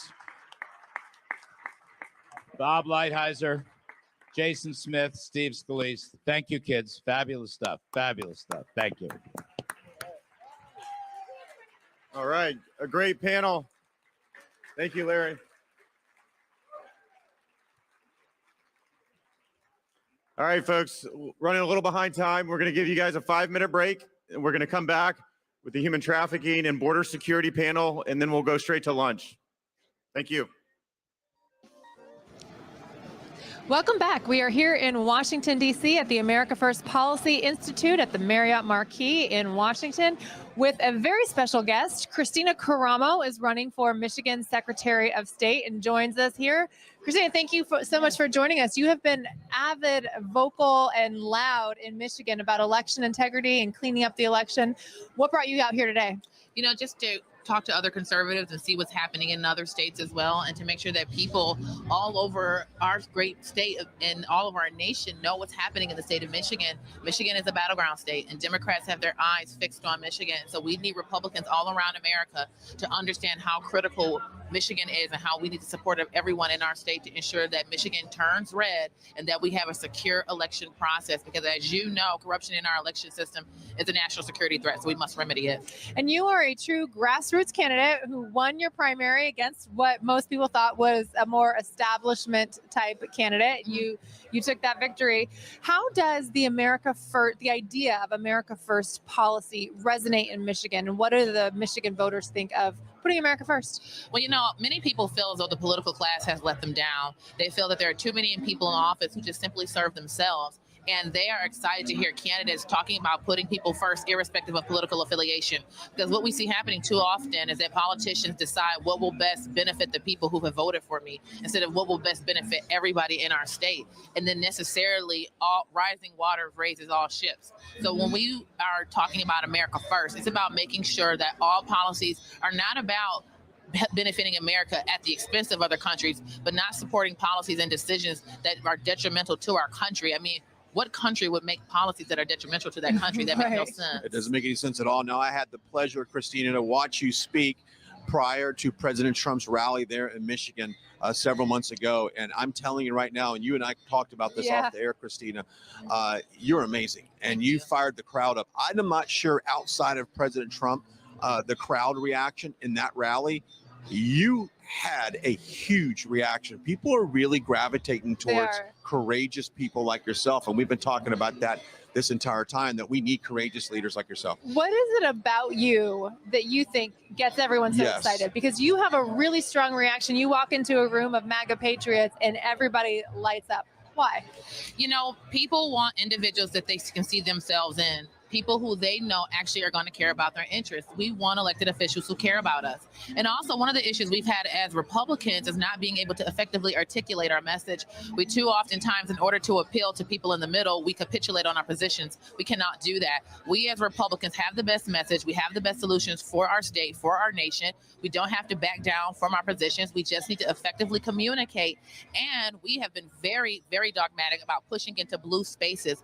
Oftentimes, Democrats have no problems pushing into our spaces, but if we see something that's just a little purple, we'll run and hide. Not Christina Caramo. That's a really good point. Well, Brian and I have talked about this on earlier segments as well, that people are just looking for a fighter, someone who's not going to compromise and just kind of wallow and allow Democrats to step into conservative space without pushing back. How you are a fighter, and I think anybody who knows anything about you would say Christina Caramo is a fighter. How important do you believe that fight is to your campaign and to everyone's campaign, to this MAGA movement? Yeah, I think it's going to encourage everyone to realize this movement keeps going. You know, even though we're very upset for lots of reasons that it was too short of time for me to get into, that President Trump isn't sitting in the White House at this very moment, but the movement is still going. And we see a tidal wave of candidates, not just in Michigan, but across America, who are America First candidates sweeping the primaries. I mean, I don't know the record, but it's very high. And what we're showing people is that we will push into those spaces. We will pull over those moderate Democrats and those independents because they see a brand of Republicanism that they've never seen before. They've seen Republicans who are willing to stand up and stand firm against the craziness we see being pushed out by the Democratic Party. All right, we got to toss to our news desk here in just a second, but quickly, best website, social media platforms for you, because Christina if you want to see Caramo. somebody that can light up a camera and a crowd, it's definitely Christina. What are those websites? Yeah, ChristinaCaramo.com. Christina with a K, Caramo with a K. ChristinaCaramo.com. Facebook, Instagram, Twitter. Please share, like, subscribe, and donate. Yeah, there you go, and donate, because it's a grassroots candidate. So you take that. yeah. But by the way, President Trump, 100% behind you. Yes, President Trump endorsed me. He's There you been go. so helpful to our campaign. He continues to support us. I'm so thankful to have President Trump's support. That's all you need to know about her. So we'll take a quick break. We'll toss it over to Liz Willis, who's inside our right side broadcasting studios there for a quick check on the headlines and preview what's coming up here in a little bit. No, we're not tossing to her. Make sure. Well, maybe shorter on time today, maybe just keeping it out here because we do have a. There we go. There we go. Okay. We're going to go back to the panel here in about a minute. In about a minute, we got a warning here, so we will not be tossing to Liz here shortly. But to your point, we're fighter. We need you. We need you to fight for those people in Michigan. And I think another thing that you bring and kind of highlight the hypocrisy of the left's push is the left has tried to demonize conservatives or anyone who's not a radical leftist. Calling racism seems to be a big issue. They seem to be making it a big issue. What is your take on racism in the United States? And do you feel that the conservative movement has or has not contributed to that? You know, the thing about it is as conservatives, we're showing that America is a wonderful place for everyone to live and to grow, irrespective of racial makeup or national identity. The thing about it is identity politics is designed to divide us and make us hate each other and make us suspicious of each other. Right. And as a Black American, considering that we're 13% of the population, if I'm conditioned to be suspicious of the majority of my fellow Americans, not only does that intellectually and mentally hamper me, but it creates an inferiority complex where the person's defeated before they even walk into a space. So I personally have a very strong disdain for the racist politics that the left tries to play, because it creates a mentality in many Black Americans that I can't make it in life. I mean, imagine as a child that you're convinced that no matter what you do, your brown skin is a mark that will make you miserable and impoverished. That's awful. That's abuse. And so what we're doing as conservatives is showing that, no, I don't care how you look, where you're from, you got intellect, you got grit, you'll make it. And that's the message that we're pushing as conservatives. And that's the message you delivered in Michigan. And I remember tweeting you or putting you on Instagram that she's on fire. I mean, she literally was spitting fire at that crowd there in Michigan. The music is going down. It looks like we might be throwing it back to the panels here. We're on day 2 of the America First Policy Institute Summit here. And of course, coming up later, it's talking about a fire-breathing patriot. It's President Donald J. Trump. Can't wait. Yeah, can't wait for that. What do you think he's going to be talking about today? I don't know. I think he's going to be talking about election integrity, hopefully because that is a matter of national survival. The Secretary of State's race are critical. That's why the left is fixated on them. I think he will be pointing out to America, miss me yet? There you go. All right. Well, the program's about to start behind us. I'm actually looking at Mark Fincham, who's another American patriot. He's just off Another camera there. Secretary of State There you go. candidate. All right, take it to the panels.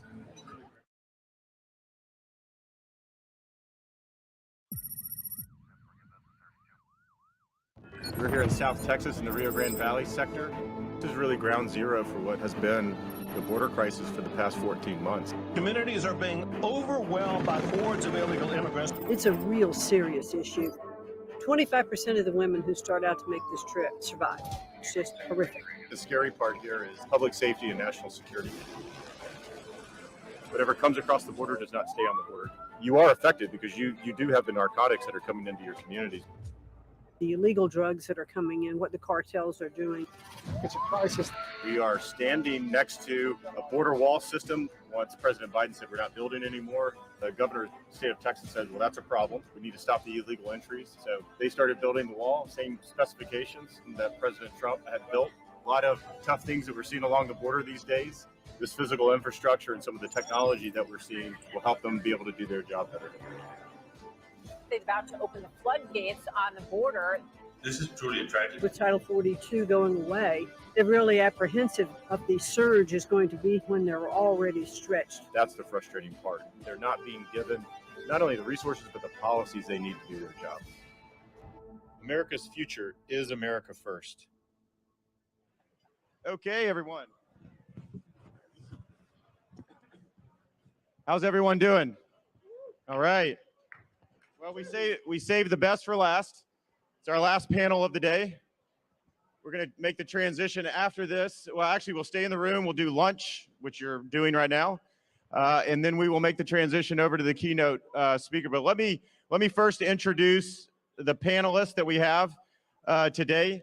We've got Assistant AG Brent Webster down on the far left from the great state of Texas. We have Congresswoman Kat Kamak to his right from Florida, also a member of the House Homeland Security Committee.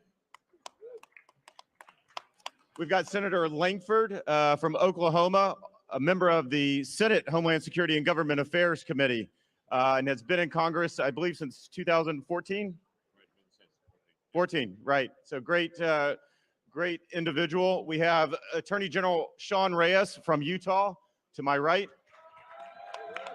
Look at that. They're loud back there. And Congressman Chip Roy, again, from the great state of Texas.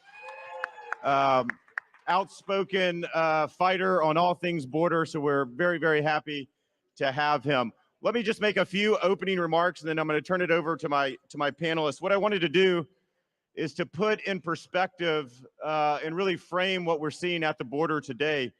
So when I left the Trump administration, we had one of the most secure borders I think that we have seen in my lifetime. And how did we do that? It required making some very hard decisions at some key points in time. It required leadership, and it required not taking no for an answer when career bureaucrats would say it's too hard to do or we can't do it. And I think all three of those things are needed when you're making some very difficult choices over time.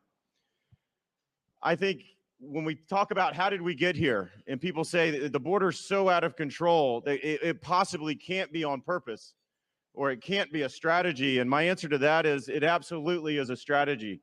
So let me just walk you through a couple of things, and then we'll get some response by the folks on this panel. I say they have a three-step plan that they've been executing over the last 17 months. Step one is to cancel all enforcement actions. So what does that actually mean? You're probably saying to yourself, that can't be right? But let's just think about what has occurred. They've stopped all border wall construction. They've canceled the Remain in Mexico program. They've canceled asylum cooperative agreements. They've suspended deportations. They've said if you come over the border illegally, that's not enough to remove you from the country. They've established enforcement priorities that are so narrow and so restrictive that almost any illegal alien in the country are exempt from removal. Step two, they've treated the crisis as though it's a capacity issue and not a rule of law issue. And so what does that mean? They've pulled Border Patrol agents off the line, off of doing their national security mission, because they have to process so many more illegal aliens as they've never have before. You've diverted taxpayer funding from, again, the border wall construction to actually building more facilities for more of these individuals to come across the border. You're moving DHS employees from one part of the department down to the border, compromising in some cases the mission that they were originally hired and designed to do. And then you're stripping highly qualified, highly trained immigration judges from their authority to grant asylum, and you're moving that over to a USCIS agent. So all of these things add up. And I would say step three is just building, they're re-imaging an immigration system like we have never seen before, where you parole individuals into the country instead of having them go through a normal system. So all this adds up to a bad situation. As I say, they're breaking numbers and records along the border for all the wrong reasons. And we can go into those numbers. We can talk about the illegal apprehensions or the national security threats. But let me jump right in to the panel here, because all these individuals are very outspoken about the border, and I think they've got a lot of ideas about solutions about, okay, I think we all recognize we're in a bad place. What are the solutions as we go forward? So let me turn it over to AG Webster. Texas, along with the state of Arizona, are probably doing, at the state level, some of the most innovative things to really push back, not only in the Biden administration, but to protect your communities. And so whether it's AG Paxton's office or the governor is doing a variety of different things. We've heard about truck inspections. Obviously, you're building your own border wall system. And then just recently, you started busing individuals up to places like DC in other places that we've seen the mayor out here recently talking about. So if you could just tell us briefly, you know, what are some of the challenges facing Texas? Obviously, you're devoting an immense amount of resources, but from your perspective in the AG's office, just give us a sense of what you guys are having to deal with. So when we were preparing for the Biden administration in the AG's office, we knew what was coming because we saw the attacks that happened against the Trump administration on the immigration front by the progressive left. And so we were prepared to go to war on this issue, and we've taken a war footing, so to speak, from a litigation perspective. That's a metaphor, right?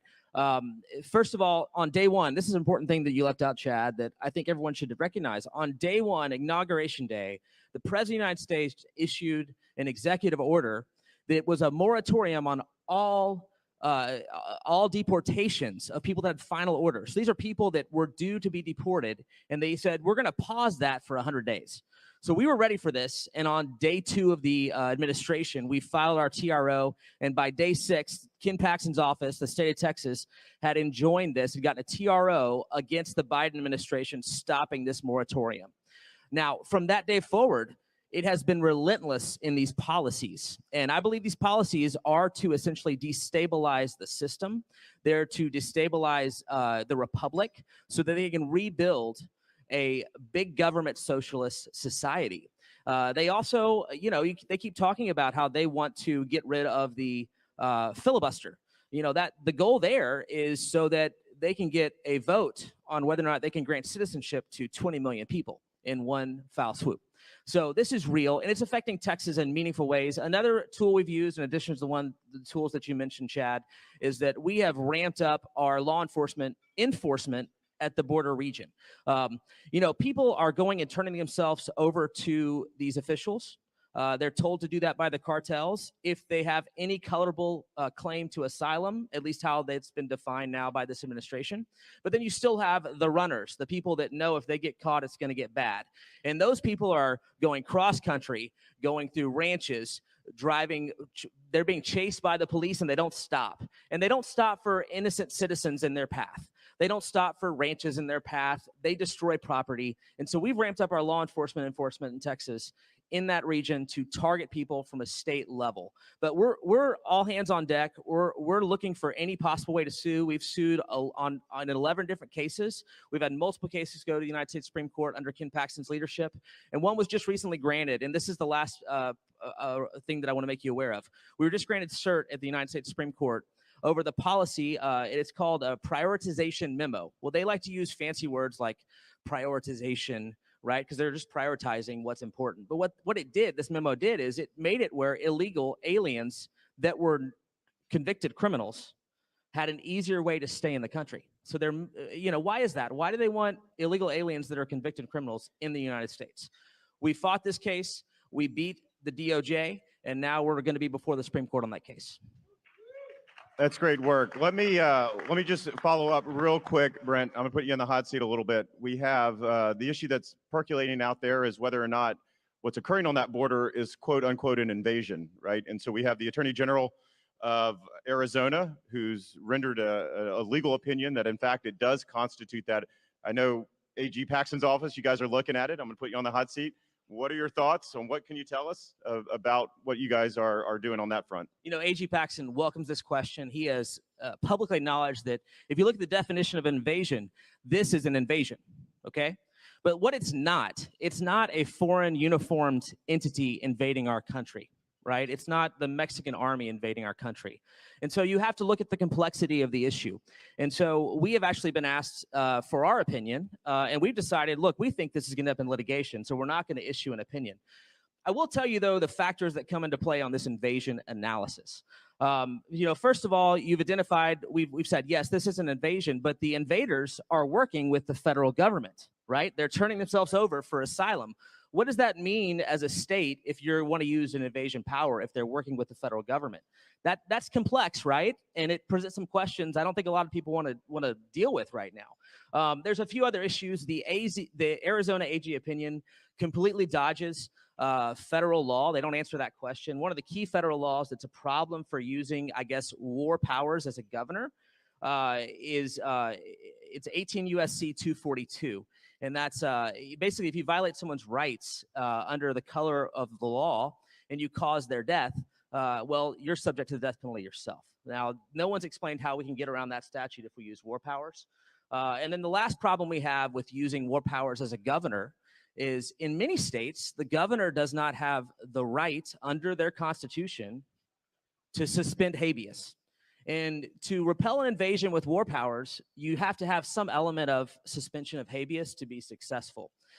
So those are factors we're considering. Look, the bottom line is our goal is to find a way to challenge Arizona v. US, because Arizona v. US is the biggest problem to states stepping in and stopping this invasion and stopping this illegal immigration. Yeah, great, thank you. Congresswoman, let me turn to you. I know you've been down to the border several times, probably most recently in the last month or so.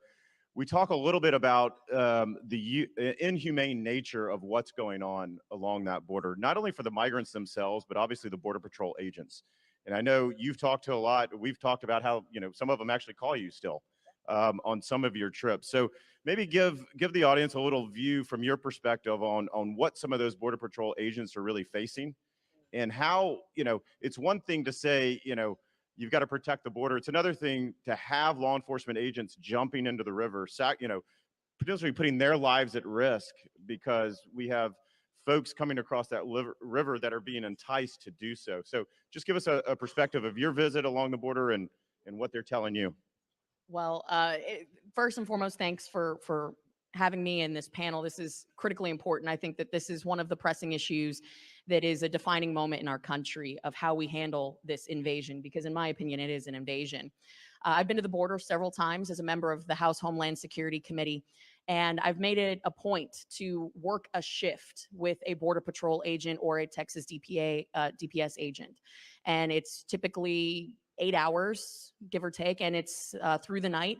And I ask them to take me to the places that are the most dangerous. And so probably something a little bit nuts in my head about this. But on my most recent trip, I asked the agent I was with, I said, take me to La Jolla or Roma. And it was about 9 o'clock at night when we started, and we went all the way up until 6 a.m. And the things that we saw are horrific. And I actually brought some of these bracelets with me. So you can stand on the border and look across the river and see the Mexican cartels organizing. They will pull up with their trucks, dump rafts, they'll have people, they'll have children, and you will watch them as they get prepared to bring people across. That is happening while simultaneously about 100 to 250 yards upriver or downriver, you have another group of cartels and coyotes that are getting ready to move product, or they're getting ready to move a group of what we would call gotaways or runners. But the thing that's important that I think the left wants to ignore particularly is what this is. These are the wristbands that every single individual, whether they are a child or a mother or a father, doesn't matter. Every single person who comes across that border gets one of these. These wristbands, they dictate how much you pay. They have a number on them for each number that you are. So you're basically a cow. It's like herding cattle. And on these wristbands, this one was 1,733. That's just one day. These get ripped off and dumped on the American side. And when you walk through along the banks on the American side of the river, there are thousands, hundreds of thousands of these, along with clothing, diapers, torn little girls' underwear. I mean, things that make your stomach turn. And it just goes to show that what is happening, it is trafficking. They are trafficking these people. And when you talk to the agents, you know, a lot of them have families. And these folks say, you know, I'm doing the very best that I can, but I don't have resources and I don't have a policy that I can really sink my teeth into to do my job. They're essentially doing their job with one hand tied behind their back. And I'll give you an example. My last trip in Roma, we watched for about an hour as the cartels sent drones up on their side, which, by the way, on the American side, we are prohibited from using drones. The FAA prohibits the United States government from using drones to help locate where people are running and laying their tracks down. So the cartel sends up drones. They're eyeballing where we're at. There's very few agents in all these areas because we're spread so thin. And we watch for an hour as they get ready. They send people over. And the next thing you know, we get a call on the radio that there's about a group of 100 that are coming across. And there's one Border Patrol agent to handle it. One. And so we go for backup. And when we get there, they split. And it turned out, as a member of Congress, I'm running after a group. Turned out that they were from Venezuela. These are single male adults that are running from Border Patrol, and they only run if they have a good reason to run. Because when you come across that border, you are educated by the cartels that you want to be apprehended if you want to stay in the United States. And so one agent to deal with over 100 illegals coming across. You've got kids, sick people who are coughing and hacking. It's something that you really can't describe. And you're in the middle of the night with a flashlight and the headlights of your truck. And you are responsible as the single Border Patrol agent to handle this group, process, and get them secured to go to the processing facilities. Now, you think about the psychology of what these agents are dealing with. They're going home to their own kids. And their kids are the same age as some of the ones that they're picking up. Some that have been abused. A lot of them have been abused. And it's hard because you want to give them all the support in the world, but their own government, their own Secretary of Homeland Security will tell them one thing and do another. And if you ask any agent, they say, don't send money, don't send anything other than a policy. Give us a policy that we can actually stick to and do our jobs. And I think that given the fact that we have no support, no policy in place, because this administration has systematically dismantled them bit by bit, I think that's the reason why you're seeing record number of suicides amongst Border Patrol, record numbers of retirement, and a historic low when it comes to recruitment. Well, I think that's a great point, and it bleeds into my next question for Senator Langford. We talk about the cartels, and the Congresswoman really talked about that. So any individual that crosses that border is paying the cartels a pretty steep price in some cases. So if we really want to deal with this issue, we're going to have to get serious about dealing with the cartels. We know the Mexican government is limited in what they can do, but instead of continuing to admire the problem, I think we need to get serious about it. So I know folks in the Senate are talking about that, and in the House as well. It was funny, and I'll just give a quick example. There was some news articles that came out saying that, during his time in office, President Trump asked for options on how to deal with the cartels. And some of that was some kinetic options. And people were like, well, how can that be? And my answer is, well, why wouldn't he ask for options, right? You have some of the most dangerous individuals killing over 100,000 Americans every single year with illegal narcotics. Why would you not deal with these individuals? So I'd love to get your perspective. I know you've been down to the border several times as well. But when we talk about dealing with the border, we've really got to take on the cartels, and we've got to figure out if we want to, again, maybe that is kinetic action, but maybe it's cyber, maybe it's something to disrupt their operations. Yeah, it is. By the way, thanks for y'all staying engaged in the policy issues. The things that we're going to solve as a nation, we're going to solve as we actually get good policies in place to be able to move. So thanks for being engaged in the minutia of it. This is an area that we can resolve. I would tell you the border is secure, and the Border Patrol will tell you the border is secure. It's just secure on the south side. No one crosses across the river, as Kat was saying, until they've paid the fee.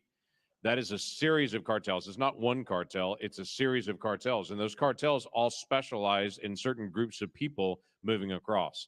They'll move in certain areas, as Kat was mentioning before. They'll move certain people where they'll get a family group in one area, then they'll put people with a criminal record in another, and they'll put drugs in another to be able to work it across. But it depends on the area that you're in. In some areas, people do cross and just be able to turn themselves in. In other areas, everyone runs in that area because they're moving all criminal aliens. And it depends. You've seen a lot of the pictures of people coming in from Central America. If you went to Yuma, Arizona, where I was a couple of months ago, in Yuma, folks fly into Mexicali Airport. The cartels rent a bus for them, and they charter that bus, pick them up at the airport, drive them to the gap in the fence, and then they'll come across the gap in the fence with their luggage. These are folks coming from all over the world. These are not just Central Americans. There are 151 countries that have come across our border illegally just this year, all of them have paid a fee to the cartel. All of them. So let me give you an example of what that looks like. This administration, by having an open border policy, is funneling crime in Mexico and into the U.S. 100% that they're doing that. When I was in the Rio Grande Valley just a couple of weeks ago, I talked to the folks that are there. They estimate in that one area of South Texas, the cartel on the other side of the border is making $153 million a week on trafficking people. Now, soak that in, $153 million a week. And the Biden administration is turning their head on this. Literally, we're empowering the cartels so they get better weaponry, better systems, more money. That doesn't include the drug running they're doing. That doesn't include anything else. It's $153 million a week. To give you an example, the cartels make more money a week moving people than that area in the Rio Grande Valley than the Border Patrol has for budget for a year. So it is a lot of money that they're making in this process. Why does this matter? As Chad mentioned before, 100,000 people last year died with a drug overdose in the United States. The vast majority of those drugs are coming in from Mexico. The Mexican cartels are now cooperating with the Chinese and their organized crime organizations to be able to bring in additional drugs and then to be able to move them. Why does this matter? Those individuals that are coming across the border, they're paying between $4,000 and $30,000 a person to the cartels to be able to come across. For those individuals, many of them cannot pay their full amount. So the deal is you will work off your fee once you come into the United States. So we have 1 million plus people that have illegally crossed the border and entered into the country with a debt to the cartels that are scattered across the country. Is that a recipe for crime? It is 100%. What I say is very simple. When you led Homeland Security, you had to take the cartels seriously because you know the cartels are a source of major crime, of moving drugs in our country, moving all kinds of contraband into our country. They're the organized crime that's the distribution network. Right now with the Biden administration, with them turning their head, they're allowing the workforce to be able to come into our country and scatter across. They're allowing the money to be made to be able to organize crime in this area, and they're bringing people across the border literally that have to hide in the shadows. Worse than that, if there is a worse than that, the Biden administration is not trying to stop this. They're trying to make it more efficient. Everything that they've done in their policy is not to stop illegal immigration, is to keep the camera from being focused on what's happening at the border. They don't want thousands of people gathered at once because that looks bad on the camera. So if you go to the Southwest Border Command Center, which I have here in Washington, D.C., the metrics that they're tracking on the board of what's happening at the border is how quickly they're moving people through the system. That's the main metric that they're counting. They're also looking at right now a piece of technology that they're working on so that you could apply for this asylum system from anywhere in the world, fly into any airport in America, turn in your paperwork there, and expedite the system faster. This is not about stopping illegal immigration. This is about increasing it and making it more efficient. That's the threat that we have because the cartels are in the middle of this, and they're the ones that are actually moving this process. Such a great comments. And of course, at the core of all of this, right, is the human trafficking, the sex trafficking. So I want to pivot to you, Congressman. You had a bill or an amendment recently that talked about increasing penalties for child sex trafficking, defeated in committee by members on the other side of the aisle. I can't imagine why they would be against increasing penalties for child sex trafficking. So let me start there, and I got a couple other questions for you though as well. Yeah, I mean, the scourge of moving human beings for profit, while the cartels are getting paid thousands of dollars to put these little girls and little boys into the sex trafficking trade, to be put in stash houses in Houston, Texas, San Antonio, Texas, all along the border. And for me to offer an amendment that simply says we ought to raise those penalties and have every one of my Democratic colleagues in the House Judiciary Committee vote against that tells you everything you need to know about the seriousness and the lack of resolve that they have to actually deal with this issue squarely. They don't care about having open borders. They don't care about what that does to Americans. They don't care about what that does to migrants. They want to pat themselves on the back in the false name of compassion that they like brown people when it is brown people in South Texas who are bearing the brunt of wide open borders. And you know what? There's a lot of brown people in South Texas that are being tired or taken for granted by a Democratic Party that likes to claim the mantle of, compassion while they allow people to die. Talk to the ranchers. Talk to the sheriff in Brooks County, where they've got a mobile morgue with 50 dead bodies of migrants sitting in it right now. Talking about the 107 dead bodies found last year in Brooks County. Talk to the people and the ranchers who find dead migrants on their ranches every single day. Talk to the people who run the human trafficking rings about what's happening to little children and how they're being abused for profit by cartels. And the Democratic Party is completely MIA, and they're not doing anything about it. And that vote was a telling vote on that point. But the fact of the matter is, Americans are dying. Americans are being put into the sex trafficking trade because of the power of cartels and the coordination with dangerous criminal elements in our country. 107,000 dead Americans from drug overdoses and poisonings, not overdoses, poisonings from fentanyl being pumped into our communities from China through cartels into our country. You damn right we're under invasion. Americans are dying, cartels are profiting, and we ought to do something about it. And I'm not just talking about Democrats. I'm talking about Republicans. It's not enough to say that you're, that's right. It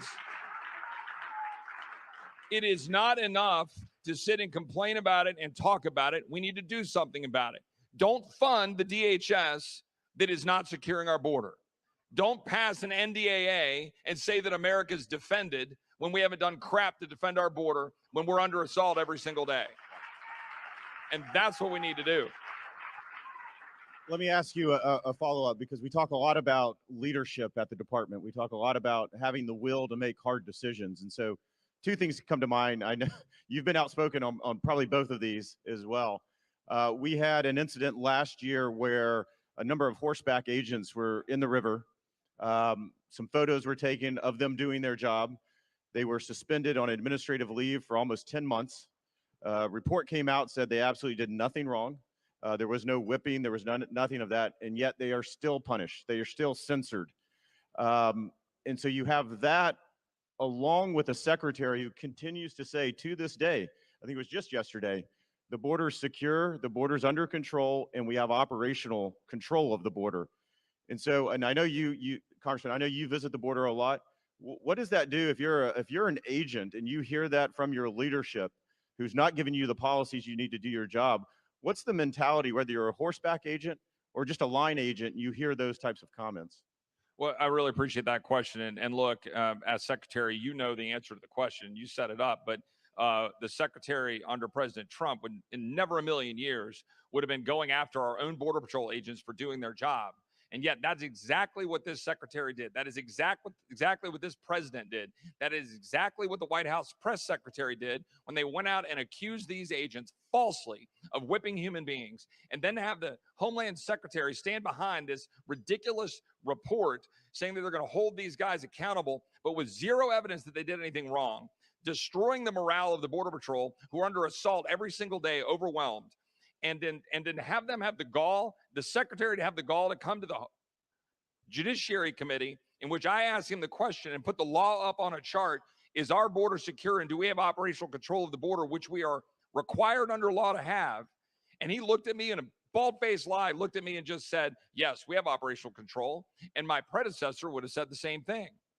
Well, you know what? His predecessor often said, we are getting control of the border. We are working to control the border. And that actually was defensible. This secretary lied to the American people. He lied under oath. He should be impeached for his dereliction of duty. He should, and we should remember that he has an oath to defend the laws of the United States and an oath to secure the border, and he's refusing to do it. And that is exactly what we saw on display with the agents. And I think one final point on that, it matters when these guys come before us and lie.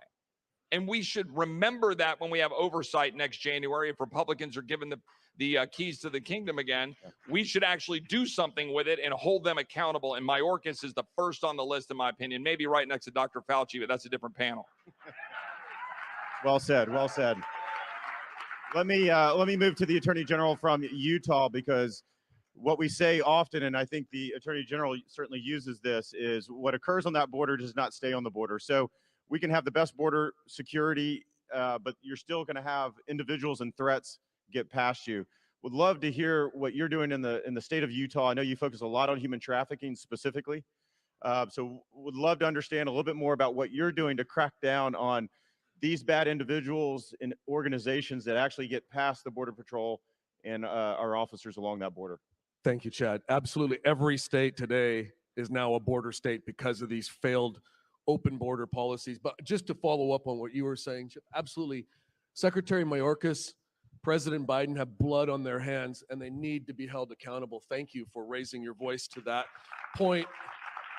Ladies and gentlemen, I want to answer, and Chad, I promise I will answer the substantive question, but I think there's a couple points that I really hope that you will leave understanding. And if you glean nothing else from what I say, and that's a distinct possibility, I want you to hear this.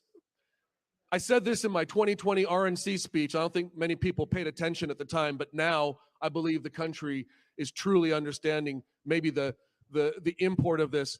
Donald J. Trump and his administration did more and have done more to combat the evil of human trafficking and the opioid epidemic than all other administrations in the history of the United States combined.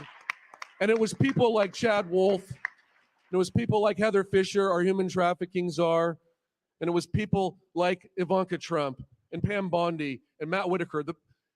This is who were leading the fight, and that's why AFPI is so important. That's the other point I want you to leave with. Why are we here? Why is this critical? Because all of the momentum that President Trump built up, in spite of everything else that was going on, is continuing here in AFPI, and that's why we need you, and that's why we need AFPI to further the policies that were working so well, that were historic in fighting this evil, the worst, in my opinion, human rights problem that we've seen in our generation.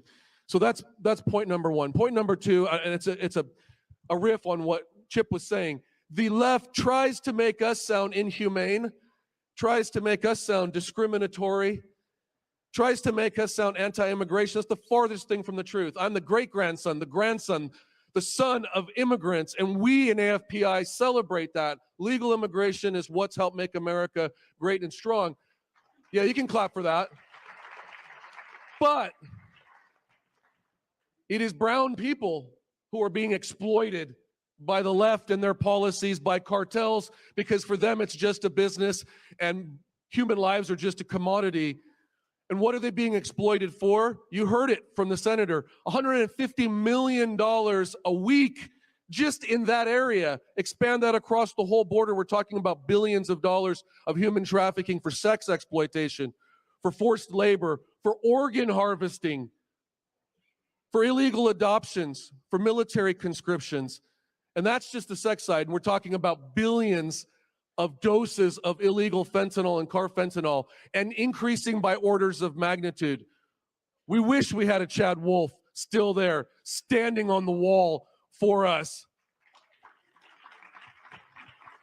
The scope of the problem is huge, ladies and gentlemen. As he mentioned in his opening remarks, it's everywhere. It only takes hours from the time that it comes up through the border, and thank God that we have people like Ken Paxton standing on the wall down in Texas and fighting, and my Republican state AGs are fighting this all over. But it only takes hours, and then it's in my state, and then in your state, and in every other state. But this is what I want to tell you. We have street cred because while the left talks about this issue a lot and has committees about it and studies it ad nauseum, we have people right here on this panel who are actually out on the front lines, who are warriors. And we need you. We need each and every one of you. That was the point that Chad was making, to do what? And now I want to answer the question that the secretary posed to me. In our communities, we need you to support laws at the state level and at the federal level that will empower victims, that will give survivors a chance once they're pulled out of the life. We need you to help us go after tech platforms all over the place that help amplify this and spread this. And we need you to partner with businesses and NGOs. Right here, right now, we have Jakub Boyens here. If you haven't met him, one of the world's foremost freedom fighters. He's one of ours. He's conservative. He's a man of faith, and he will help you in any state. Train your law enforcement. We need to empower law enforcement and give them the tools that they need. That's what we've been doing in Utah. That's why we feel like we're the tip of the spear in the United States and around the world. And you can be too. There can be many, many, many tips going out. Those are the things, Chad, that we feel like every single person here can leave. I hope you feel the urgency of this problem on the border. I appreciate those. Those are great comments. We're running a little bit low on time. Let me, I'm going to give every panelist, I'm going to give you two questions. You get to pick which one. So one question that I get a lot, and I'm sure you all get a lot too, is why? Why is this occurring? Just what is the plan? But why are they doing this? Let me give you that question, or you can choose to answer, because many of you are in Congress or certainly at the state level. What can we do about it? What can we do about it over the next 2 years and then going forward after that? So let me start with the AG Webster down on the end there. So I will just say this, Ken Paxton has committed to work nights and weekends, and he's built a team, a litigation team that's going to fight to resist these extreme progressive immigration policies. So I got two of my guys here, Aaron Rice from Alpha Molina. They came here, they're two of our litigators, but they spend their nights and weekends finding ways to fight against these policies in the courtroom. We're going to commit, Ken Paxton's going to commit to do that until this administration is done. Okay, I'm going to ping over here. We're going to go out of order, over to Congressman. Look, I think it's pretty simple, pretty straightforward. They want a liberal world order. They don't believe in sovereignty. They don't care about American exceptionalism or greatness. That's why they're doing it. And what you need to do to fix it, it's pretty simple. We need to recognize the invasion as it is. We need to do that both federally and at the state level. We need to secure the border through building physical infrastructure, finish the wall, and have roads along the border to empower our agents.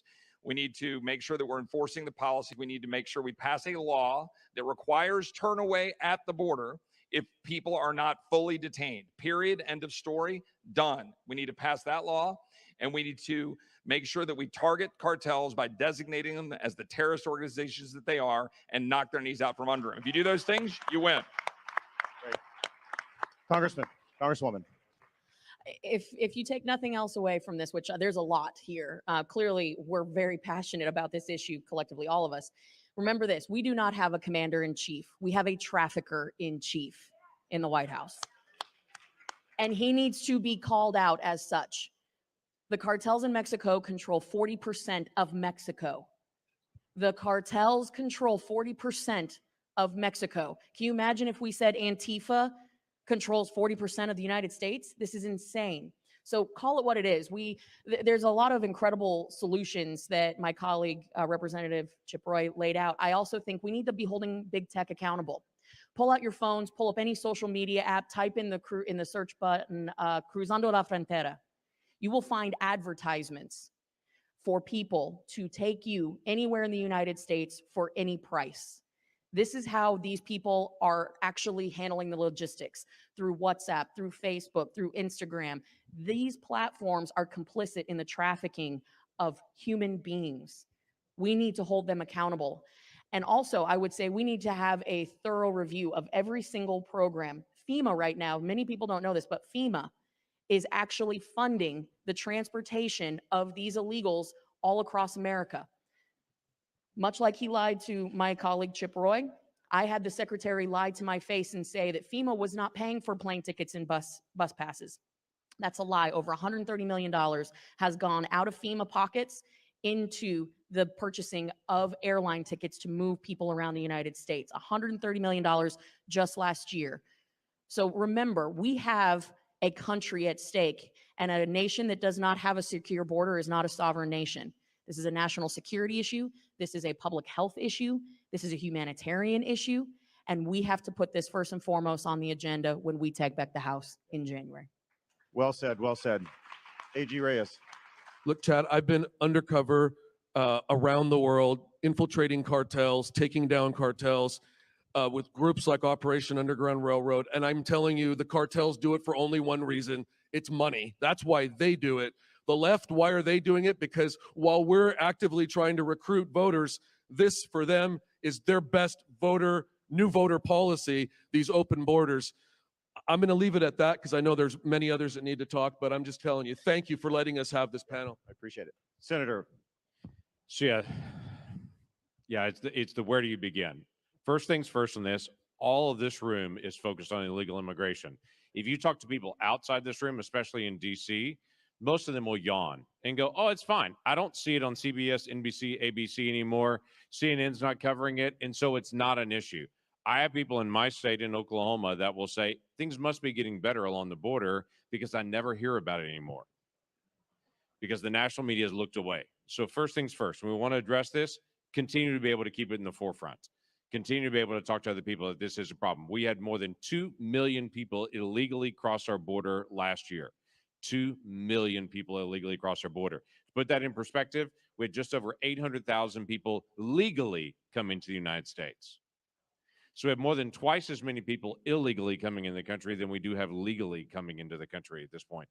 And the administration continues to be able to open this up. So the things are pretty straightforward. Chip mentioned one of them. It's dealing with the issue of securing the border itself. We've got to be able to finish the wall in those key areas. Where the wall is in place, illegal immigration drops dramatically in those areas. We've got to deal with the tech companies. Literally, Facebook has a policy that you cannot promote illegal activity unless you're facilitating people crossing the southern border.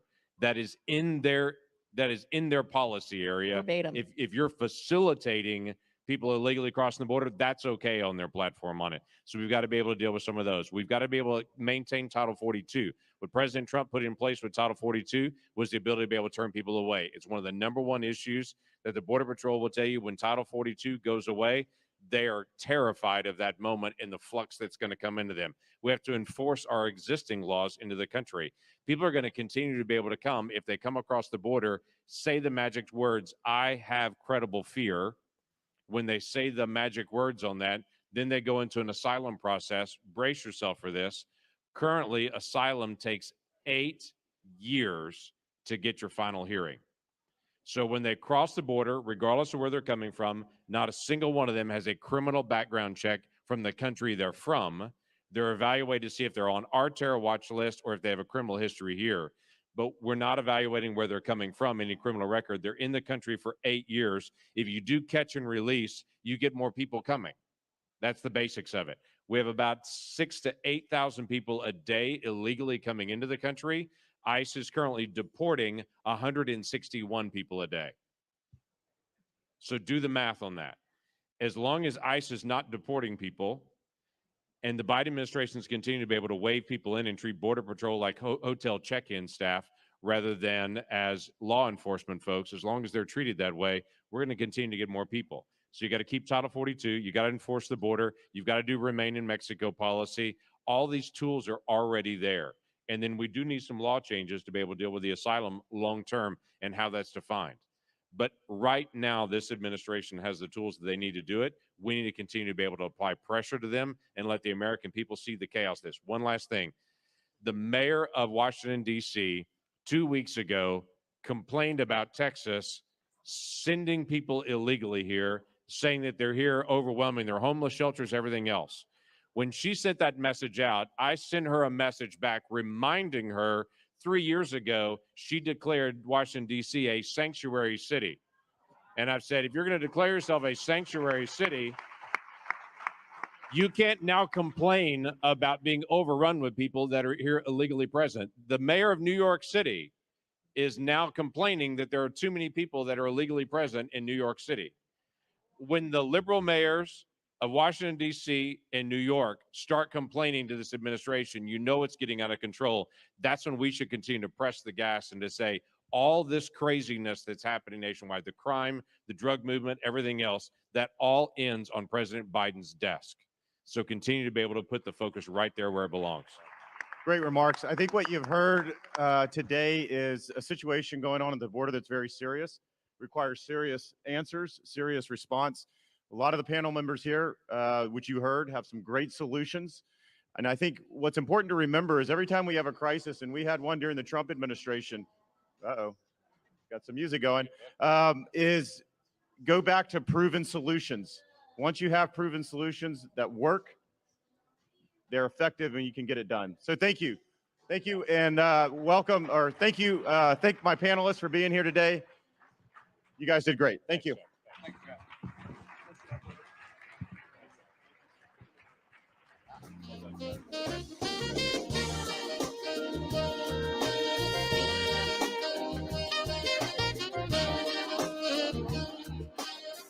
Welcome back to Washington, D.C. We are here at the America First Policy Institute's Summit. We have a special guest, Hogan Gidley from the America First Policy Institute, the director for the Center for Election Integrity. And obviously everyone knows him from the Trump administration as well. You've had a big role in what's happening today in election integrity. Take us to where you're at today. What have you seen and what's going on? Look, people are fired up. I mean, they care about the policies, which is kind of interesting to me because even when I went to the White House for the first time, I thought, I don't know how much policies really impact people's lives. And then we get there and we realize policies matter. I mean, good policies improve the lives of all Americans, regardless of race, religion, color, or creed. Bad policies hurt American families. And too many people in this country are being hurt right now by the left's policies. And they continue to double down on them. They continue to embrace them. But the people out in this country do not want them. And so the America First Policy Institute is focused on the American people and their wants and their desires through policy. And so that's why I think the last couple of days have been really successful. And we have said this a number of times in earlier segments, but it bears repeating to your point that the America First Policy Institute pushing forward America First policy, it kind of seems like a no-brainer. Like, shouldn't everybody in America want what's best for America?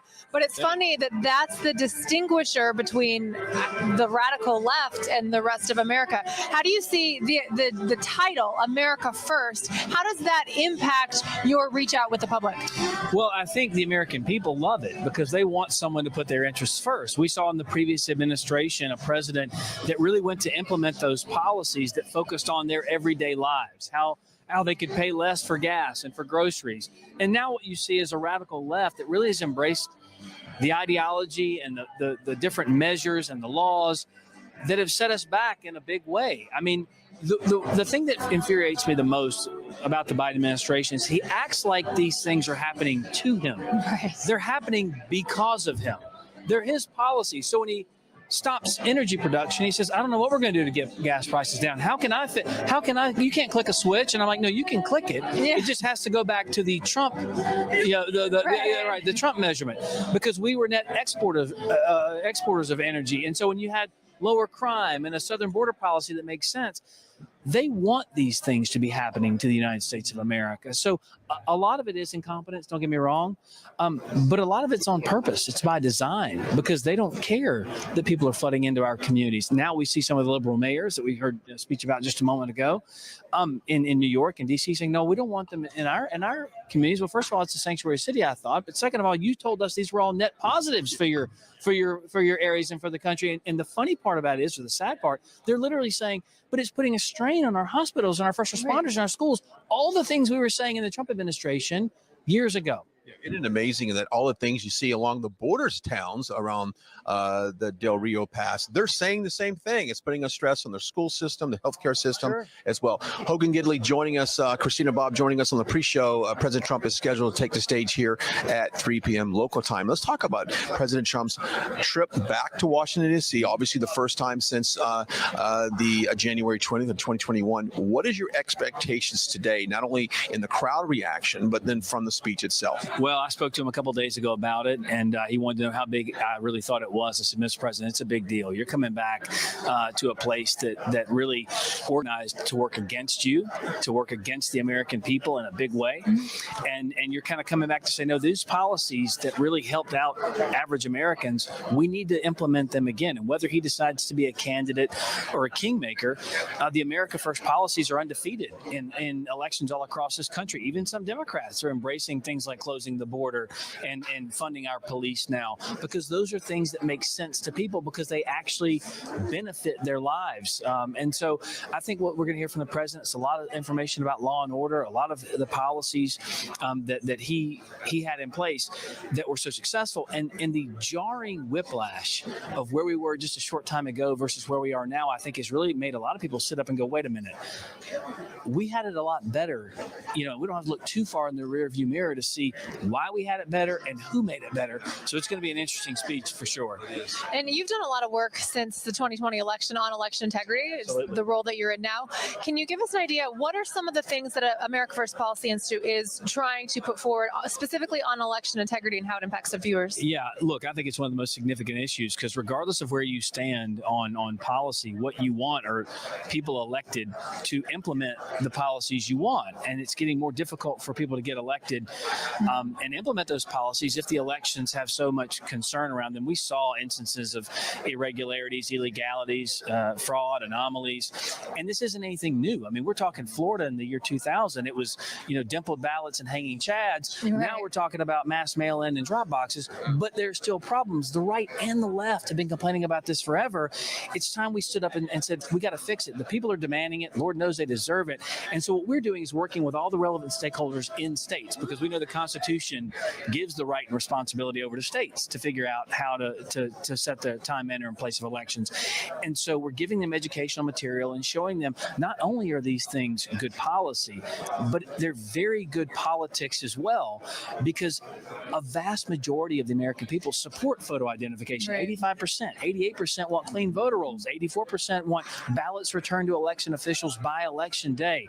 So we're working with these local legislatures, and the good news is we got a long way to go. We had 7 states by our metrics pass enough laws to rise up in our ranking system to really go to protect every legal vote and every legal voter. It's exciting. Yeah, hang on. Before we toss it to Liz Willis in the news desk, we got to do that in just a second.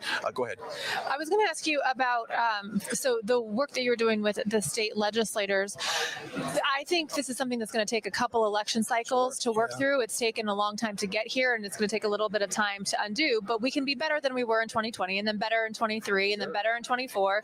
So, how confident are you? And I get this a lot. I'm sure you get this a lot as well. That 2022 is better than 2020. Well, it's kind of funny, how you just alluded to it, but I always used to hear if you're struggling trying to figure out a weight loss program, it's like you didn't gain it in one day, you can't lose it in one day. We didn't get to where we are today because of 1 year. It happened over decades of problems in this country.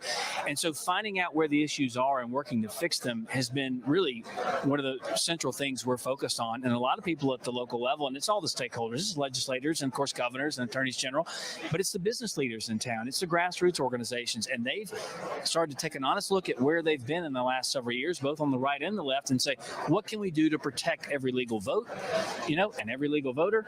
And they've done that. And so for us, with the significant changes we've seen with photo identification laws, as I mentioned, and a curtailing of ballot harvesting and banning Zuckerbucks, a lot of these states stood up and said, even in Pennsylvania, for example. Now, what you do have an issue about, I have to say, some of these legislatures will pass laws and you have governors who veto them. Right. So what we're doing in those states is doing ballot initiatives where we're taking it directly to the people of the state. Once they vote on it, after a couple of cycles, as you said, it's going to take a couple of years, then governors can't veto it. The people get to decide. And so I think a vast majority of the people want free, fair, and honest elections. And with our help, hopefully we can give it to them. You do just that. Social media handles, a website they can follow you? It's at J. Hogan Gidley, at J. Hogan Gidley on all Getter, on Twitter, on Instagram. So follow me there. We appreciate your time there. We're going to toss it over to Liz Willis, who's in the right side broadcasting studios. We'll check the headlines, and we'll toss it back here for another panel as we're joining us live here on day 2 of America First Policy Institute Summit here in Washington, D.C. Thank you for tuning into RSBN. We are live with day 2 of America First Policy Institute's Summit live in Washington, D.C., where President Trump will be taking the stage right there at 3 p.m. Stay tuned for that. I want to take a quick opportunity to say thank you to our partners over at Birch Gold Group. As you guys know, if you've been watching any of our feed or any news lately, our nation's economic situation is taking a toll on all Americans, regardless of income level. Inflation is at record highs, and food prices are at record highs as well. Rent is up 13%. Biden could have done more to prevent this, but instead, he's made things worse by increasing government spending. To protect your savings from the destruction of the dollar, diversify your IRA or 401k into a gold-backed retirement account from Birch Gold Group. To learn more, text Trump to 989898 to get a free info kit on gold IRAs. A gold IRA lets you transfer your retirement savings out of paper assets and into physical gold without penalties or fees. Again, that's Trump. Text it to 989898. Thank you guys for tuning in. Again, we're live, and President Trump is scheduled to take the stage here at 3 p.m. Eastern Time. There are reports right now that President Trump's speech today will focus on the central issue of law and order, as well as public safety and how it's a nonpartisan issue. It's something that should apply to everyone across the political spectrum.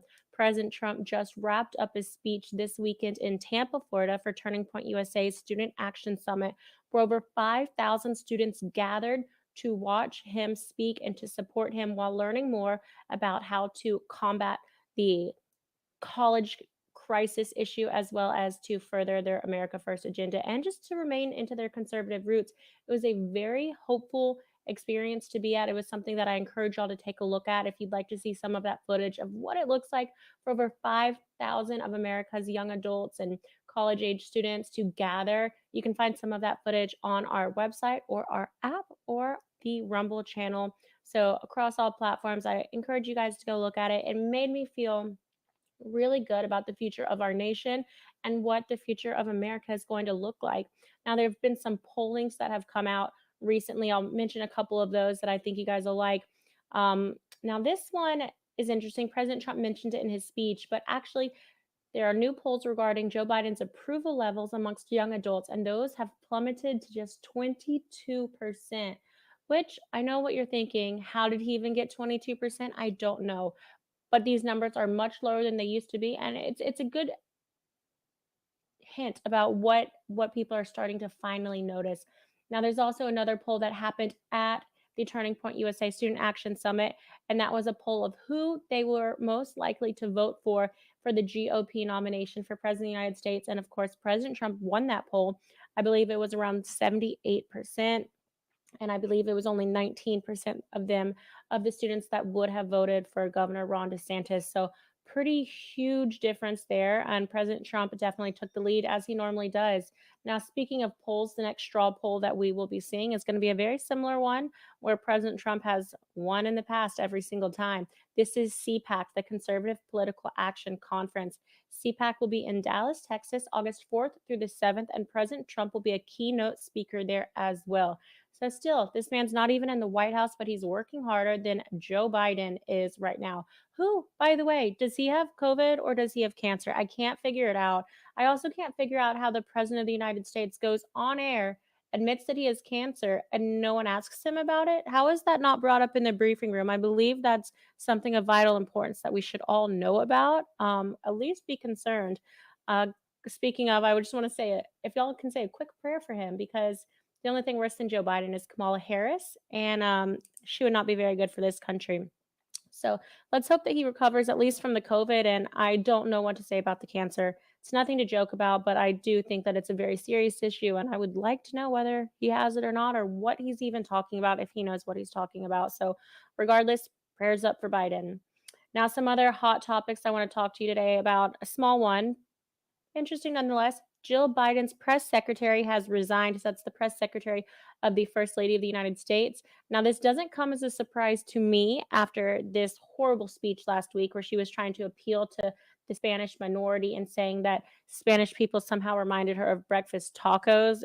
It was an absolute mess, but he will no longer be serving that administration. I talked to you guys a little bit about the fact that Trump will be speaking at 3. I want you to mark your calendars. I don't want you to go anywhere. Again, we are 3 hours shy of less than 3 hours shy of President Trump taking the stage here at America First Policy Institute's summit for day 2. This is a huge deal. America First Policy Institute has been working very hard to promote and to help facilitate people to learn about the America First agenda, not just what it is, but also what they can do to fix some of these issues that we've had since Biden has taken office. So they're focusing really heavily on election integrity, of course. Now, we've got the midterms coming up, as you know, on November 8th. But before that, we still have a lot of states that have yet to go into their GOP primaries. So we're going to be looking at Arizona this week really heavily. That is August 2nd, I believe. Arizona is going to have their GOP primaries. So one race in particular, of course, is the gubernatorial election.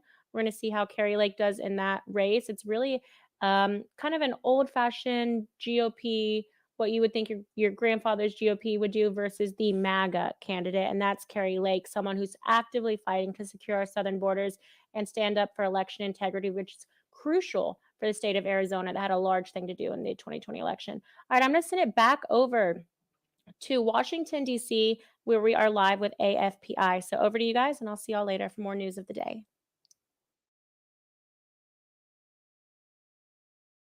Life is about making choices. Wherever you are, good or bad, go get an education, get to work. You can overcome any obstacles. And always remember that in this great country of ours, anyone can amount to something special. I live by those principles of hard work and responsibility my whole life, living out the American story. And it works. But there are people today, like politicians, professors, protesters, and of course, President Trump's naysayers in the media who like to blame others for problems. But we're going to have problems. We're going to have difficulties. That's part of life. It's handling them and coping with them. They don't have pride in our country. And because they no longer ask, what can I do for my country? Only what the country should be doing for them. They don't have pride in themselves. That's wrong. You got to be a dreamer. Great leaders are dreamers. Martin Luther King stood up in front of 100,000 people and made one of the 10 famous speeches in the history of the world, where he said, I have a dream. And one man had a dream, and he got up and he believed it. He motivated this country and inspired this country and changed it for the better. Think about it, one man. What holds a country together? What holds a family together, a team? You don't have to like one another, like say, you have to love out there. I mean, the man, the myth, the legend. We've got a couple of other awesome speakers before Coach takes the stage. But has everyone had a great time so far?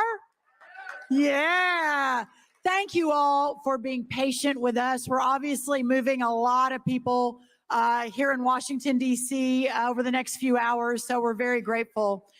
I want to thank you all again for being here. I want to walk through the lunch program very quickly. You're going to get to hear from the amazing Dr. Alveda King, who will bless the lunch you've probably already eaten, but round of applause for Dr. King.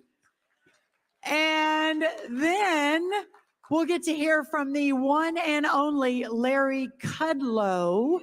Larry Kudlow. I know you got to see him on stage, but one-on-one, he's got some amazing thoughts for y'all before he heads over and does his show. And then, of course, for the main meal or entree is Coach Lou Holtz. But to introduce Coach Lou Holtz, we have one of the country's greatest governors ever, and that's Governor Phil Bryant and part of the AFPI team. So please help me thank them for being here as well.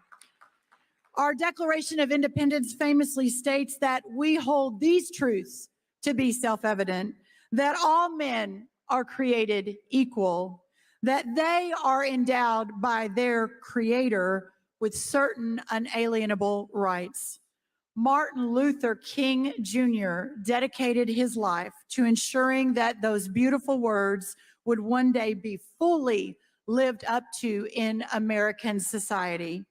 Today, we are fortunate to have the niece of civil rights icon, Dr. Martin Luther King, an icon in herself, Dr. Alveda King, and also the chairman of the America First Policy Institute's Center for the American Dream. You are in for a treat. Please help me welcome the extraordinary Dr. Alveda King.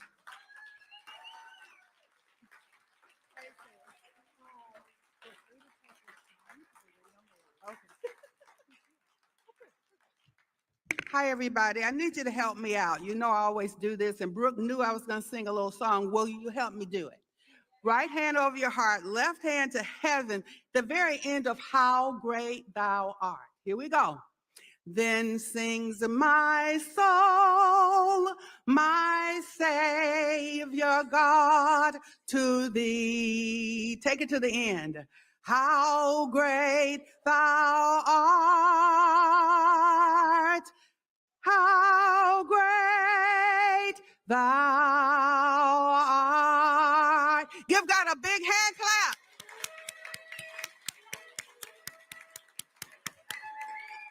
I don't want to take too long, but I woke up the other morning and this scripture was in my mind.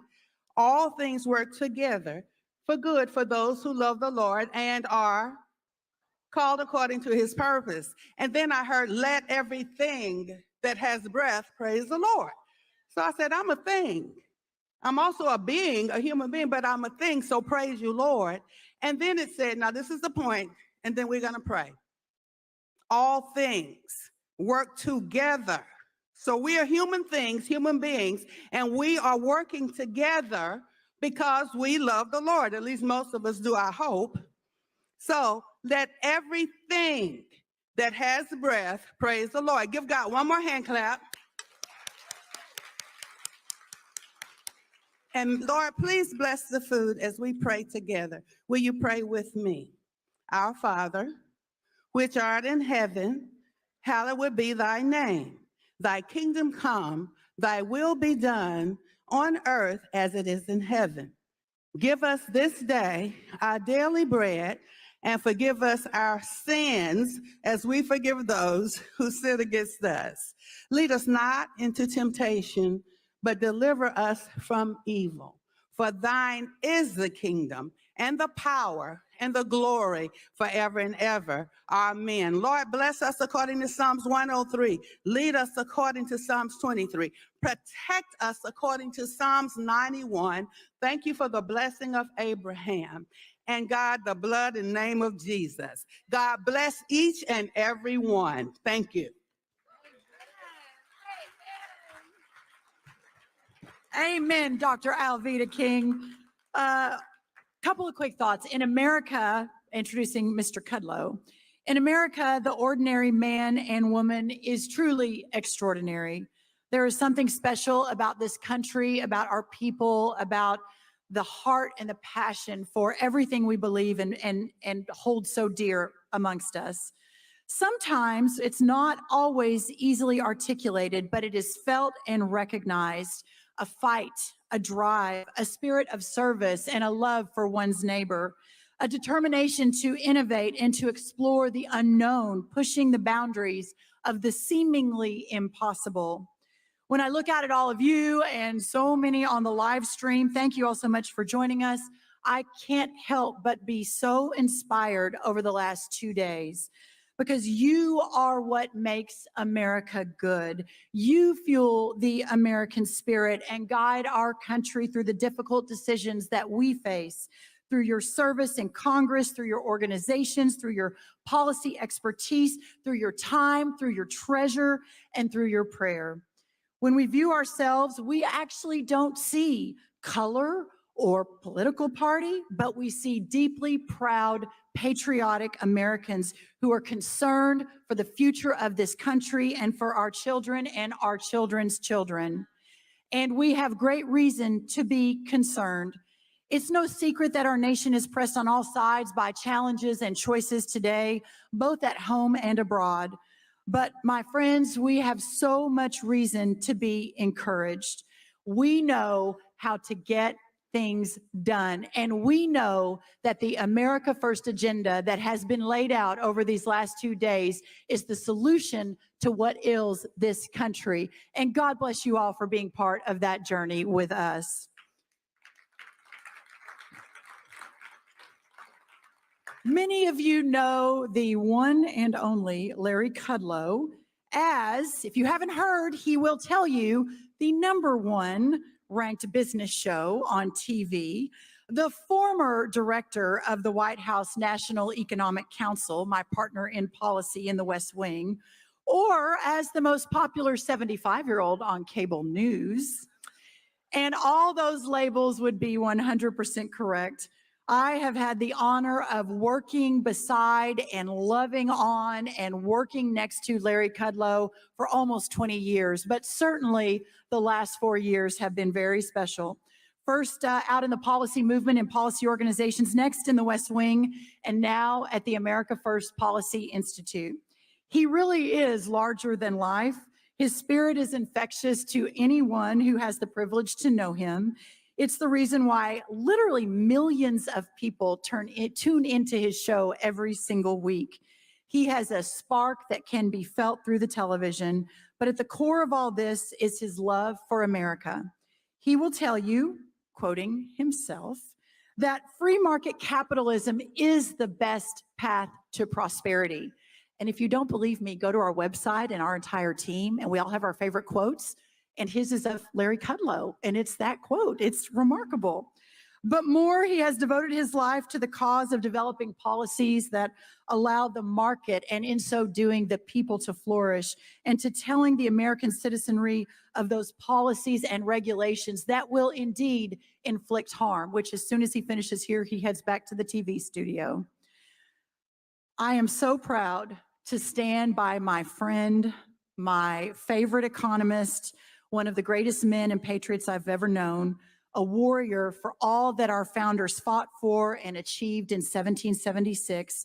And I am so grateful for his leadership at the America First Policy Institute as our vice chairman. Please help me welcome the one and only Larry Kudlow.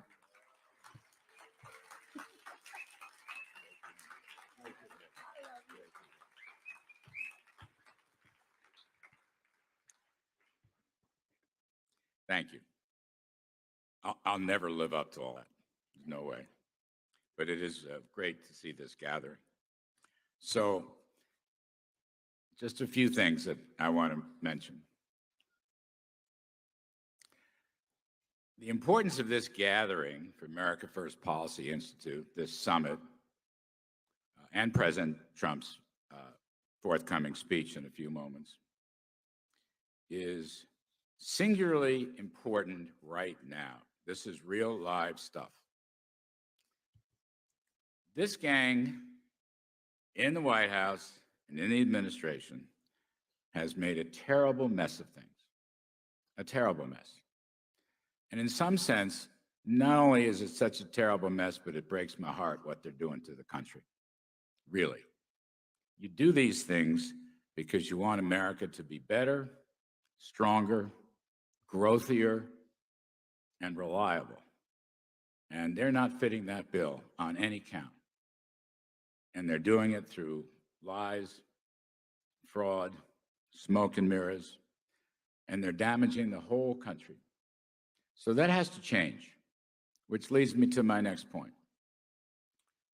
This organization, which is coming of age, which has become a powerful research force for issues and ideas to bring America back, to where it needs to be.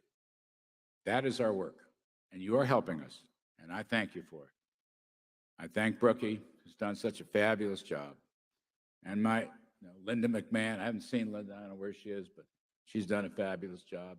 Chad Wolf's doing a fabulous job. I mean, there's just so many people who are pitching in to help, and it keeps growing. We may not be perfect in our ideas, but we will stop the madness that is in place right now.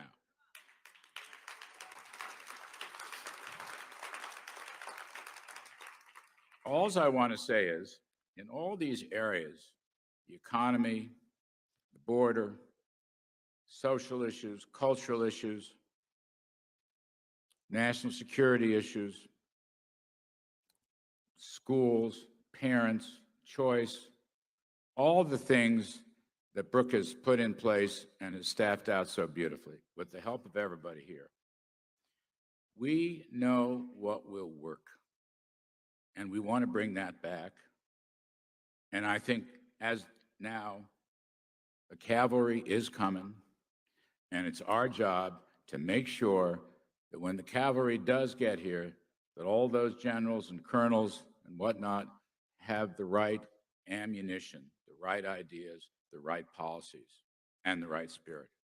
That's what America First Policy Institute is all about. That's what we're trying to do. I know that we can do a lot better than what's happening now. I know that. It is about the return of free market capitalism. It is about the return of traditional conservative values. It is about protecting our border. It is about strengthening our country. It is about regaining our confidence, our morale, our happiness. And it is about telling the rest of the world that America may be a little sloppy right now, but we will return to our leadership position. Make no mistake about that.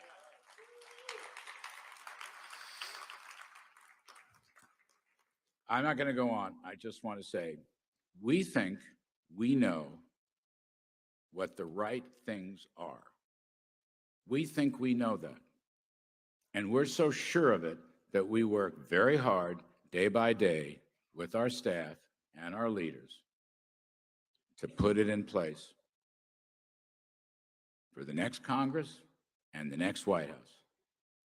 We are off course now, but I will tell you, having been around, I've seen these little slumps before, these little, progressive socialist interludes, these little crazy climate activism with the left fighting the far left, fighting the interplanetary left.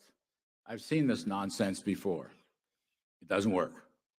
It doesn't work. So we're taking some hits, but we will regain the high ground. That's all I want to do, is I want to set America straight. I want to set America back on the right course. I see my pals. I see Kevin out there. I see Pam, Kellyanne, all great leaders. So I will just say thank you for helping us. This summit is, in some sense, just another beginning. This is a renewal. We need all of your help in all of your areas. And remember, we're doing this to make America great again. That's what we're doing this for. And we know in our hearts and in our minds that we can do this. We know that. We may not be perfect, but we know the difference between right and wrong. And I think we can build a huge American coalition that will come with us, because we do know the difference between right and wrong. And most ordinary working folks around the country, in their hearts and minds, also know the difference between right and wrong.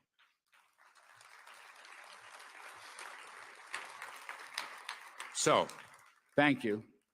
Join us, help us, work with us, give us your hearts and minds and souls. This is an endeavor worth doing.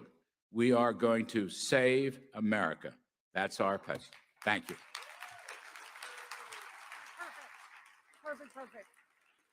Thank you, Larry Kudlow. Now it's my great honor to introduce the introducer for Coach Lou Holtz, Governor Phil Bryant from Mississippi.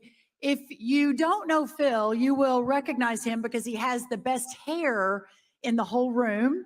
Actually, probably he and Rick Perry kind of go back and forth on that, but you'll see when he comes out. He also has the best Southern drawl, and as President Trump often likes to state, he is totally central casting. A former sheriff from Mississippi who rose up through the Mississippi politics, became governor of Mississippi, and one of the most forward-leaning America First agenda governors, frankly, in the country, and worked right alongside us in the last White House on lots of key issues, and we were so grateful to him. We are so privileged to have now Governor Bryan as the America First Policy Institute's senior advisor for the Center of 1776, working right alongside Coach Holtz and that team, and we're so grateful for his continued leadership. Please help me welcome the 64th Governor of Mississippi, Governor Phil Bryant.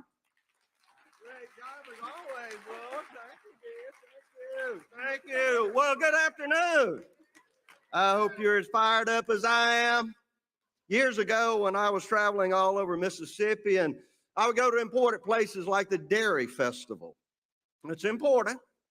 Maybe the Catfish Festival, and my children would call. I'd be in a hotel at night, and I'd talk to them, and they'd say, "Dad, what are you doing?" I'd say, "I'm out saving the Republic." Sounded so much better than speaking at the Catfish Festival. But when I call home tonight to speak to my wife, I will be able to say, we are saving the Republic. That is exactly what you're doing here today. Now, I was sitting backstage with your speaker, and he said, "Now, if Phil gets up there, there's no telling, I can go ahead and throw my speech away." I said, "It's only going to be 20 or 30 minutes. Then I promise to be brief no matter how long it takes." Our 1776 report, which you can get online, I hope you have an opportunity to read someday. It will do your heart good. You will be able to reflect on the founding of this great nation. You will know As Ronald Reagan said, that you and I have a rendezvous with destiny, that we must preserve this great republic as man's last best hope on earth, or we will condemn our children to take the first step into 1,000 years of darkness. Thanks to AFPI and all those gathered here today and the millions who support you, our children will never have to take that step into darkness. They will know that America remains that shining city on a hill.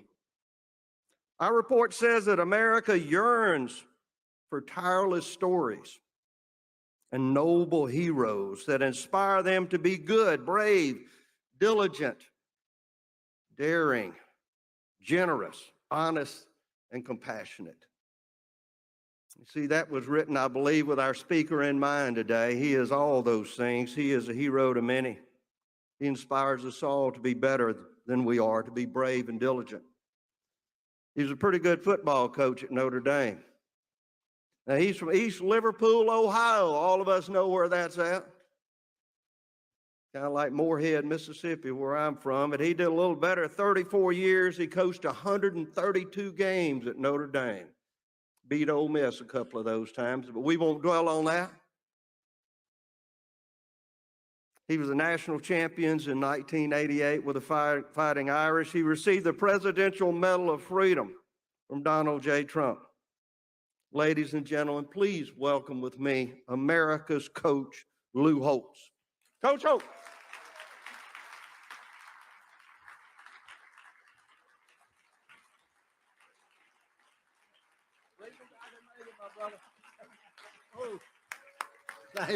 Thank you. Thank you, please. Thank you, Governor. Beautiful introduction, but not the most memorable one I ever had.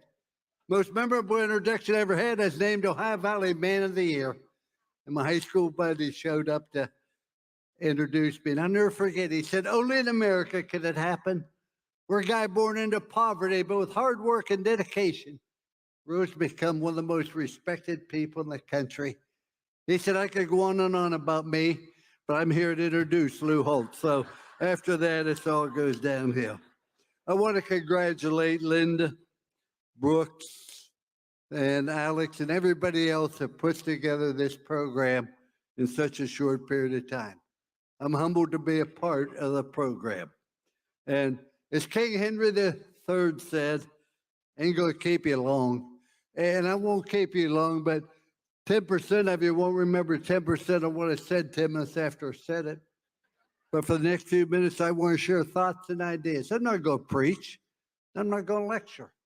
I'm going to talk about things I really and truly believe. But it's important for you to remember I was in the lower third of my high school class, so take that. I said a prayer before I got up here. Ask a prayer to open up the hearts and minds of the people and to fill my heart with the proper things to share with you. See, I love this country. I love everything about it. But I was born with a silver spoon in my mouth. Every story I share with you is absolutely true. I was born during the Depression. My father had a third-grade education. I was born in a cellar. We had one bedroom for my sister, myself, and my parents. A kitchen and a half bath. The half bath did not have a tub, a shower, or sink. We lived there for 7.5 years. No welfare, no food stamps, no safety net. The reason I was born with a silver spoon in my mouth, I was born in this country. And I was taught by my parents to love this country and to believe in it. And if I was willing to persevere, good things could happen. Now, I am an old man, and I understand this. We always have problems. We always have difficulties. Life is not living without problems. Life is having challenges and learning to accept them. And remember, we always have friends. As with a gentleman yesterday, he asked me if I would share this story with you. I'm playing golf with a guy named Roger who maintained it several years ago. It was on my anniversary. My wife of 59 years, I lost her 2 years ago, so it's very difficult. But I said, I'm living with my best friend. And I'll never forget, he said, your wife's not your best friend, your dog is. I said, you're out of your mind. He said, well, try this. You go home and lock your wife and your dog in the trunk of the car for 3 hours. Come back and see which one's happy to see you. So When he put it that way, maybe so. You know, according to all the experts, they told me there was a clock. According to all the experts, the greatest generation was the World War II generation. But I honestly believe the most important generation is ours. Because the future of this country, the future of our children, the future of our grandchildren are contingent upon the willingness for us to argue for the things we really and truly believe in. You know, there's so many changes in this country. Let me cover a couple of them. Number one, the political system. There was a time where the Democrats and Republicans worked together because we had the same goal. Keep the country safe and give the people a chance to succeed. I was a Democrat. I remember in 1952, don't ask me how I remember this. Eisenhower won the election in high school because we're Democrats. We said the election's over, the results are known, the will of the people has nearly been shown. We'll get together, show by our deeds, we'll give old Ike the backing he needs. We'll get together, let differences pass. I'll hug your elephant, you can kiss my ass. But when you go back and you look, see, we had the same objective. We had a difference of opinion how to do it. The problem now is we have two different objectives. Our objective is still keep this country safe and give people a chance to succeed and build a pride in our country. The Democrats now is all about power, all about changing everything we believe in, destroying everything we fought for and stood for. And of course, you look at the political situation, as I said, difference of opinion then, now we have a problem because we don't have the same objective. And then, of course, the breakdown of the family.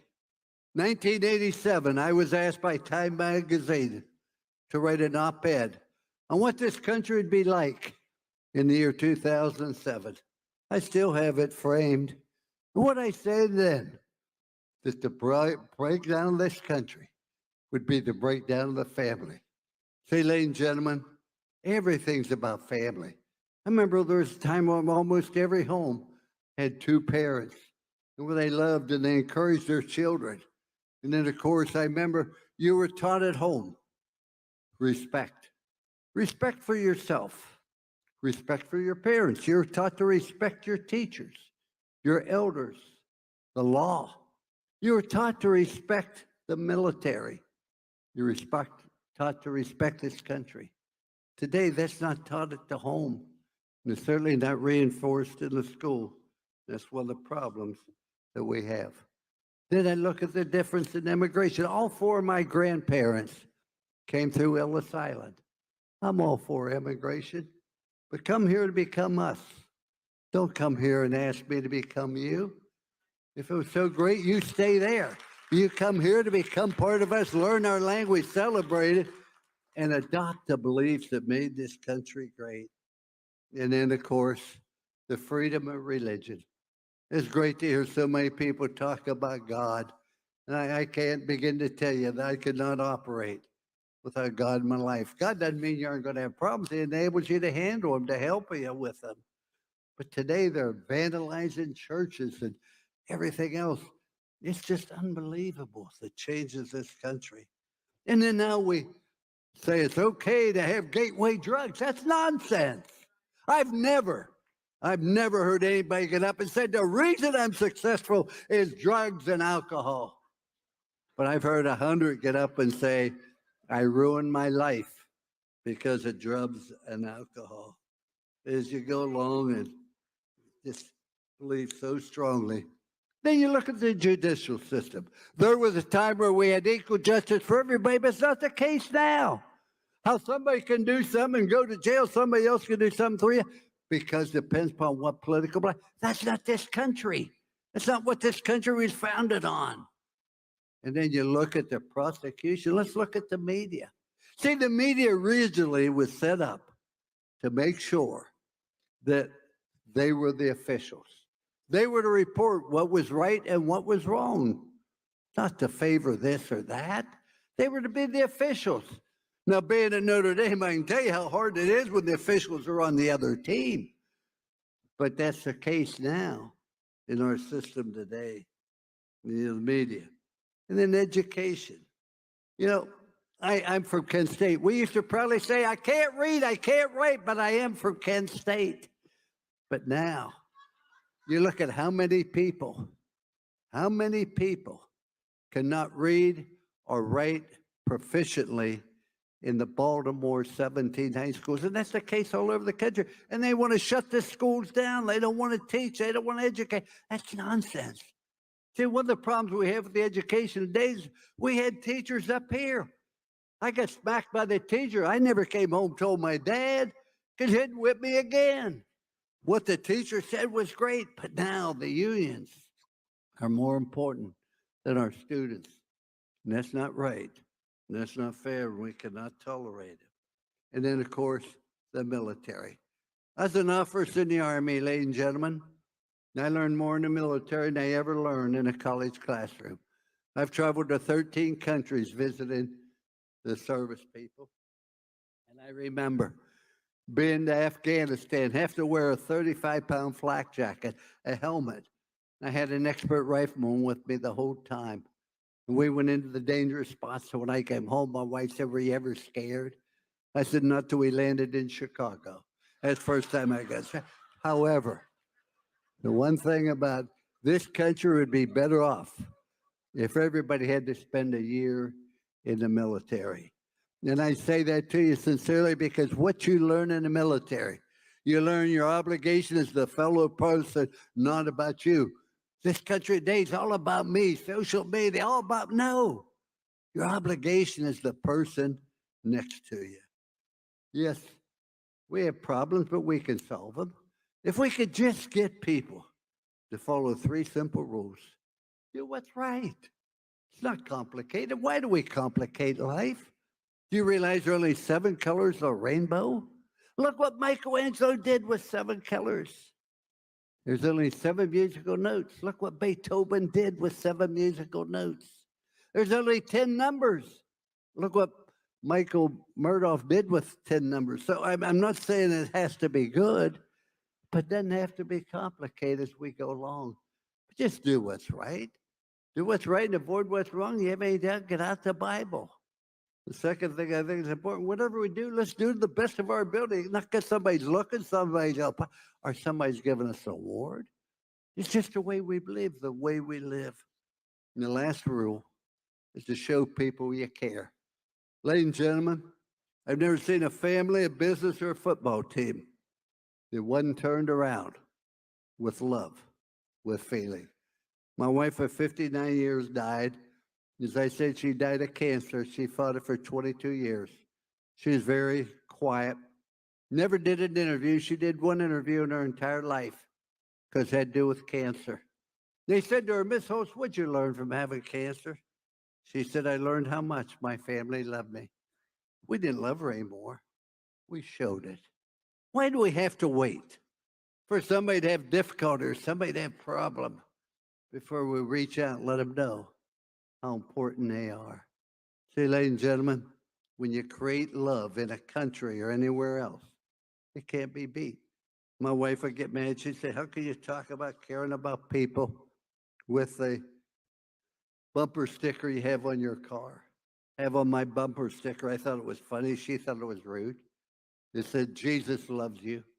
Everybody else thinks you're an asshole.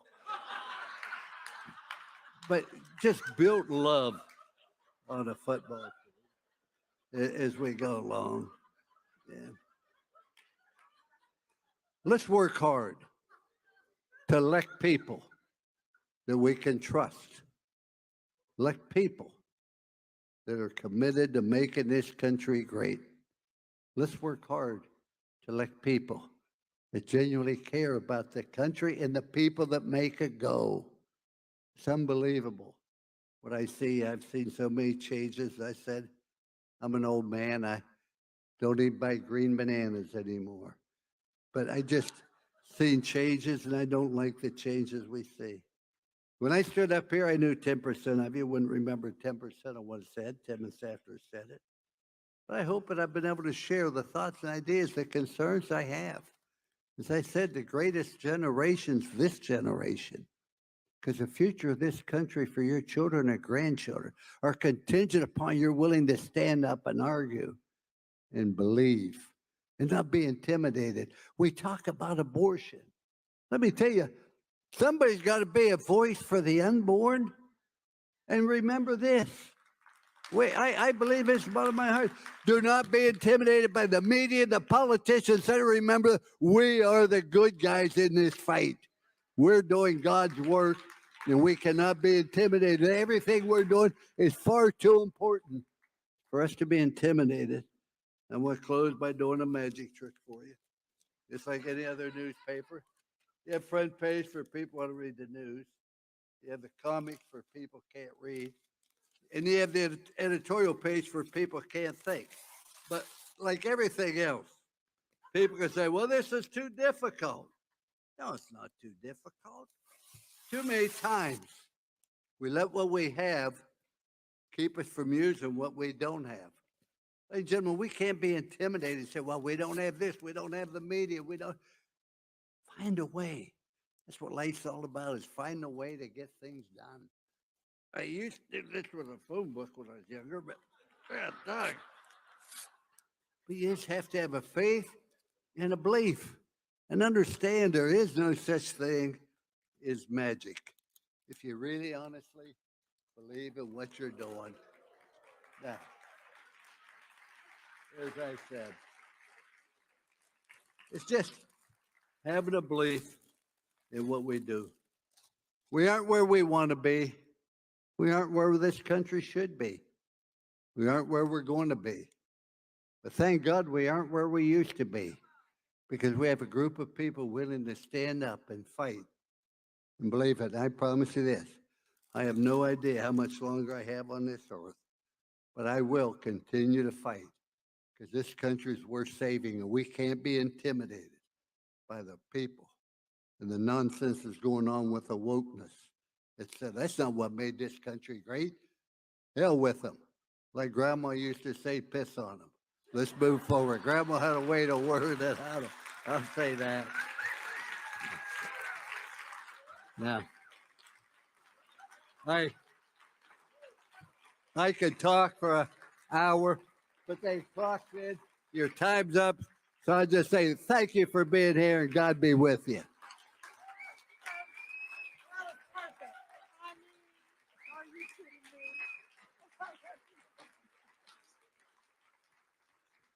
Is he not a national treasure? Just a national treasure. Coach Holtz and I actually met at the 1992 Cotton Bowl in Dallas, Texas. My Texas A&M was playing his Notre Dame Irish. We don't talk about who won that game. It was not the Aggies, spoiler alert. But ever since that moment of first meeting Coach Holtz, what an extraordinary blessing to have had him be part of the liberty movement and the freedom movement, and everything that makes this country great is embodied in that extraordinary man. And may God continue to bless him, give him the energy to stay in the fight for this country. And he continues to make a tremendous difference. So Coach Holtz is the best. Y'all, thank you. What a wonderful time. So glad you got to hear from the coach. A couple of housekeeping items. Here we are. The lines to get through the mags are right outside this door. We're just going to the room right next door, but please be patient as you do. And as a reminder, once you go through security, you will not be able to come back into this room. God bless y'all. God bless the America First agenda, and we'll see you next door. Thanks, everybody.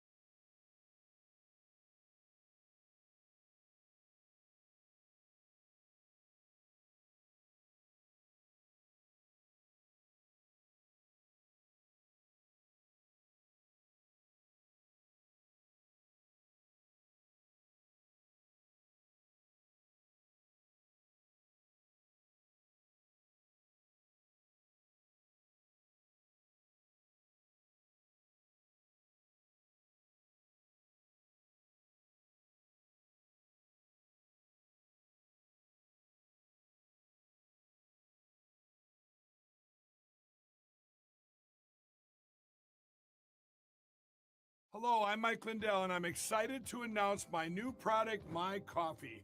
I get products all the time from entrepreneurs for my new platform, mystore.com. And when I tried My Coffee for the first time, I was blown away. It is the best coffee I've ever had in my life. I spent the last 4 months doing my due diligence, and this family-owned business micromanages every step from the fields to the cup to ensure the best quality coffee you're ever going to have. It starts with the beans that are grown in Honduras. Honduras's volcanic soil and humid climate make the perfect growing conditions for coffee plants, which produce the best beans ever. Then each batch is tested for its aroma, taste, and other aspects to meet the highest standards in the coffee industry. And after that, it goes into production, which is all done right here in the USA. It's like you're getting that small batch specialty coffee, but delivered right to your front door. So go to mystore.com or call the number on your screen. Use the promo code and you'll get your very own My Coffee for 25% off. You guys all know that I've traveled the country for the past year and a half. I've stayed in hundreds of hotels. I've tried every coffee out there. Well, some of the coffees have that terrible aftertaste, some that leave me jittery, or I get an upset stomach. Well, My Coffee is different. It's the richest, smoothest, best coffee I've ever had. My Coffee comes in a variety of flavors. You get them ground or whole bean. Plus, it's certified organic and non-GMO. I guarantee it'll be the best coffee you've ever had. So go to mystore.com or call the number on your screen. Use your promo code and you'll get My Coffee for 25% off. And I'm going to give you deep discounts on all my store products. That's mystore.com. It's my new platform for USA entrepreneurs. Please order now. Hi, everyone, and welcome back. I'm Liz Willis with Brightside Broadcasting Network.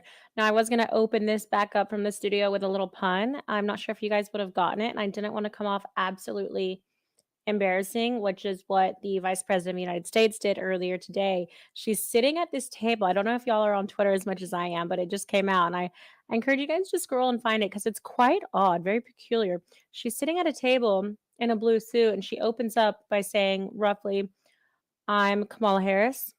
I'm a woman, and I'm here. My pronouns are she, her, and I'm in a blue suit." So I was going to be like, "My name's Liz Willis. I'm a woman, and I'm wearing a red suit." But, now that I say it, it's not as funny, so I'm glad I didn't do that. We're going to skip it. Anyways, moving on. President Trump did release his statement today. I want to read that because President Trump is the keynote speaker. So he is going to be joining us at 3 p.m. Eastern Time live in Washington, D.C. for day 2 of the America First Policy Institute Summit. From what I've read from Trump spokespersons, he's going to be discussing the central issue of law and order as well as public safety day and how it's a nonpartisan issue. So I'm excited to hear that, especially how it pertains to Washington, D.C. in particular. Of course, President Trump has recently called on the January 6th committee to have Nancy Pelosi testify, which I feel like is a great idea. I don't know why she hasn't already, considering she was the one that was supposed to call in the National Guard and the security during January 6th. So all that to say, President Trump has every right. And I think this is a great topic. And I'm excited to hear, kind of more about what he has to say pertaining to Washington, D.C. in particular. Now, again, he released a statement earlier today. It is a bit lengthy, so bear with me. I'm going to read from my computer, but it covers a lot of topics, a lot of different politicians that are very kind of important right now, especially leading into not just midterms, but also the primaries that are coming up in many of these states. And this was released today at 10 a.m. saying, "Incredible how the New York Times just never gives up." One of the third-rate columnists wrote a story on Saturday saying that despite almost universal victories in every major race, Trump may be losing his power. This article, written by Ross Douthat, who knows, doesn't cover minor events like the fact that on Tuesday in the great state of Maryland, Dan Cox, a person not known but strongly endorsed by me, absolutely destroyed the endorsed and highly campaigned for candidate of Rhino Governor Larry Hogan. This was a big upset. Fox News said it couldn't happen. Likewise, with my endorsement, J.D. Vance came from low in the polls to the front of the pack in Ohio. Dr. Oz was also losing substantially, but went up like a rocket ship once he was endorsed by me. Ted Budd went from 3% to almost 60%, beating a former governor by a record amount. Blake Masters in Arizona was in third place, but because I endorsed him, he's now leading by big numbers. Likewise, Carrie Lake was one of 8 candidates, and now she is, perhaps by a wide margin, in first place. In Wisconsin, I endorsed Tim Michaels, a man not well known but extremely successful, and he is now strongly leading for governor. In Texas, I was 33-0. Every single person I endorsed won. Likewise, for most other candidates, perfect in 23 states so far, undefeated in all U.S. Senate primaries, 13-0, and now others. In Missouri and Michigan, we are waiting for me to endorse. One way or another, they say whoever I endorse will win. There are far too many races to discuss on our Truth Social platform, which in my opinion is far better than Twitter. But just like the New York Times got a Pulitzer Prize for reporting on the Russia hoax, only 2 cents report that the story was a fake. It was a made-up fairy tale of zero truth or consequence. Their story about my impossible weakening power is fake news. That doesn't mention any of these recent victories. P.S. The Times should give up its manufactured Pulitzer Prize for reporting on Russia, which was the exact opposite of the facts. They got it all wrong. The only thing they should get a Pulitzer Prize for is writing fake news. Likewise, the Washington Post. I will say that there are disadvantages to having this never-before-seen endorsement power. I endorsed Mitch McConnell, who was going to lose in a record fashion, and he ended up winning. I endorsed Brian Kemp in Georgia, who was going to come in last place, and he won in a landslide. And I endorsed some others who have not been good to me, but I will never be good to them either. Over to you, Brian, with America First Policy Institute, live in Washington, D.C. I'm Liz Willis for RSBN.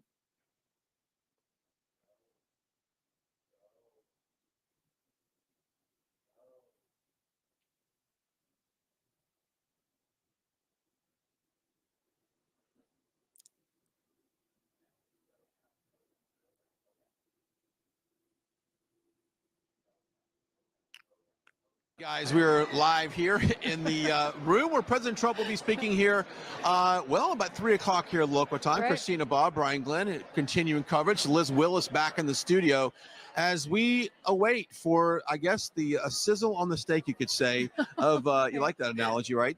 Okay. President Trump making his appearance here at the America First Policy Institute Summit. Now, this is the first time that President Trump has been back to D.C. I'm really excited to see the reaction. Certainly, this is a different crowd than we're used to seeing him at the rallies. Certainly, the rallies bring a really fun, exciting energy. It's very grassroots, very organic. It's open admission to anybody. This is different. It's invite only. It's a little bit more exclusive. It's focused on Washington, D.C. policymakers, and specifically the America First Policy Institute and those that support America First policies. But the media, we've got, I think, 250 media outlets here for this event. Unbelievable. It's a lot of press. It's a lot more press than he gets at the rallies. Probably because he came back to Washington, D.C. This is a pretty big event. So I'm excited to see his speech and see a different side, because I anticipate the crowd is very different than we're used to seeing him speak to at rallies. And so I'm curious to see how he interacts differently with this crowd. Yeah, I mean, this is not a rally. This is not a Trump rally, so it does have a different feel to it. It's exclusive. Yeah. It's invite only. It is about policies. Right. And so we were talking earlier about how different this speech will be than what we hear at a rally. And you mentioned the speech he made at the NRA convention in Houston a few months ago. It was very much a policy, speech geared around your Second Amendment rights and things like that. I can only imagine that we're going to hear his thoughts on immigration, Second Amendment rights, education, national security, health and wellness. Yep. We're going to hear about all these topics that are making their way into the news. Yeah, we most certainly will. And Donald Trump will put his spin on his view of the policies of what's important and what he expects the policymakers to do. Those that are currently in office or influential here in Washington, D.C., in the bureaucracy of D.C., in the machine. There's certainly a lot of Republicans here for For policy events. Sorry, listening to the speaker. I wasn't sure if someone was coming on, but I expect Donald Trump to be speaking about what his vision of the future is and where he sees America First policy going. And I think that a lot of the speakers that we've heard so far have touched on a lot of what we will hear from Donald Trump tonight. And I know we've said this before, I want to see how closely what we heard from the panelists, how closely that matches with President Trump. Well, one of the topics that has been kind of resonating the last 2 days has been election integrity and securing our election. And being an attorney and a journalist, that you've been on election integrity ever since 2020, really, that has been something I was curious to see about these panels. And not by no surprise, the panels that they had about that really resonated to what you've been covering the last 18 months. And so I was happy to see that the narrative coming out of America First Policy Institute in regards to election integrity matches what Christina Bobb has been on, and it's really getting down and getting rid of all the corruption. Yeah, I was really excited to see the panelists speaking about election integrity. Of course, Attorney General from Louisiana, Jeff Landry, is an all-time MAGA favorite. He is. I'm sure the MAGA patriots watching love General Landry. And then Claudia Tenney, Congresswoman from New York, she was in the trenches herself. She had to fight for her seat. She was up by 28,000 votes at the end of the election, and the Democrats had whittled it down to just over 100. She had to file a lawsuit. She fought to keep her seat. It took 100 days, and she detailed her experience and what needs to happen to make sure that that doesn't happen again in the future. And she was really a fighter. We saw the Secretary of State from West Virginia talking about what they had done in West Virginia, and of course, Ken Blackwell here from the America First Policy Institute. I was paying particularly close attention to that panel because it's what I work on. It's that is my area that I cover for legal issues and reporting, of course. So I was watching with probably a more critical eye than some of the other panels. You were. And I took a video of you actually watching No, the you panel. didn't. I did. I'll send it to you a little bit later no. because you were on it. But did I have an evil eye? You had a very concerning eye, like you were. I was paying attention. I was listening closely, and I was really pleased with everything that they were saying. Specifically, they were talking about voter rolls.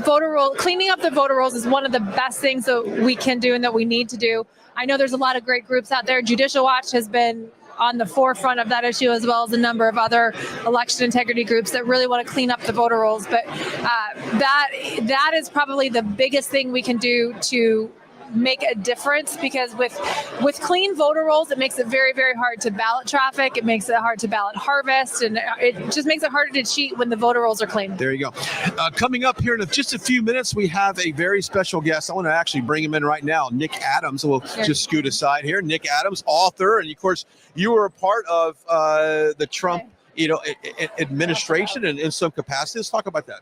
Look, I'm delighted to be here. I'm a presidential appointee. It's great to be in Washington. President Trump's first visit back to Washington, Brian. So we're all eagerly awaiting him and what he's got to say. I love the fact that you've been very outspoken on President Trump's America First policy, his agenda. You're MAGA to the core. He knows that. You know that. All your followers know that. What is it about Trump's policies that resonated so strong with you? Obviously, you're not from South Alabama by the tail of your accent there. But why President Trump early on? Why was he your guy?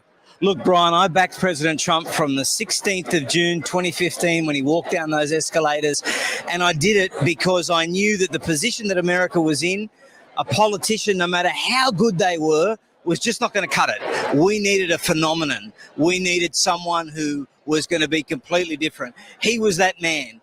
I love America first. I think this is the greatest country in the world. That's why I'm here. That's why I came here. I'm a proud American citizen. I was a legal immigrant.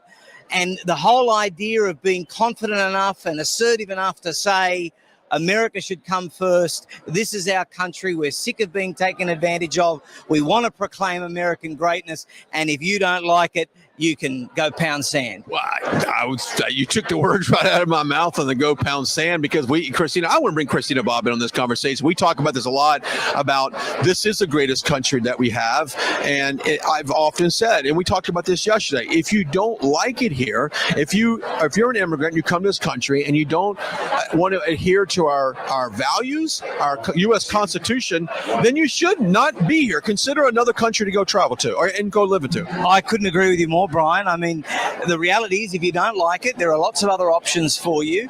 Don't come here and expect America to take on what you want them to take on. There is obviously something that exists in the United States already that attracted you to come.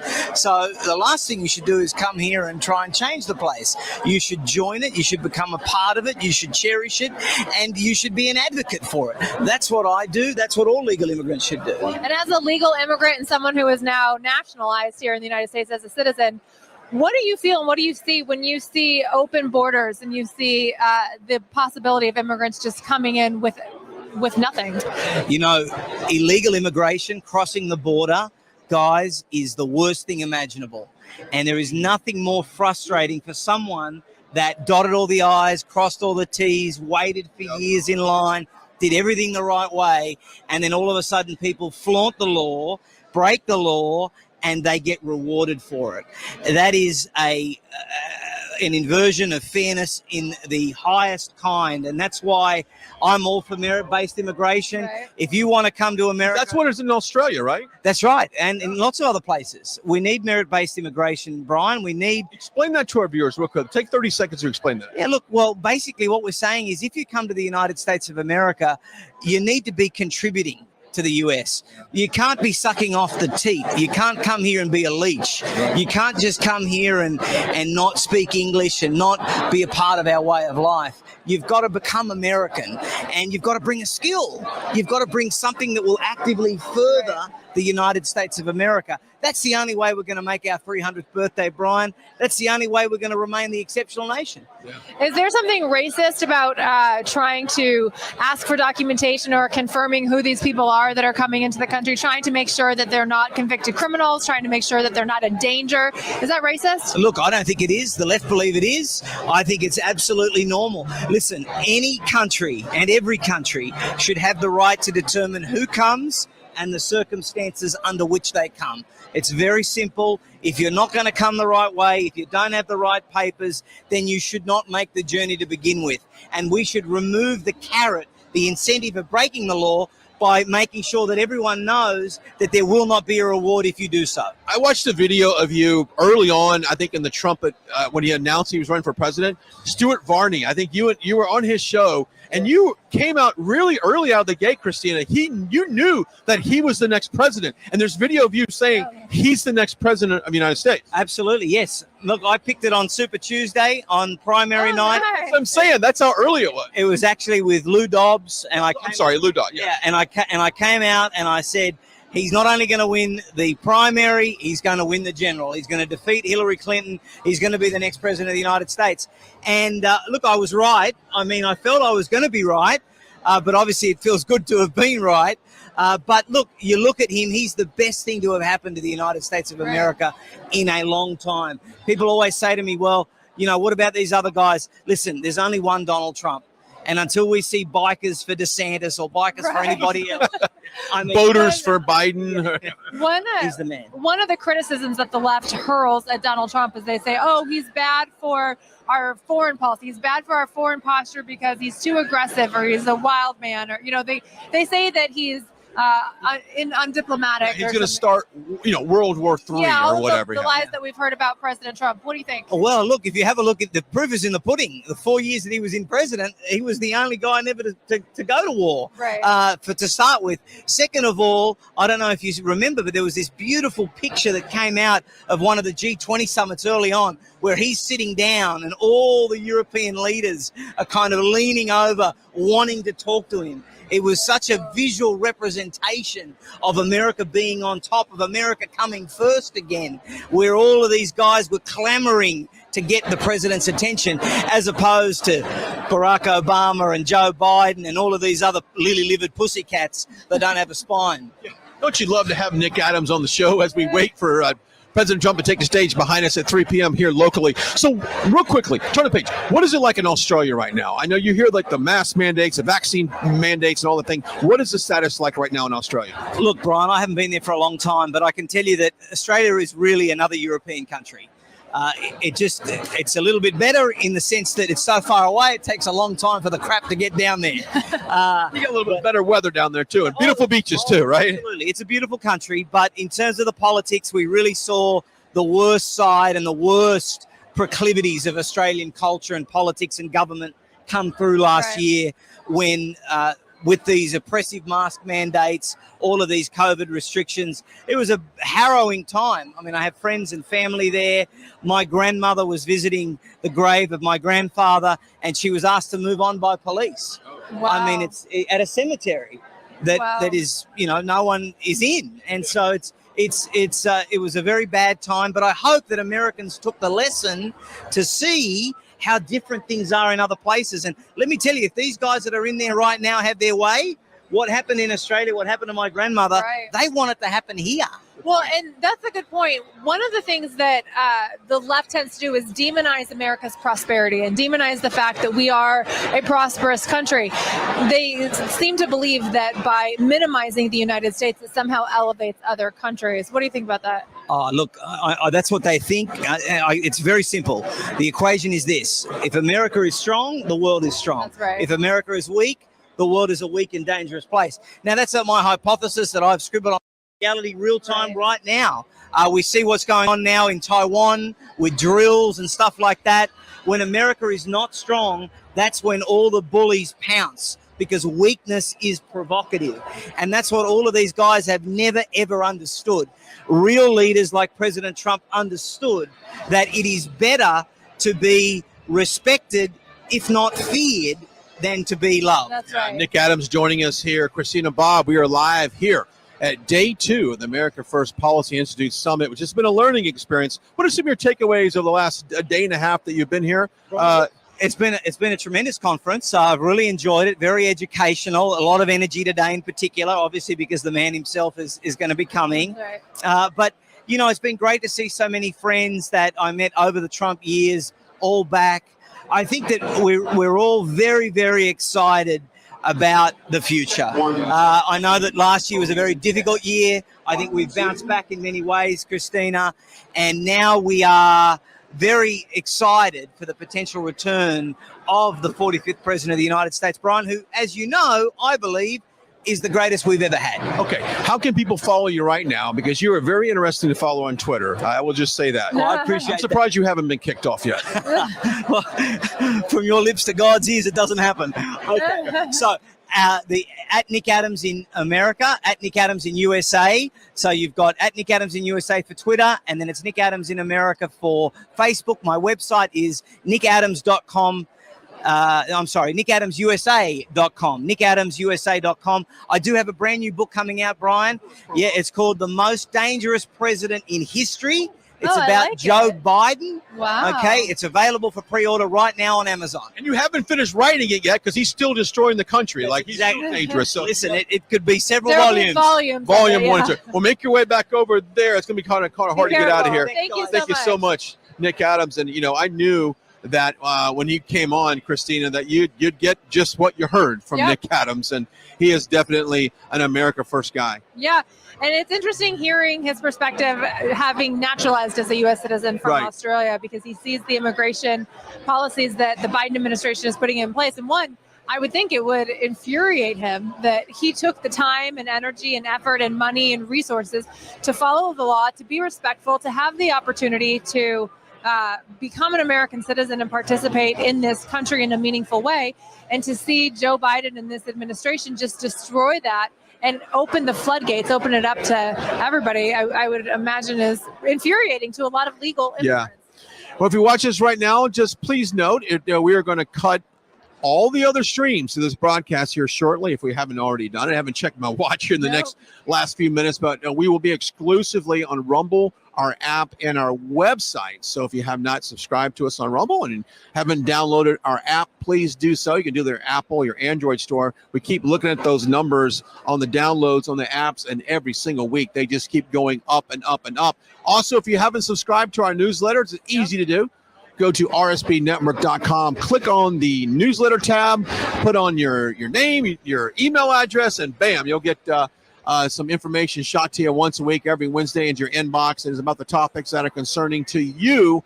And it gives you, Christina, the information that you need to have intelligent conversations with your friends, your neighbors, your coworkers, because that's what this is all about here at the American First Policy Institute. It's about educating people. Educating people, and it's important that the American people have the information that they need to understand how to make the change. I know we've said this several times, but it really is the American people. It's you and me. Yeah, sure.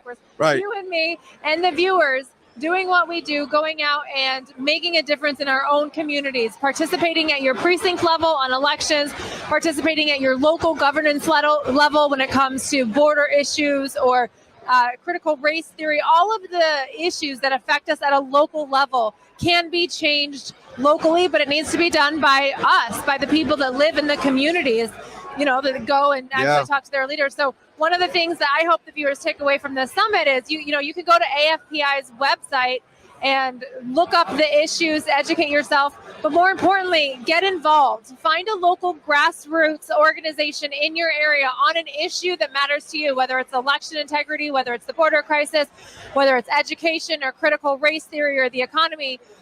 There's a group in your area somewhere doing something that you can get involved in and just make a difference, because it's going to take all of us to turn this country back towards our roots, back towards the direction that we need to go. And the swamp's not going to drain itself. So you got to educate yourself and make sure that you've got the right leaders in the right spot. That should be a t-shirt. The swamp is not going to drain itself. Now, if you want to go back to some of the things where Trump was right, he was right on so many things. And we talk about the economy and what the left, the Democrats, the liberals would do to our thriving U.S. economy. Well, they did just what he said they would do and drove it into the ground. Now, some would say that it's almost impossible to make that many mistakes at once to destroy the economy. So my question to you, Christina Bobb, do you think that the left has economy into the ground? Yes, I think they have. And I thought Chad Wolf actually said it well yesterday. He was talking about the border issue, but it also applies to the economy.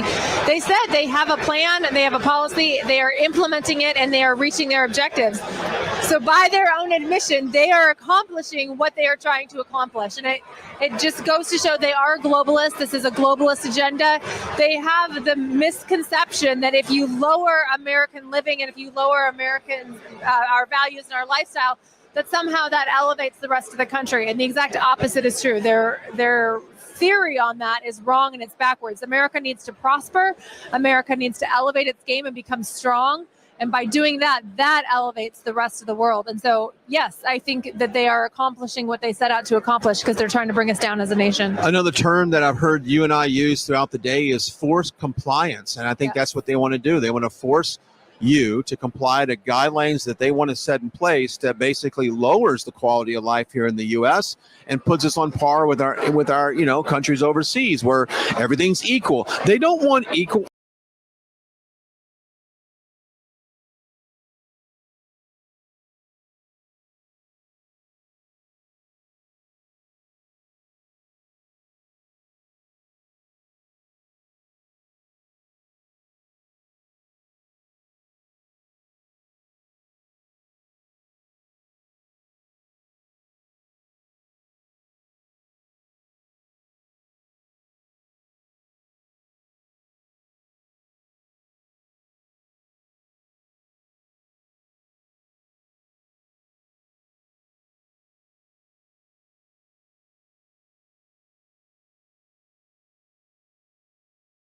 force them on us. And so they use pain points as far as, losing our disposable income because of inflation.